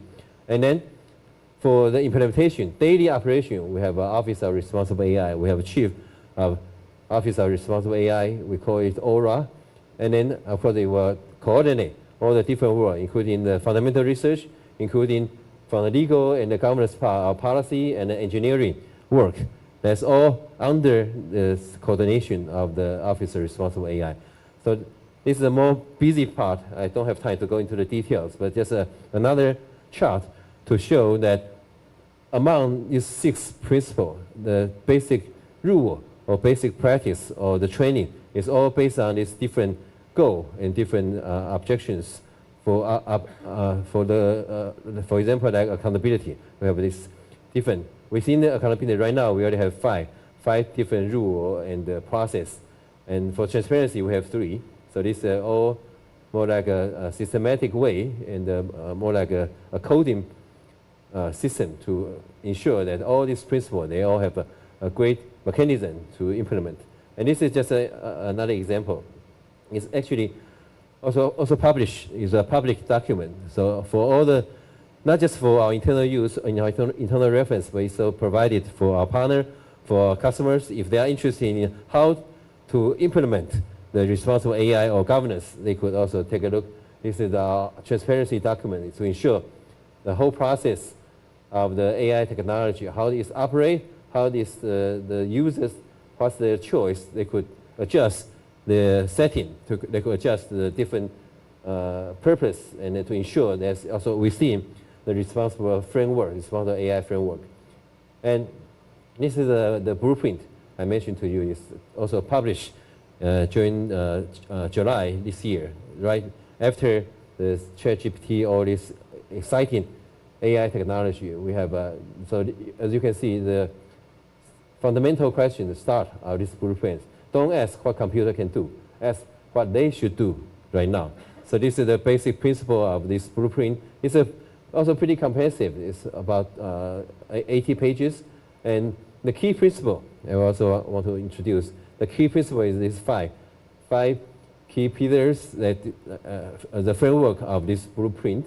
The first one, of course, will be we also support the new government-led AI safety framework, including the U.S. government, including the EU, the AI framework, and also require the effective safety brake. This is directly related to the safety and reliability part, that principle, and also related to a lot of the examples that some of the speakers mentioned, especially like autonomous car, and also like in the manufacture line.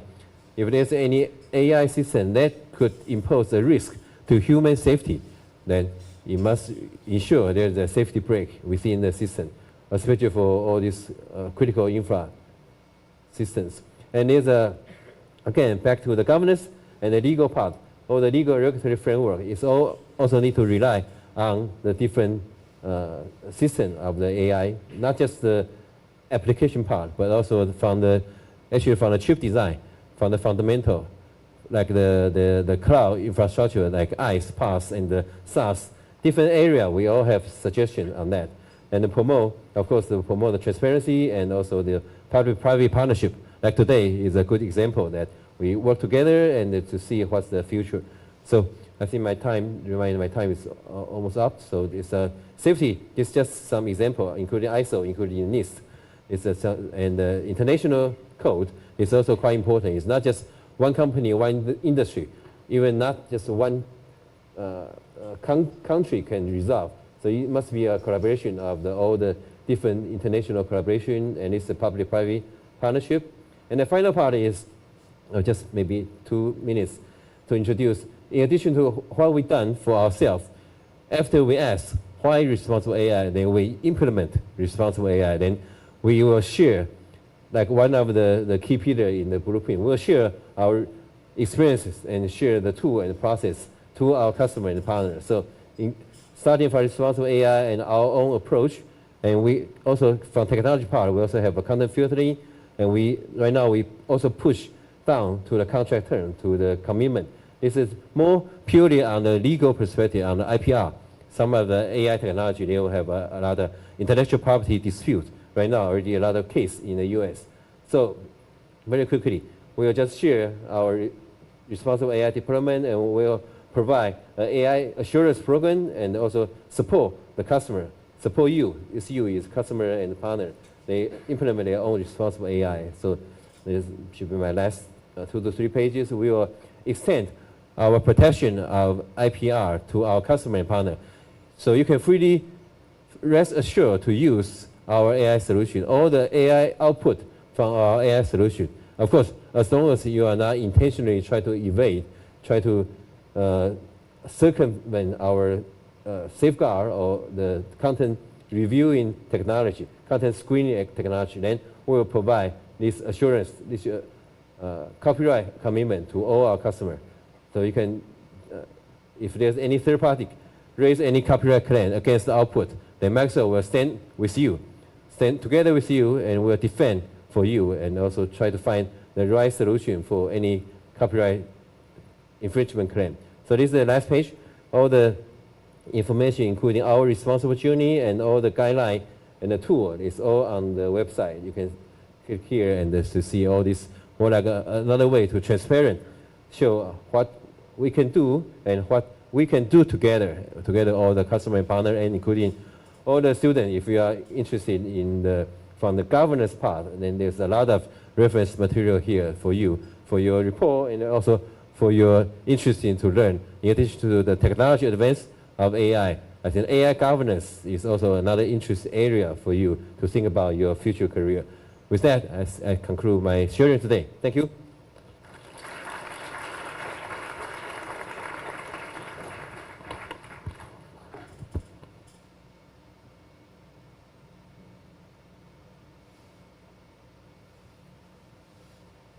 Okay, our final speaker is Dr. Jin-Ke Jie. He is a director of strategy, infrastructure, and system at Dell Taiwan, and where his scope encompasses the server, storage, networking market, and he has more than 25 years experience in IT industry. So he's going to tell us a little bit about AI from industry point of view. Let's welcome him. Thank you very much. Oh. See, AI would be better at this, at learning how to use this. I need training. So, sounds intimidating. AI sounds intimidating. You know, if you Google a word called singularity, you're free to do that right now. Singularity, right? You guys know what that means? Singularity is a hypothetical point in time in the future where machines will overtake or cross over the collective human intelligence. So that's, you know, some people call it machines will take over, right? That is a hypothetical point in the future. Some say it's 2045, 46, some say it's even earlier than that. You know, I'm going to give you the engineer, I'm an engineer by trade, so I'm going to give you the engineering answer to that. If you guys are really worried about that happening, make sure you control the power button. Shut it off. That was supposed to be a joke, but control the power button, that's what I urge you, all right? So, but one thing that's serious, like, machines or AI will never be able to take away the human experience from us. Right? I heard all this stuff, right? Yes, I am in awe of all this. But machines can never overtake the human experience. Right? I'm an engineer. I have a huge passion for the arts and history. Right? That picture which Professor Xiong showed, where you pick one, the blue one or the beige one. Now I know the blue one is the brushwork of Claude Monet. Right? I'm sure machines will know that, but my bet was on that one because I recognize Monet's brushwork. Right? So those are the things that if you want to know what you want to do for the future, you want to be an engineer, but embrace the other parts of being a human. Right? Science, everything, it all comes together. And that is what I begin my presentation with. So I'm Kujay, I'm from Dell. Thank you for having me here again. Today I'm going to talk about how companies like Dell can advance, can help the world advance in AI, and to be able to solve real-world problems, right? My hope is that your takeaway is not a single view of what Dell does or what a technology company does. I believe that my presentation is representative of what most companies in this industry are trying to do. So I hope that I leave those good thoughts with you when I'm done. All right? I need AI here. This is not... Oh, wait, AI is working. All right. So I told it to advance, so it did, okay? I'm going to talk about three things. I'm going to talk about my company's AI journey and our strategy going forward. In other words, I'm going to tell you about what we do, right?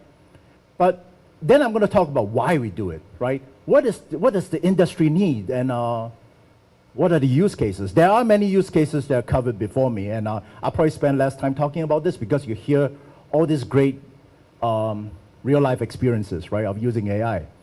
And of course, I'm here. I also want to talk about what we have done very briefly, but I'll focus on the first few. So our journey and strategy, I have a similar chart to my compatriot from Microsoft, a timeline. Now it goes from 2019 to current day. Wow, interesting. I'm going to start on this side. I'm going to come back to 2019, but I'm going to start from here, okay? So you all know ChatGPT, launched in November last year. If I remember correctly, 1 million users in 5 days, 100 million users in 2 months. It is in history the fastest growing application in history. Wow. Now in business, we call that a hype cycle. What you were witnessing, again, you can Google the word hype cycle, right? You are witnessing the onset of a generative AI hype cycle, right? Everybody's excited about it. The media is writing about it. Oh, wow, great, things are going to happen. Now, before that, 5 or 6 years ago, there was also a hype cycle of AI for AI in general, right? And as the professor before me says, right, these things have been happening way before this, right? Alan Turing, right, wrote a paper on, in 1950. Actually, the paper is called The Imitation Game. The movie was about something that happened way earlier than that, so they kind of abused the name there. But what I'm trying to say is that, yes, we embrace the hype cycle. It's very important because the hype cycle is where businesses know where to focus their investments, where you do the innovation. So that is all good. You have to embrace that, the hype cycle. But as academics and very intelligent people, right, I urge you to rise above the hype. And what I mean by that is embrace the science, the theories, the mathematics behind all that. Because again, that will never be taken away from you, right? If you read Alan Turing's paper, it's mathematics. Now, I struggled learning all those stuff when I was in university, trust me, right? And I don't believe I know that well either now today. But those are the things that are hard, and I guarantee you, you will get much more satisfaction knowing the theory than to be following just the hype. You have to follow the hype, but you also have to understand the theory, right? Because you are smart people. You can understand that stuff. So with that, I'm going to talk about what my company is doing in terms of strategy. So we have a very simple strategy that's easy to understand for us and for our customers, right? By 4 pillars. They're written up here. I'm not going to repeat them. So the first one, I'm going to start from the top. Was it left here? Okay, left-hand corner. AI on. Dell. You heard about Dell. We made laptops, but we also make more than laptops, right? We make a lot of the infrastructure that runs AI. That's our core business, right? We do that really well, right? And we'll talk about that later. But we also know that this industry is not just about people who build infrastructure. There is a large software ecosystem. That at this point, we are not, we are collaborators. So a lot of big part of our business is collaborating with our partners in industry to bring AI to the market. So the top 2 boxes are what most people see outside of Dell. Oh, that's what Dell does. They make servers and they work with all these companies to create AI. Oh, great. Okay? Now, I'm not going to talk about the 2 in the bottom because they're not typically what people see on the outside, right? Our products have AI in them. They're smarter. They know when they could potentially fail. They warn you beforehand. They're smart. We have that, right? You have to buy one to know that, but yeah. We have AI in them. And we are our biggest customer. We use AI within our company to streamline our supply chain and various business operations. I keep losing this thing, okay. So that's our strategy, very simple. I'm only talk about AI on and AI with, right? So we have, if you read the media, Dell has been doing really great on AI. Mostly, a big part of that is a couple of products that we made, the servers that run, that supports 8 or 4 GPUs. You guys know what a GPU is, right? So yeah, we have the best-in-class products to do that. We'll go through real quick. Now, we don't just make servers, we make the rest of the infrastructure to run AI, right? The storage, even all the way down to the workstations, we have all that infrastructure. We also start working. Now, another part of AI with that, this is right off the it just happened like on November 14. It says 15 here, but the actual announcement is 14. We collaborated with this company called Hugging Face. You can Google that again. So Hugging Face is one of the biggest AI model platforms out there, right? And we enable our customers to pick the right models to run our infrastructure. Great, one-stop solution. We have also worked with Meta/Facebook. I can't say that loud, I have to say Facebook. Meta to deploy Llama 2 models. So we work with a lot of people. We are not just doing this on our own. So industry trends, the other speakers have talked about this a lot, but let's give you a business view, right? So ChatGPT is a good tool to create all your stuff, but what do business leaders think about that? How can they use that, right? Because when you talk about something that good, right, people directly think about, ka-ching, how do I make money out of it, right? You know the sound, right? Ka-ching, yeah. I do that a lot, okay? So when that came out, half of the executives says that, okay, I'm going to be able to use some part of that to make my business better, right? I can create chatbots. I can, yeah, I can do that. 45% of the executives that we talk to feel that way. 3/4 of our customers think that, they have a lot of parts of their business. AI can definitely improve all aspects of the business. I'll talk a little bit about that later. And some believe by 2026, more than half the apps and websites will be developed by AI. Wow. But as someone said, AI is a tool. It's not going to replace you. So how to further quantify that, right? How people would intend to deploy this thing, right, in the next few years. Most of it is in the creation of products, whether it's a physical product or it's a software. It can help people create faster and better.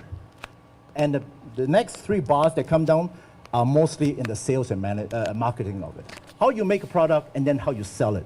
Smarter ways of selling it, customizing it, sending the right message to the customers. And then the rest are what makes up a typical business, supply chain, human resources, and finance. So people are excited about it. They're able to use it to better themselves. So how am I doing on time? Sorry? I have a lot of time. Oh, wow, we should ask questions. All right, I like to make this short because I can't wait for the panel discussion. So where I like to think of this very simple, right? Because right now we are still in the initial phases, right? We are not at the end yet, we're at the beginning.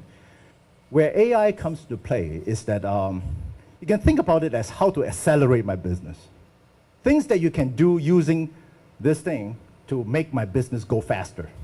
Like a co-pilot for writing code, right? Oh no, it's going to take over my job. I can't write code anymore. But think about it. If you have been a software engineer for a while like I have been, there are certain things that you really don't want to do, like debugging code, spending days and days debugging one problem.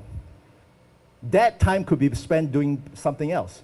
Now, my friend AI can take care of that. You don't need me to do that, okay? So think about it in a good way. I don't want to debug same problem for 3 days, right? So, or if I'm in the financial business, which I'm not, but my friends are,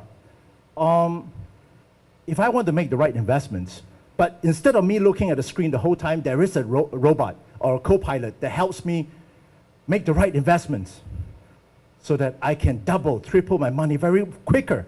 Isn't that good? That's good, right? That's good, yeah. So those are the things that help you make decisions faster, right? Automating sales and marketing, because what people want today is choice, but they also want you to tell them what their choice is, right? And I have this thing called 选择障碍. So if an AI can help me pick out the right things, wow, that's good, okay? And healthcare, most importantly. We have one of the best healthcare systems in the world. You guys know that, right? But there is still a lot of work to do. We still haven't cured cancer. But with AI, maybe we can take one more step closer to that, okay? I'm going to talk about that a little bit. So, but what this actually brings about is that, you know, how long have you guys had a cell phone? Have you been using the internet for like years, right? You guys will probably, some of you are probably born and then your first exposure. So think about how much data is actually sitting out there that's not being used right now, right? Right, there's gigabyte, terabyte, I don't know what's the, I can't remember what's the one below. There are like gazillions of stuff out there. Some of those are just sitting there, they're code. But with AI, we can actually bring life back to those data. Because you're not going to hire somebody to go do that, right, manually. But AI can bring life back to those archival data, right? Which is pretty interesting. So some of the broad categories, I'm going to, if I were to guess right, I have like 3 minutes, right? See, I have AI. My AI tells me I have 3 minutes. What? Oh, well, my AI is wrong, okay? Right, so, all right, so I'm gonna go through this real quick, right? And like we talked about, right, most of the applications, that real use cases for AI, and I'm not gonna mention names in Taiwan, but there are some very big semiconductor companies in Taiwan, in the world, okay, that are using AI, right? What do? They go through and they look at the production line, they identify defects, they know how to manage them, they know how to track them, they know how to solve them, right? So that is a real use case happening in Taiwan right now, as we speak. I talk about writing code. Your friend Kujay here don't like to debug one problem for 3 days. AI can do that for me, right? I don't even have to pay AI. I can spend my time writing algorithms, doing the exciting stuff, doing the software architecture. I love that. You love that, okay? Science and pharma, this is actually pretty real. If you think about how certain medicines are discovered, a lot of it is by trial and error. A lot of it is by experimentation. So the question is, how do we speed that up, right? There's certain, and how, you guys been through COVID, right? If we had been able to speed up the vaccine discovery even a little bit faster, many lives would have been saved, right? And who knows what's going to happen in a few years, right? Whether that thing is going to come back. But we need to be faster at arriving at the answer. Yeah, there was an example of like using AI to look at the video imagery, right? CT scans and all those, right? Marketing and sales, again, about personalization, about sending the right marketing messages, setting the right pricing. Those are things that you have to plow through. Oh, wait, now I'm in 3 minutes, okay. Yeah, those are the places where you can use AI.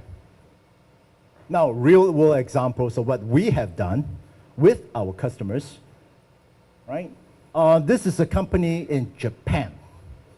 I picked this because I want to impress you with the fact that, large language models are not just in English, right? They're also in Japanese, okay? And many other languages, right? What this customer does is that they tailor, you know how people are in Japan, right? They are very specific about what they buy. They want to make sure, right? they get the right recommendation. So this company does that for a lot of their customers, right? So that's what Cyber Agent does. The next example is at the University of Limerick, and here's a geography test. Does everyone know where Limerick is? It's in Ireland, okay? Ireland, the country, okay, not the part of UK. The country. So what they do here is very exciting. It's, for B-cell lymphoma, they find better ways to treat it, and also for biomarker testing, right? So with this, I feel that we are using this in the right way to advance humanity. And this one is, I was actually involved in this a little bit. It's called, it's in the city of Texas. It's in the city of Amarillo in Texas, where they use a chatbot, a smarter version of a chatbot, to take care of certain non-critical questions. Now, if it's critical, like if it's a fire or somebody is getting attacked, you don't want to use AI, right? You want to use a real human, right? But for non-critical stuff like forestry and stuff like that, this is where you can take over some of the non-critical applications. So with that, that is all I have, and thank you very much. Thank you.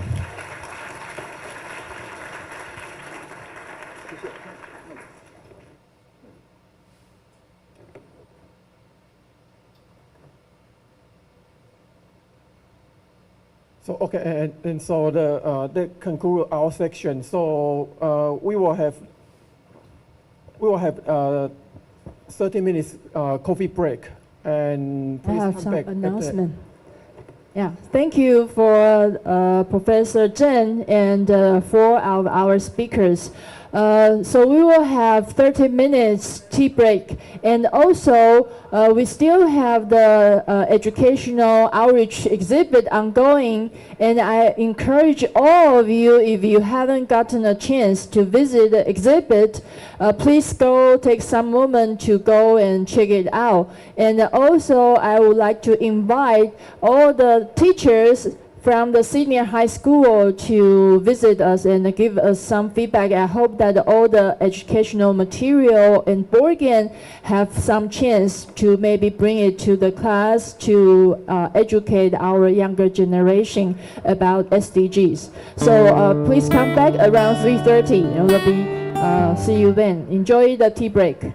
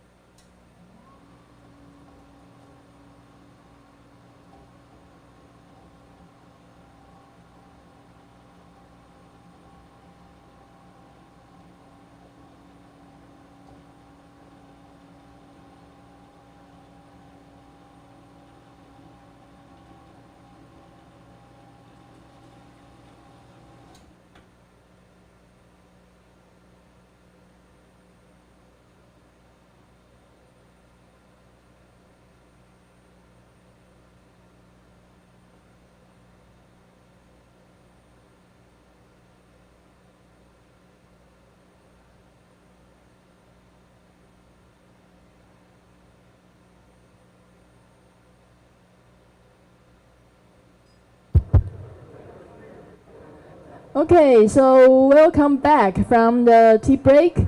Now we will move to the last session for the panel discussion. And may I invite Professor Chen and all the distinguished speakers from the last session to come back to the stage for the discussion. The student will have some questions.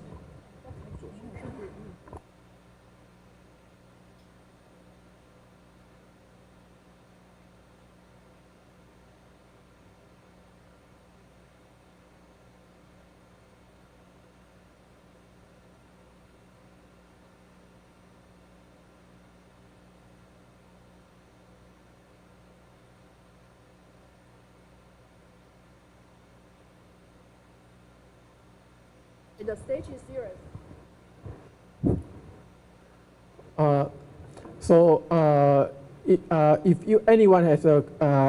If anyone have any question about AI or concern about AI, now is your chance to ask question to 4 experts here.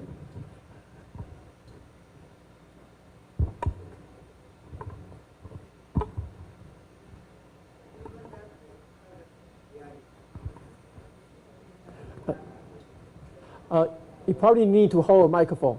Sorry.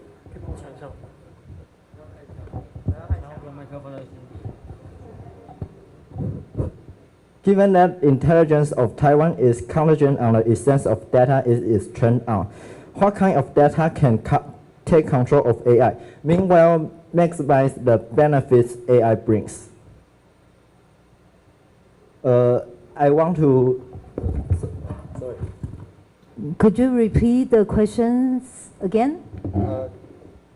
Given that the intelligence of AI is contingent on the instance of data it is trained on, what kind of data can take control of AI, meanwhile maximize the benefits AI brings? Data take control of AI. Are you saying that when the data is turned on, the intelligence flows right away? Is that what you're implying? Yes. I don't think that's what happens.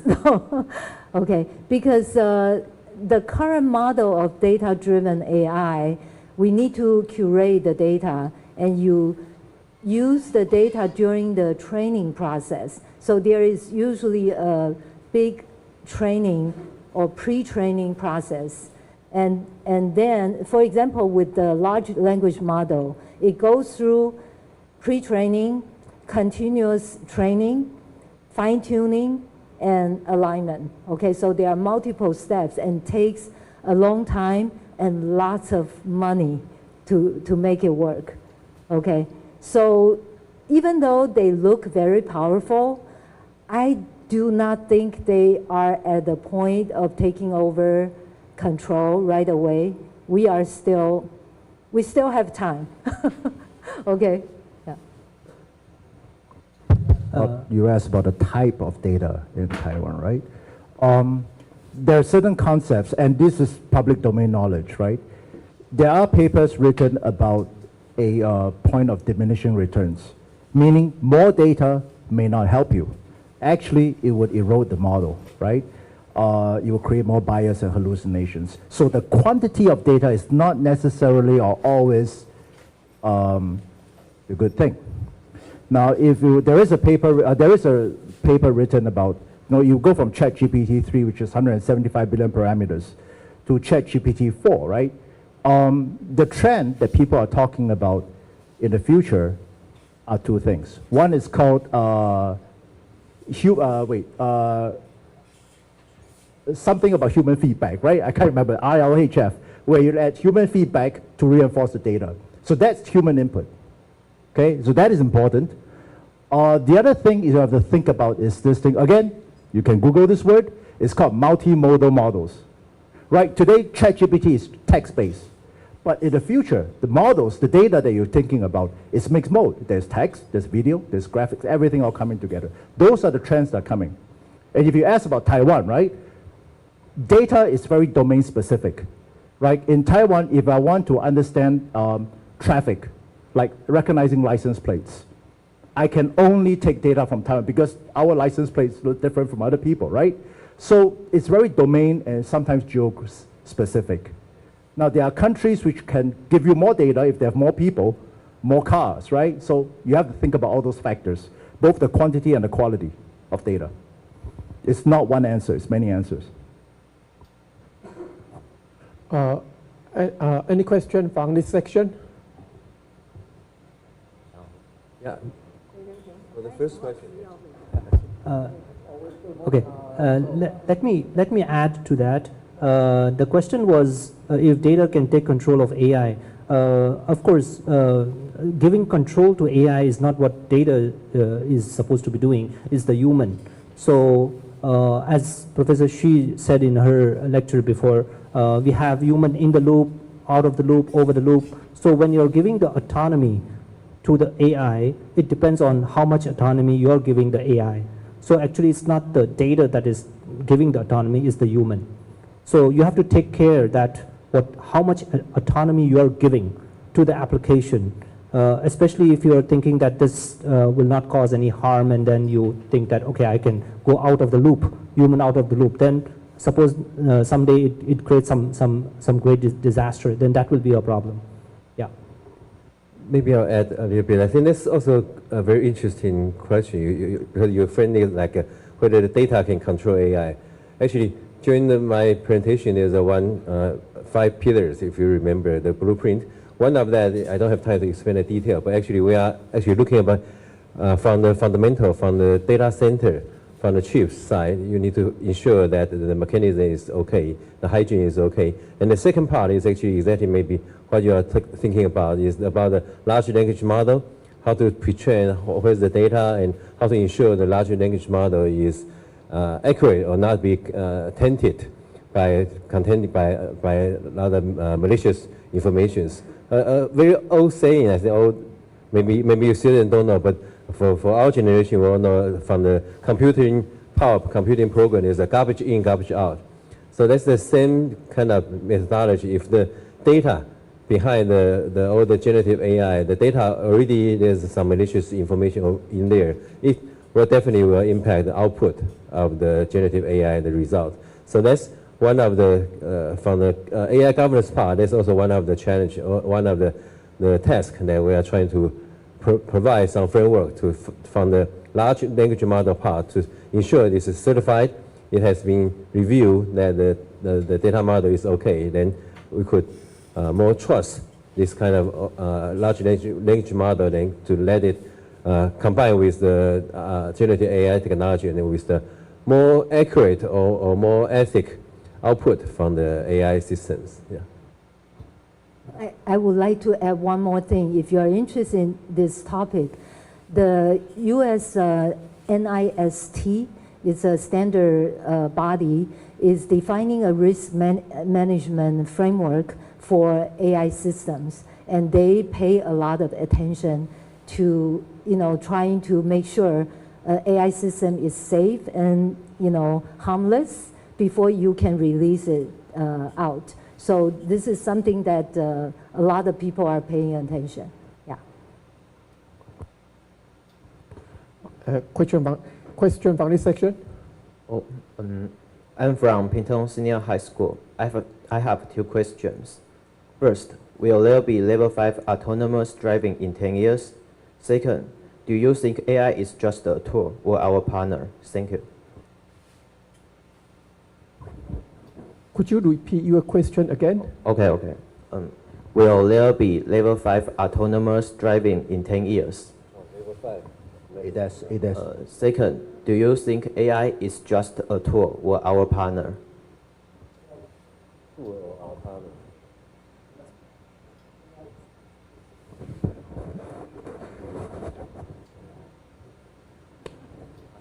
Yeah, I'll go first. To some extent, level 5 self-driving, technology-wise, is there, okay? But regulation-wise, is not there, and we are not going to see it enacted for. Many people are predicting 30 years for many, many years, so we don't know. But have to go through many years in which we will have a mixture of human drivers and self-driving cars, and that is a challenge that we don't have a good solution yet. Okay, so it's really the bottleneck is more regulations, it's less technology. For the second question, I would say personally, I would love to view AI as a partner, and that's how we are building our research project view. But definitely now it is a tool, but it should become a partner, in my view. That's my personal opinion. Okay. Oh, I'll give you my answer, right? I don't care in Taiwan how many levels of AI they're going to have for what we call autonomous driving. I'm making sure I'm driving the car, just for Taiwan. If for other countries, I might be more, but for Taiwan, I'm keeping my hands on my wheels, okay? That's just for my answer for Taiwan, okay? And I'm a responsible driver. I think AI is a tool that, I repeat, that in the future, when you sit on this stage and talk about this topic, you tell the people that the students in the future, make sure you control the power button, okay?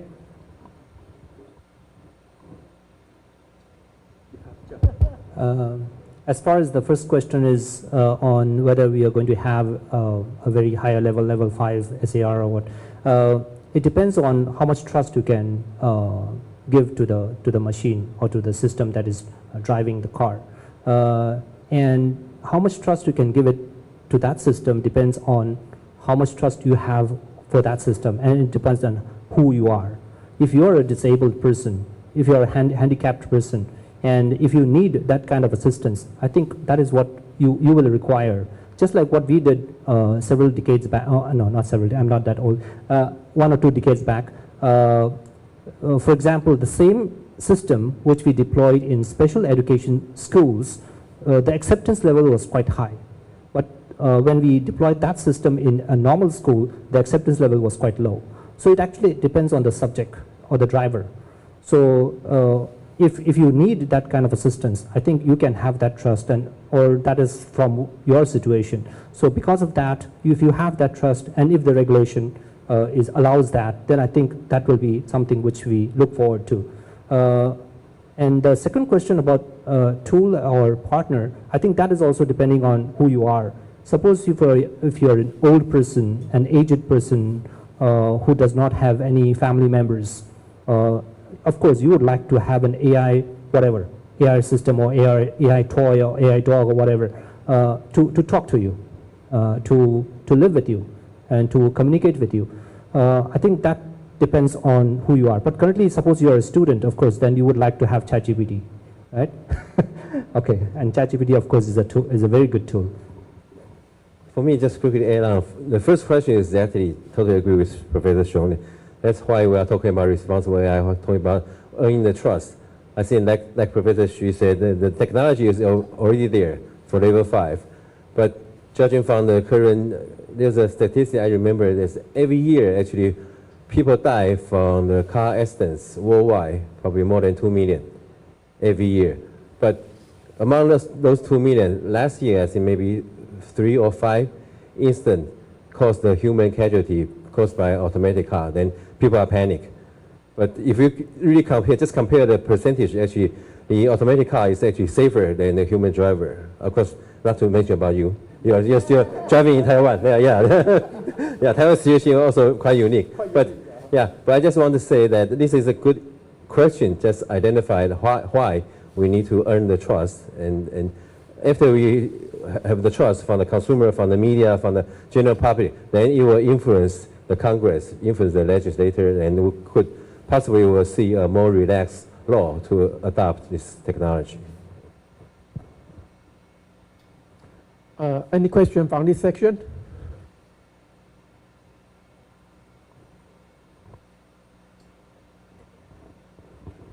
Could you share your insight on the ethical challenge that AI may present and how we can address these issues? Could you repeat again? the ethical challenge that AI may present?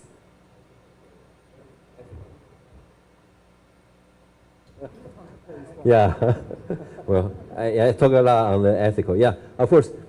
For example, I will use our own approach actually. For when I'm talking about all this responsible AI scenario, I think we have 3 key scenario. We call it a sensitive area.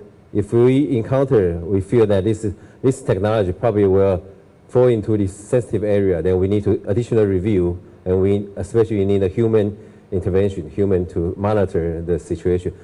The first one is actually quite simple, just like the automatic car we discussed. If this technology will have a risk or jeopardize the human health or risk of a human life, then that's the first one. That's quite obvious.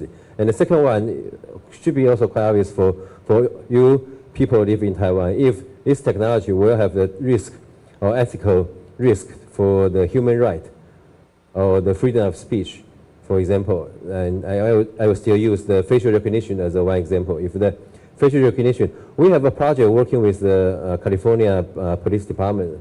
I think that there's a pilot case in Los Angeles using our facial recognition put on their camera, put on all the policemen and also on the police car. But later on, we kind of stop that project because we feel that use facial recognition, of course, it could increase the accuracy to identify the potential victim or the potential high risk of the criminals. But on the other hand, we also feel that it could also jeopardize some of the human right, or especially there could be some racial issues among this facial recognition. So that's the second one. And the third one, probably I need to explain a little more, is about the consequence. If this technology will have a consequence about any individual person, like everyone sitting here, every student here. For example, if there's an interesting discussion during the coffee break, I will take that as an example. If you use facial recognition, put a camera on the classroom, and to decide whether all the students you are really focused on, or you are actually playing your mobile phone and not really focused on the teachers, whether that would be admissible. If that result of that facial recognition or that group of the data will be decide whether you as a student will be failed by this class or whether you will decide your score, then we feel that's a sensitive use. This will have ethical risk. Because there's definitely, of course, it could be very accurate to collect all the attendance or the focus of the students, but there'll still be some percentage, certain percentage of the miscalculation, or the data probably will be misreading, misanalyzed. So for that kind of example, we feel that for the education, and also another example, we have also the pilot case for the banking industry. For all of you students probably not so familiar with, but for any banks, the most critical or most investment they need to make is whether they will approve this loan application from their customers, and whether we can use AI to analyze their credit history, analyze this community, and to decide whether this individual, they could get the loan. If this all depends on the AI result, then we feel there's a huge ethical risk, whether this is any individual. Just because the AI data, analyze the data, the output, you could decide whether individual can get education, can get a loan from the bank, can get a job. So anything will impact, the consequence will impact any individual's life. We feel that have a high ethical risk. So these are 3 examples I can share with you here. Maybe let me share 2 examples that were quite controversial. One is a use of AI on deciding or predicting whether a criminal will commit something again soon and be sent back to prison. And it turns out that because based on statistical data in the U.S., they are heavily biased against black people. Okay, it's very controversial in the sense that if you look at statistics, that may seem to be the right prediction, but then it seems to be biased too. Okay, so people have different opinion about that. The other controversial use was during the Ukraine war. Ukraine's people use facial recognition to identify dead Russian soldiers and send that information back to their family. And that seems very cruel and unethical, but because it was during the war, they consider that to be part of a cognitive warfare. So in a war, when you want to win, if you do not win, you may die yourself. So it's like whether this is an ethical choice or not becomes controversial again. So I think ethical issues are real, and sometimes they are very difficult to make a judgment on which is the right decision. Yeah. Give my time to the expert.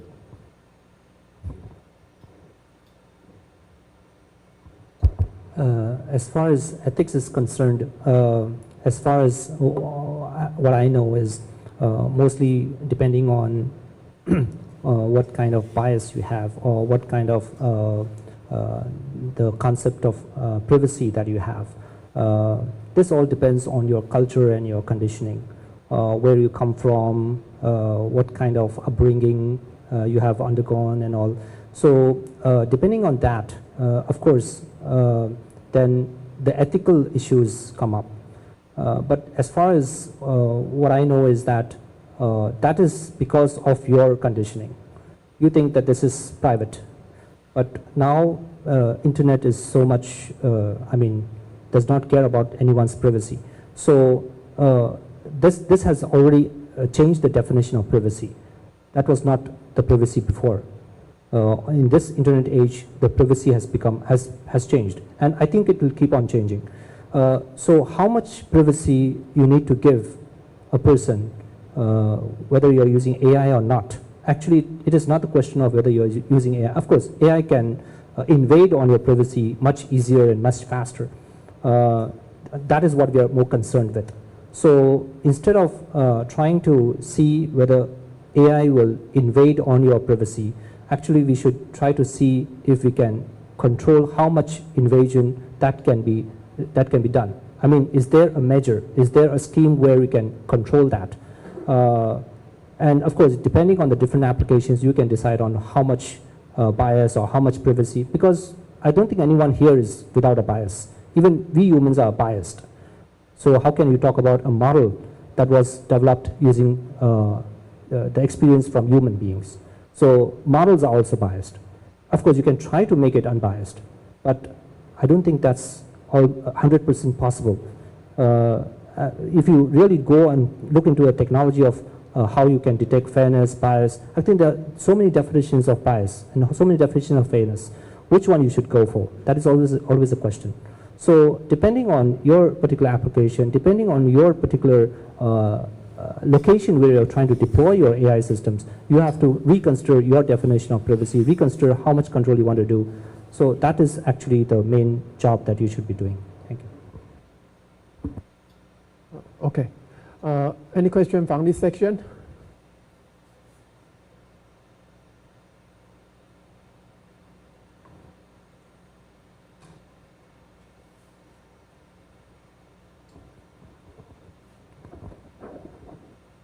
Honorable professors, I'm a student from Pindong Senior High, and I got some question to ask.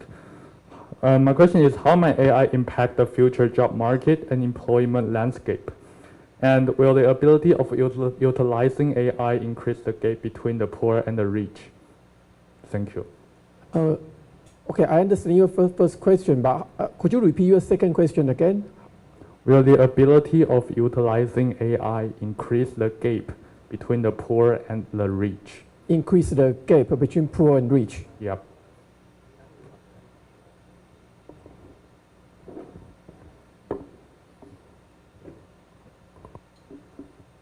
Okay, since I didn't answer the last one. So the first, I'm sorry, what was the first question again? So, Job market. Okay, I think we all addressed that concern, although with a little bit of different viewpoints. I think that for the near to middle future, we should embrace AI because it really can make our lives a lot easier.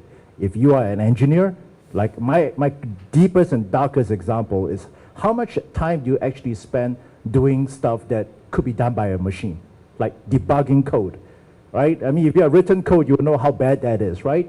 So, or you should embrace it, right? Will it take over your job? I don't think so, because like I said, there are certain parts of the human experience which is irreplaceable, right? It is not a race between you and AI, all right? It is not, okay? But humans should always better themselves, right? Always, what it may do, it may not broaden the rift between the rich and the poor, or not, because it does provide opportunities for people who are probably not born with as much resources. It will help them. But it may broaden the gap between those who try and those who don't try. Because if you don't try, if I do everything with ChatGPT, how good can you be? Versus someone who tried, who learned, who exceeds AI. That person is going to succeed more than you. So that will be the gap, not rich and poor. The difference between those who try and those who don't try anymore. First of all, there will be new jobs.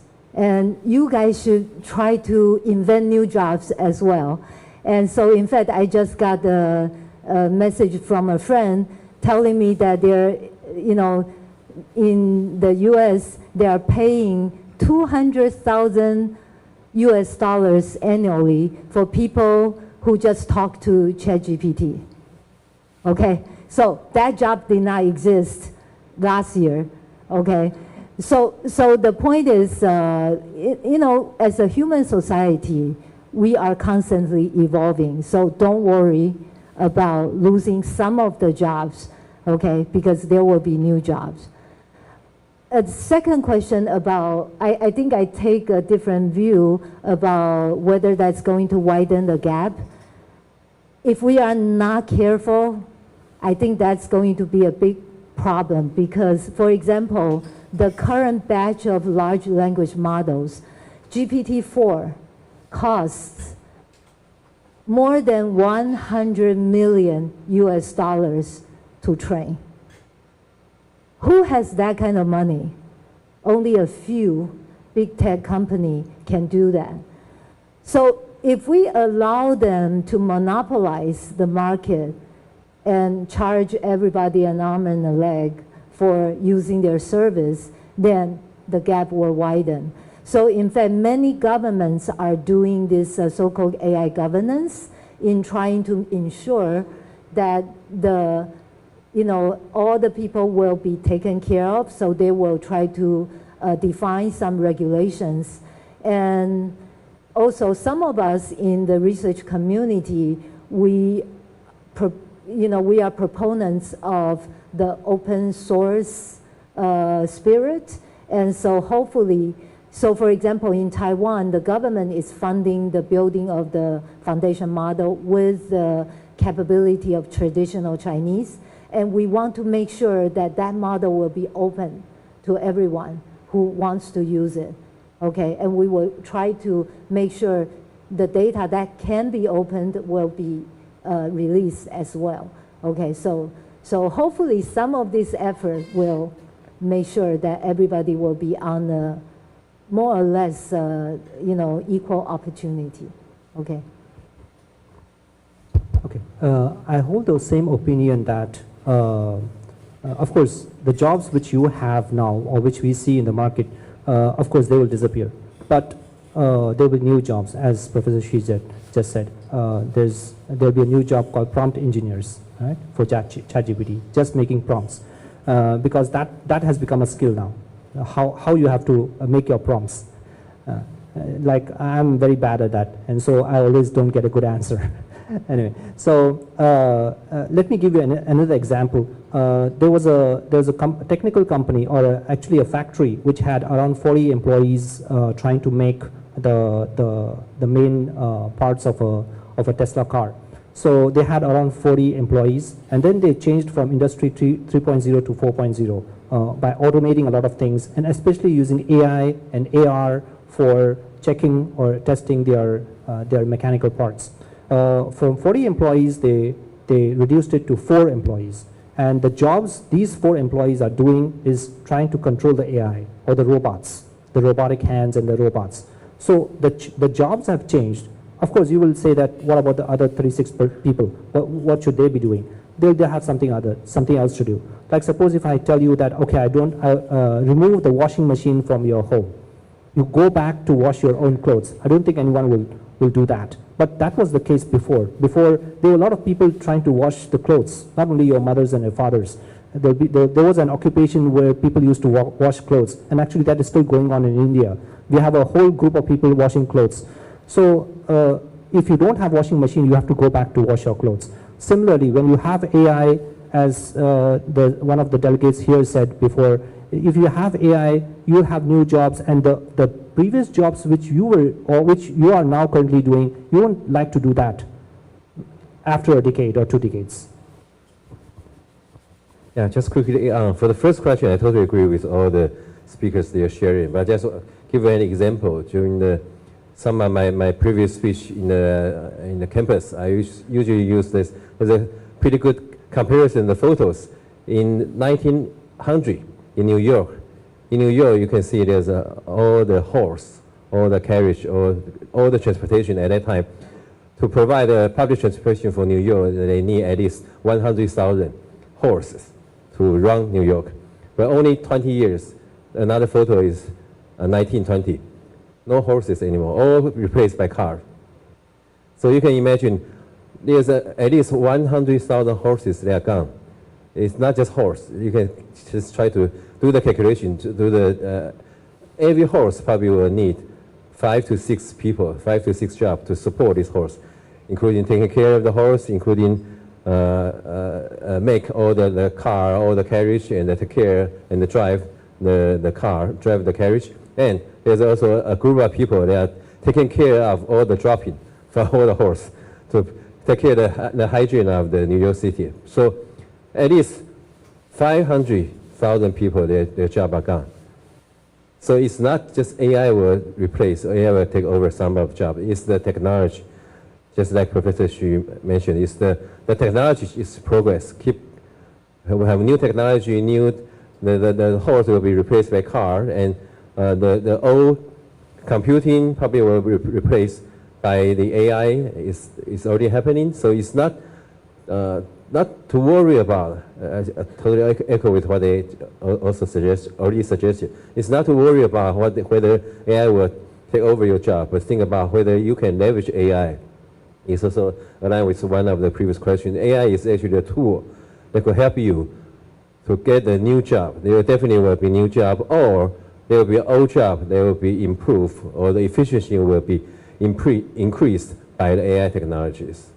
Yeah. So, and for the second one, just also quick comment that of course will be a concern, but let's also apply to all the technology, like the story I shared during my during my speech. The 1975, that's the computing power. At that time, the computing power is all mainframe. None of you have seen a mainframe computer, I believe. But during our age, we have seen a mainframe computer. One computer probably will be at least half or the 1/3 of the size of the big classroom.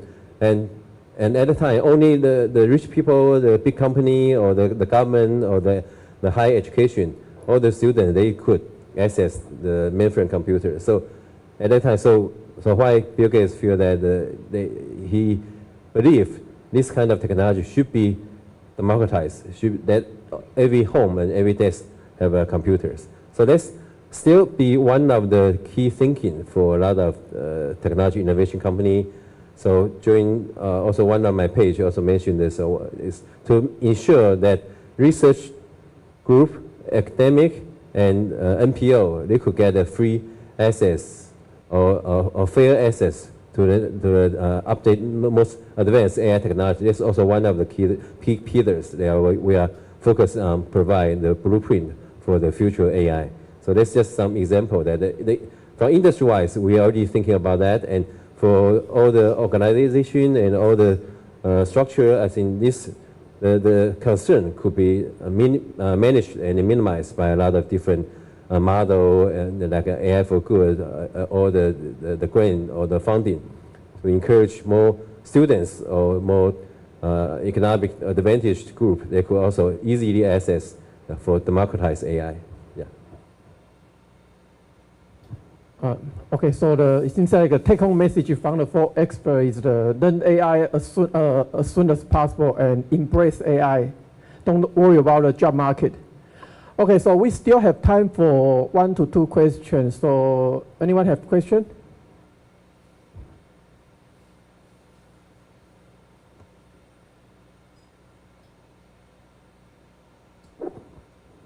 In the future, is there a possibility of AI replacing humans? Which aspects are most likely to be replaced? As individuals, what preparations can we make to mitigate the risk of being replaced by AI? Okay, I understand your second question. Could you repeat your first one again? Okay. In the future, is there a possibility of AI replacing humans? Okay, this first question. Yeah. Replacing humans as in like wipe us out, or what? Or replacing our jobs? What do you mean by replacing humans? Jobs. Okay. Yeah. I'll go first. Okay. We talk about trust. We talk about regulatory, right?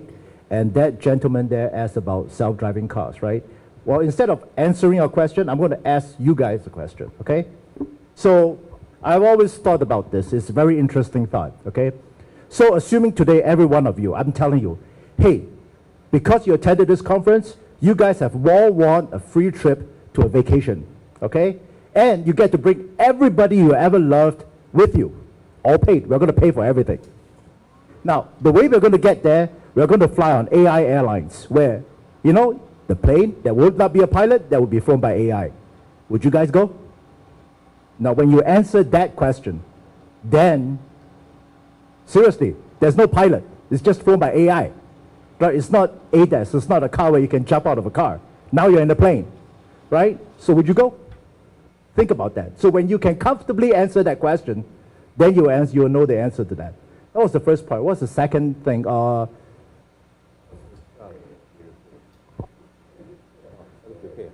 to prepare yourself? That's a great question. Okay? Very good question. I think we all talked about this. These guys are professors, right? And I thought about it. We talk about history. People need to appreciate history. AI, you don't follow the hype about how we use it, how we use ChatGPT, but look at the science, the mathematics behind it. You ask a question about how should you prepare. You don't know what the market is like in 5 years. I know roughly, but I won't know for sure. The best way to prepare yourself as high school students is to make sure you know your mathematics and your science, the basic of physics and chemistry and all those stuff. Make sure you know that, because that is the fundamentals of everything. So until you know better, stick to the basics and know your basics really well, okay? Because you can get to the good schools, you can learn anything, and you can figure out what to do once you understand the basics. Don't be lazy. I answered that question, right? Don't be lazy. The difference is going to be people who try and the people who don't try and use ChatGPT to answer everything. Those are the people who will be replaced. Well, let me follow up. One most important capability that you need to learn is the ability to learn and think. Okay? So instead of trying to memorize things, which is going to be replaced by computer easily, right?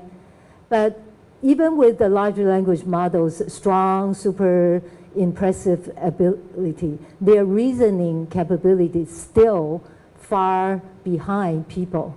And so I think the ability to think and reason is very important. And learning about mathematics and science is definitely a good way to practice that.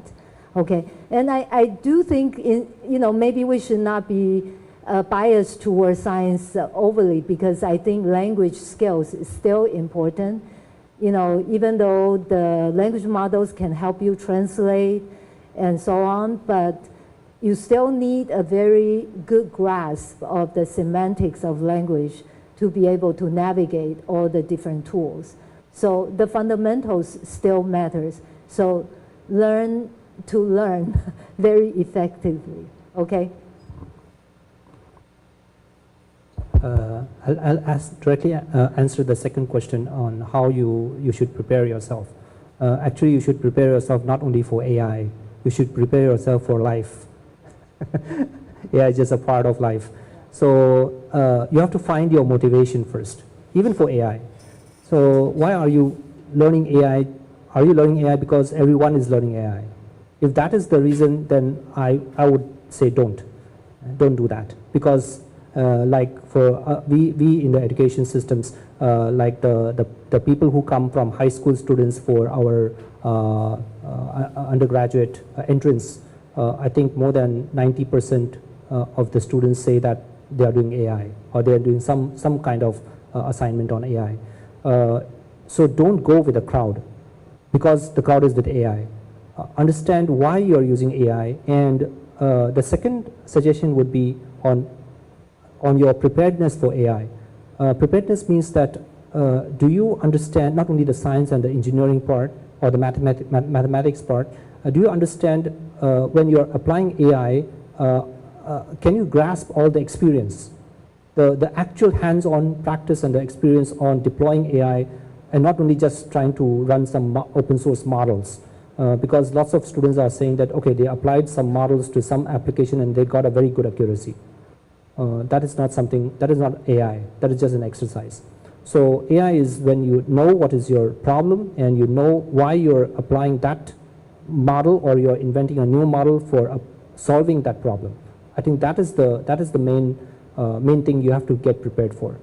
But of course, don't go only for AI.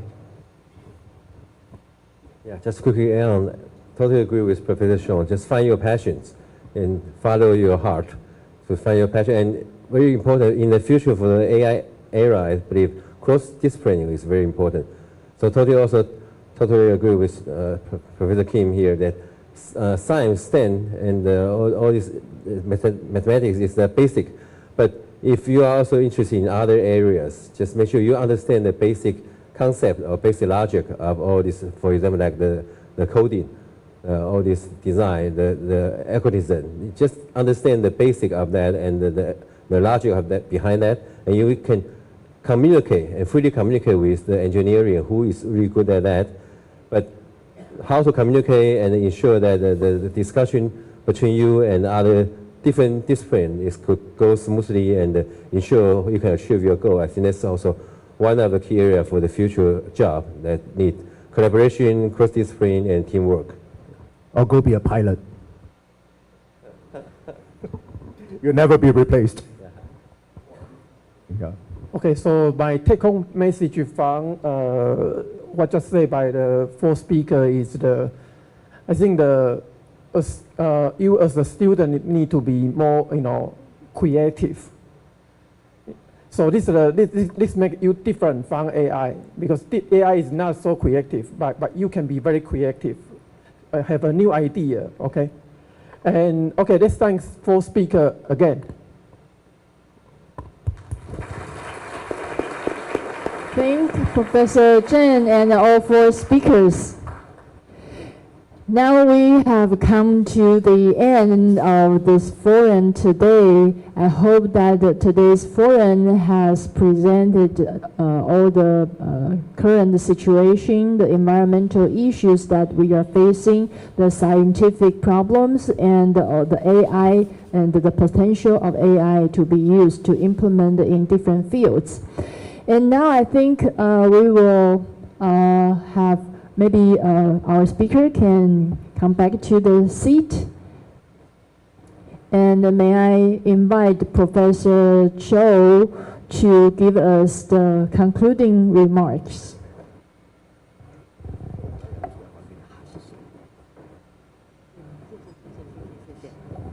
Okay, thanks to the distinguished speakers again, and I think you have delivered wonderful messages to all the audience today. I will keep my final address short because I think everybody is eager to go home. And I think you should give you a big applause because you have been great. So let's do a great applause. Yeah.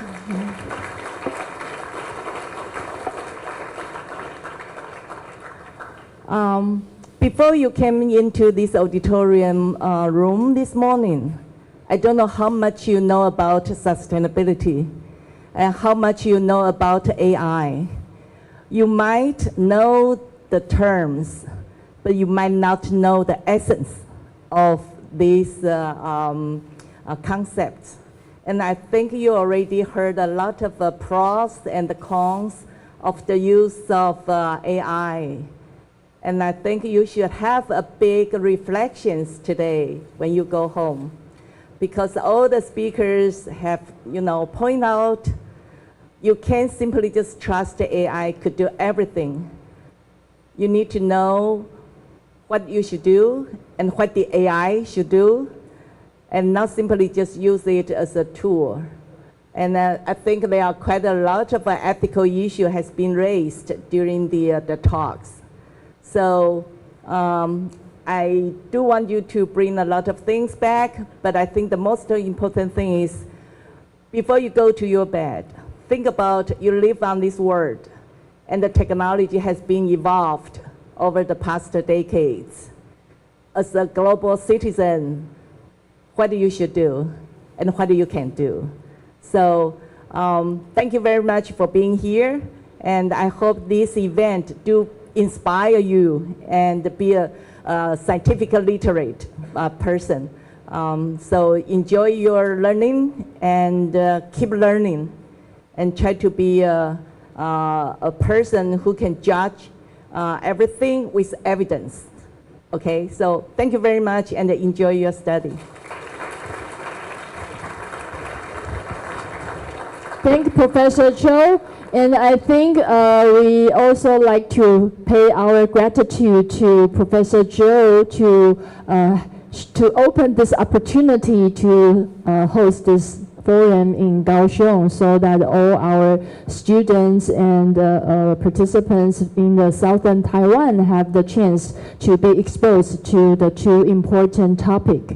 And it is really our great pleasure to have this chance to also co-host this forum. And at last, I would also like to thank all the workers, the student helpers to make today's forum smoothly and successful. Can we maybe give them a big applause?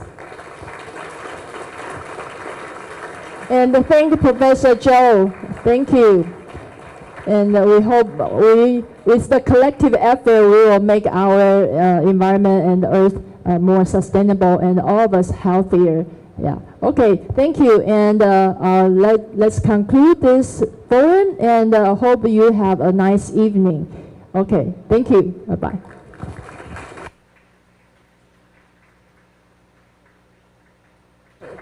Oh, okay. Okay. Sorry. We have the assistant remind me we will take another group photo. So we have the photo in the beginning, and we have another one. Maybe we will speak out the slogan again. So 我们有始有终。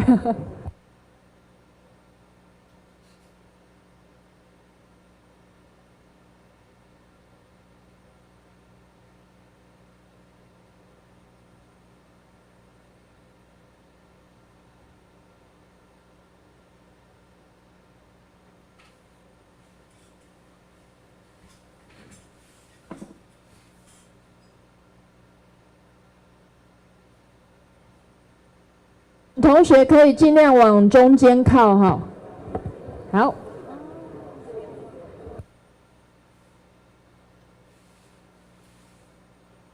所有工作人员可以就坐。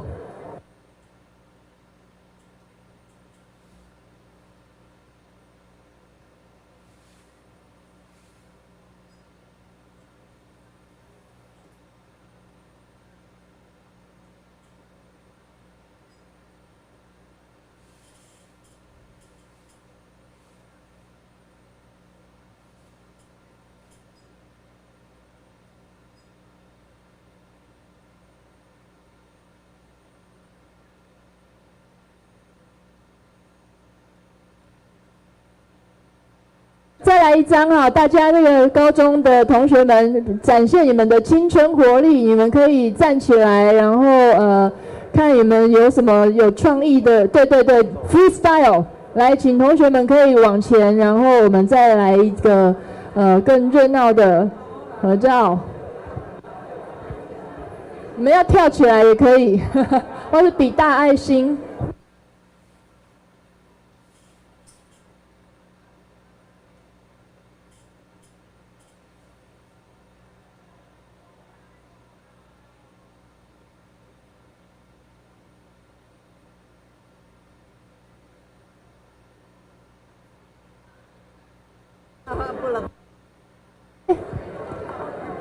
好，那各位同学，我们今天就活动结束哈，大家回去路上小心平安。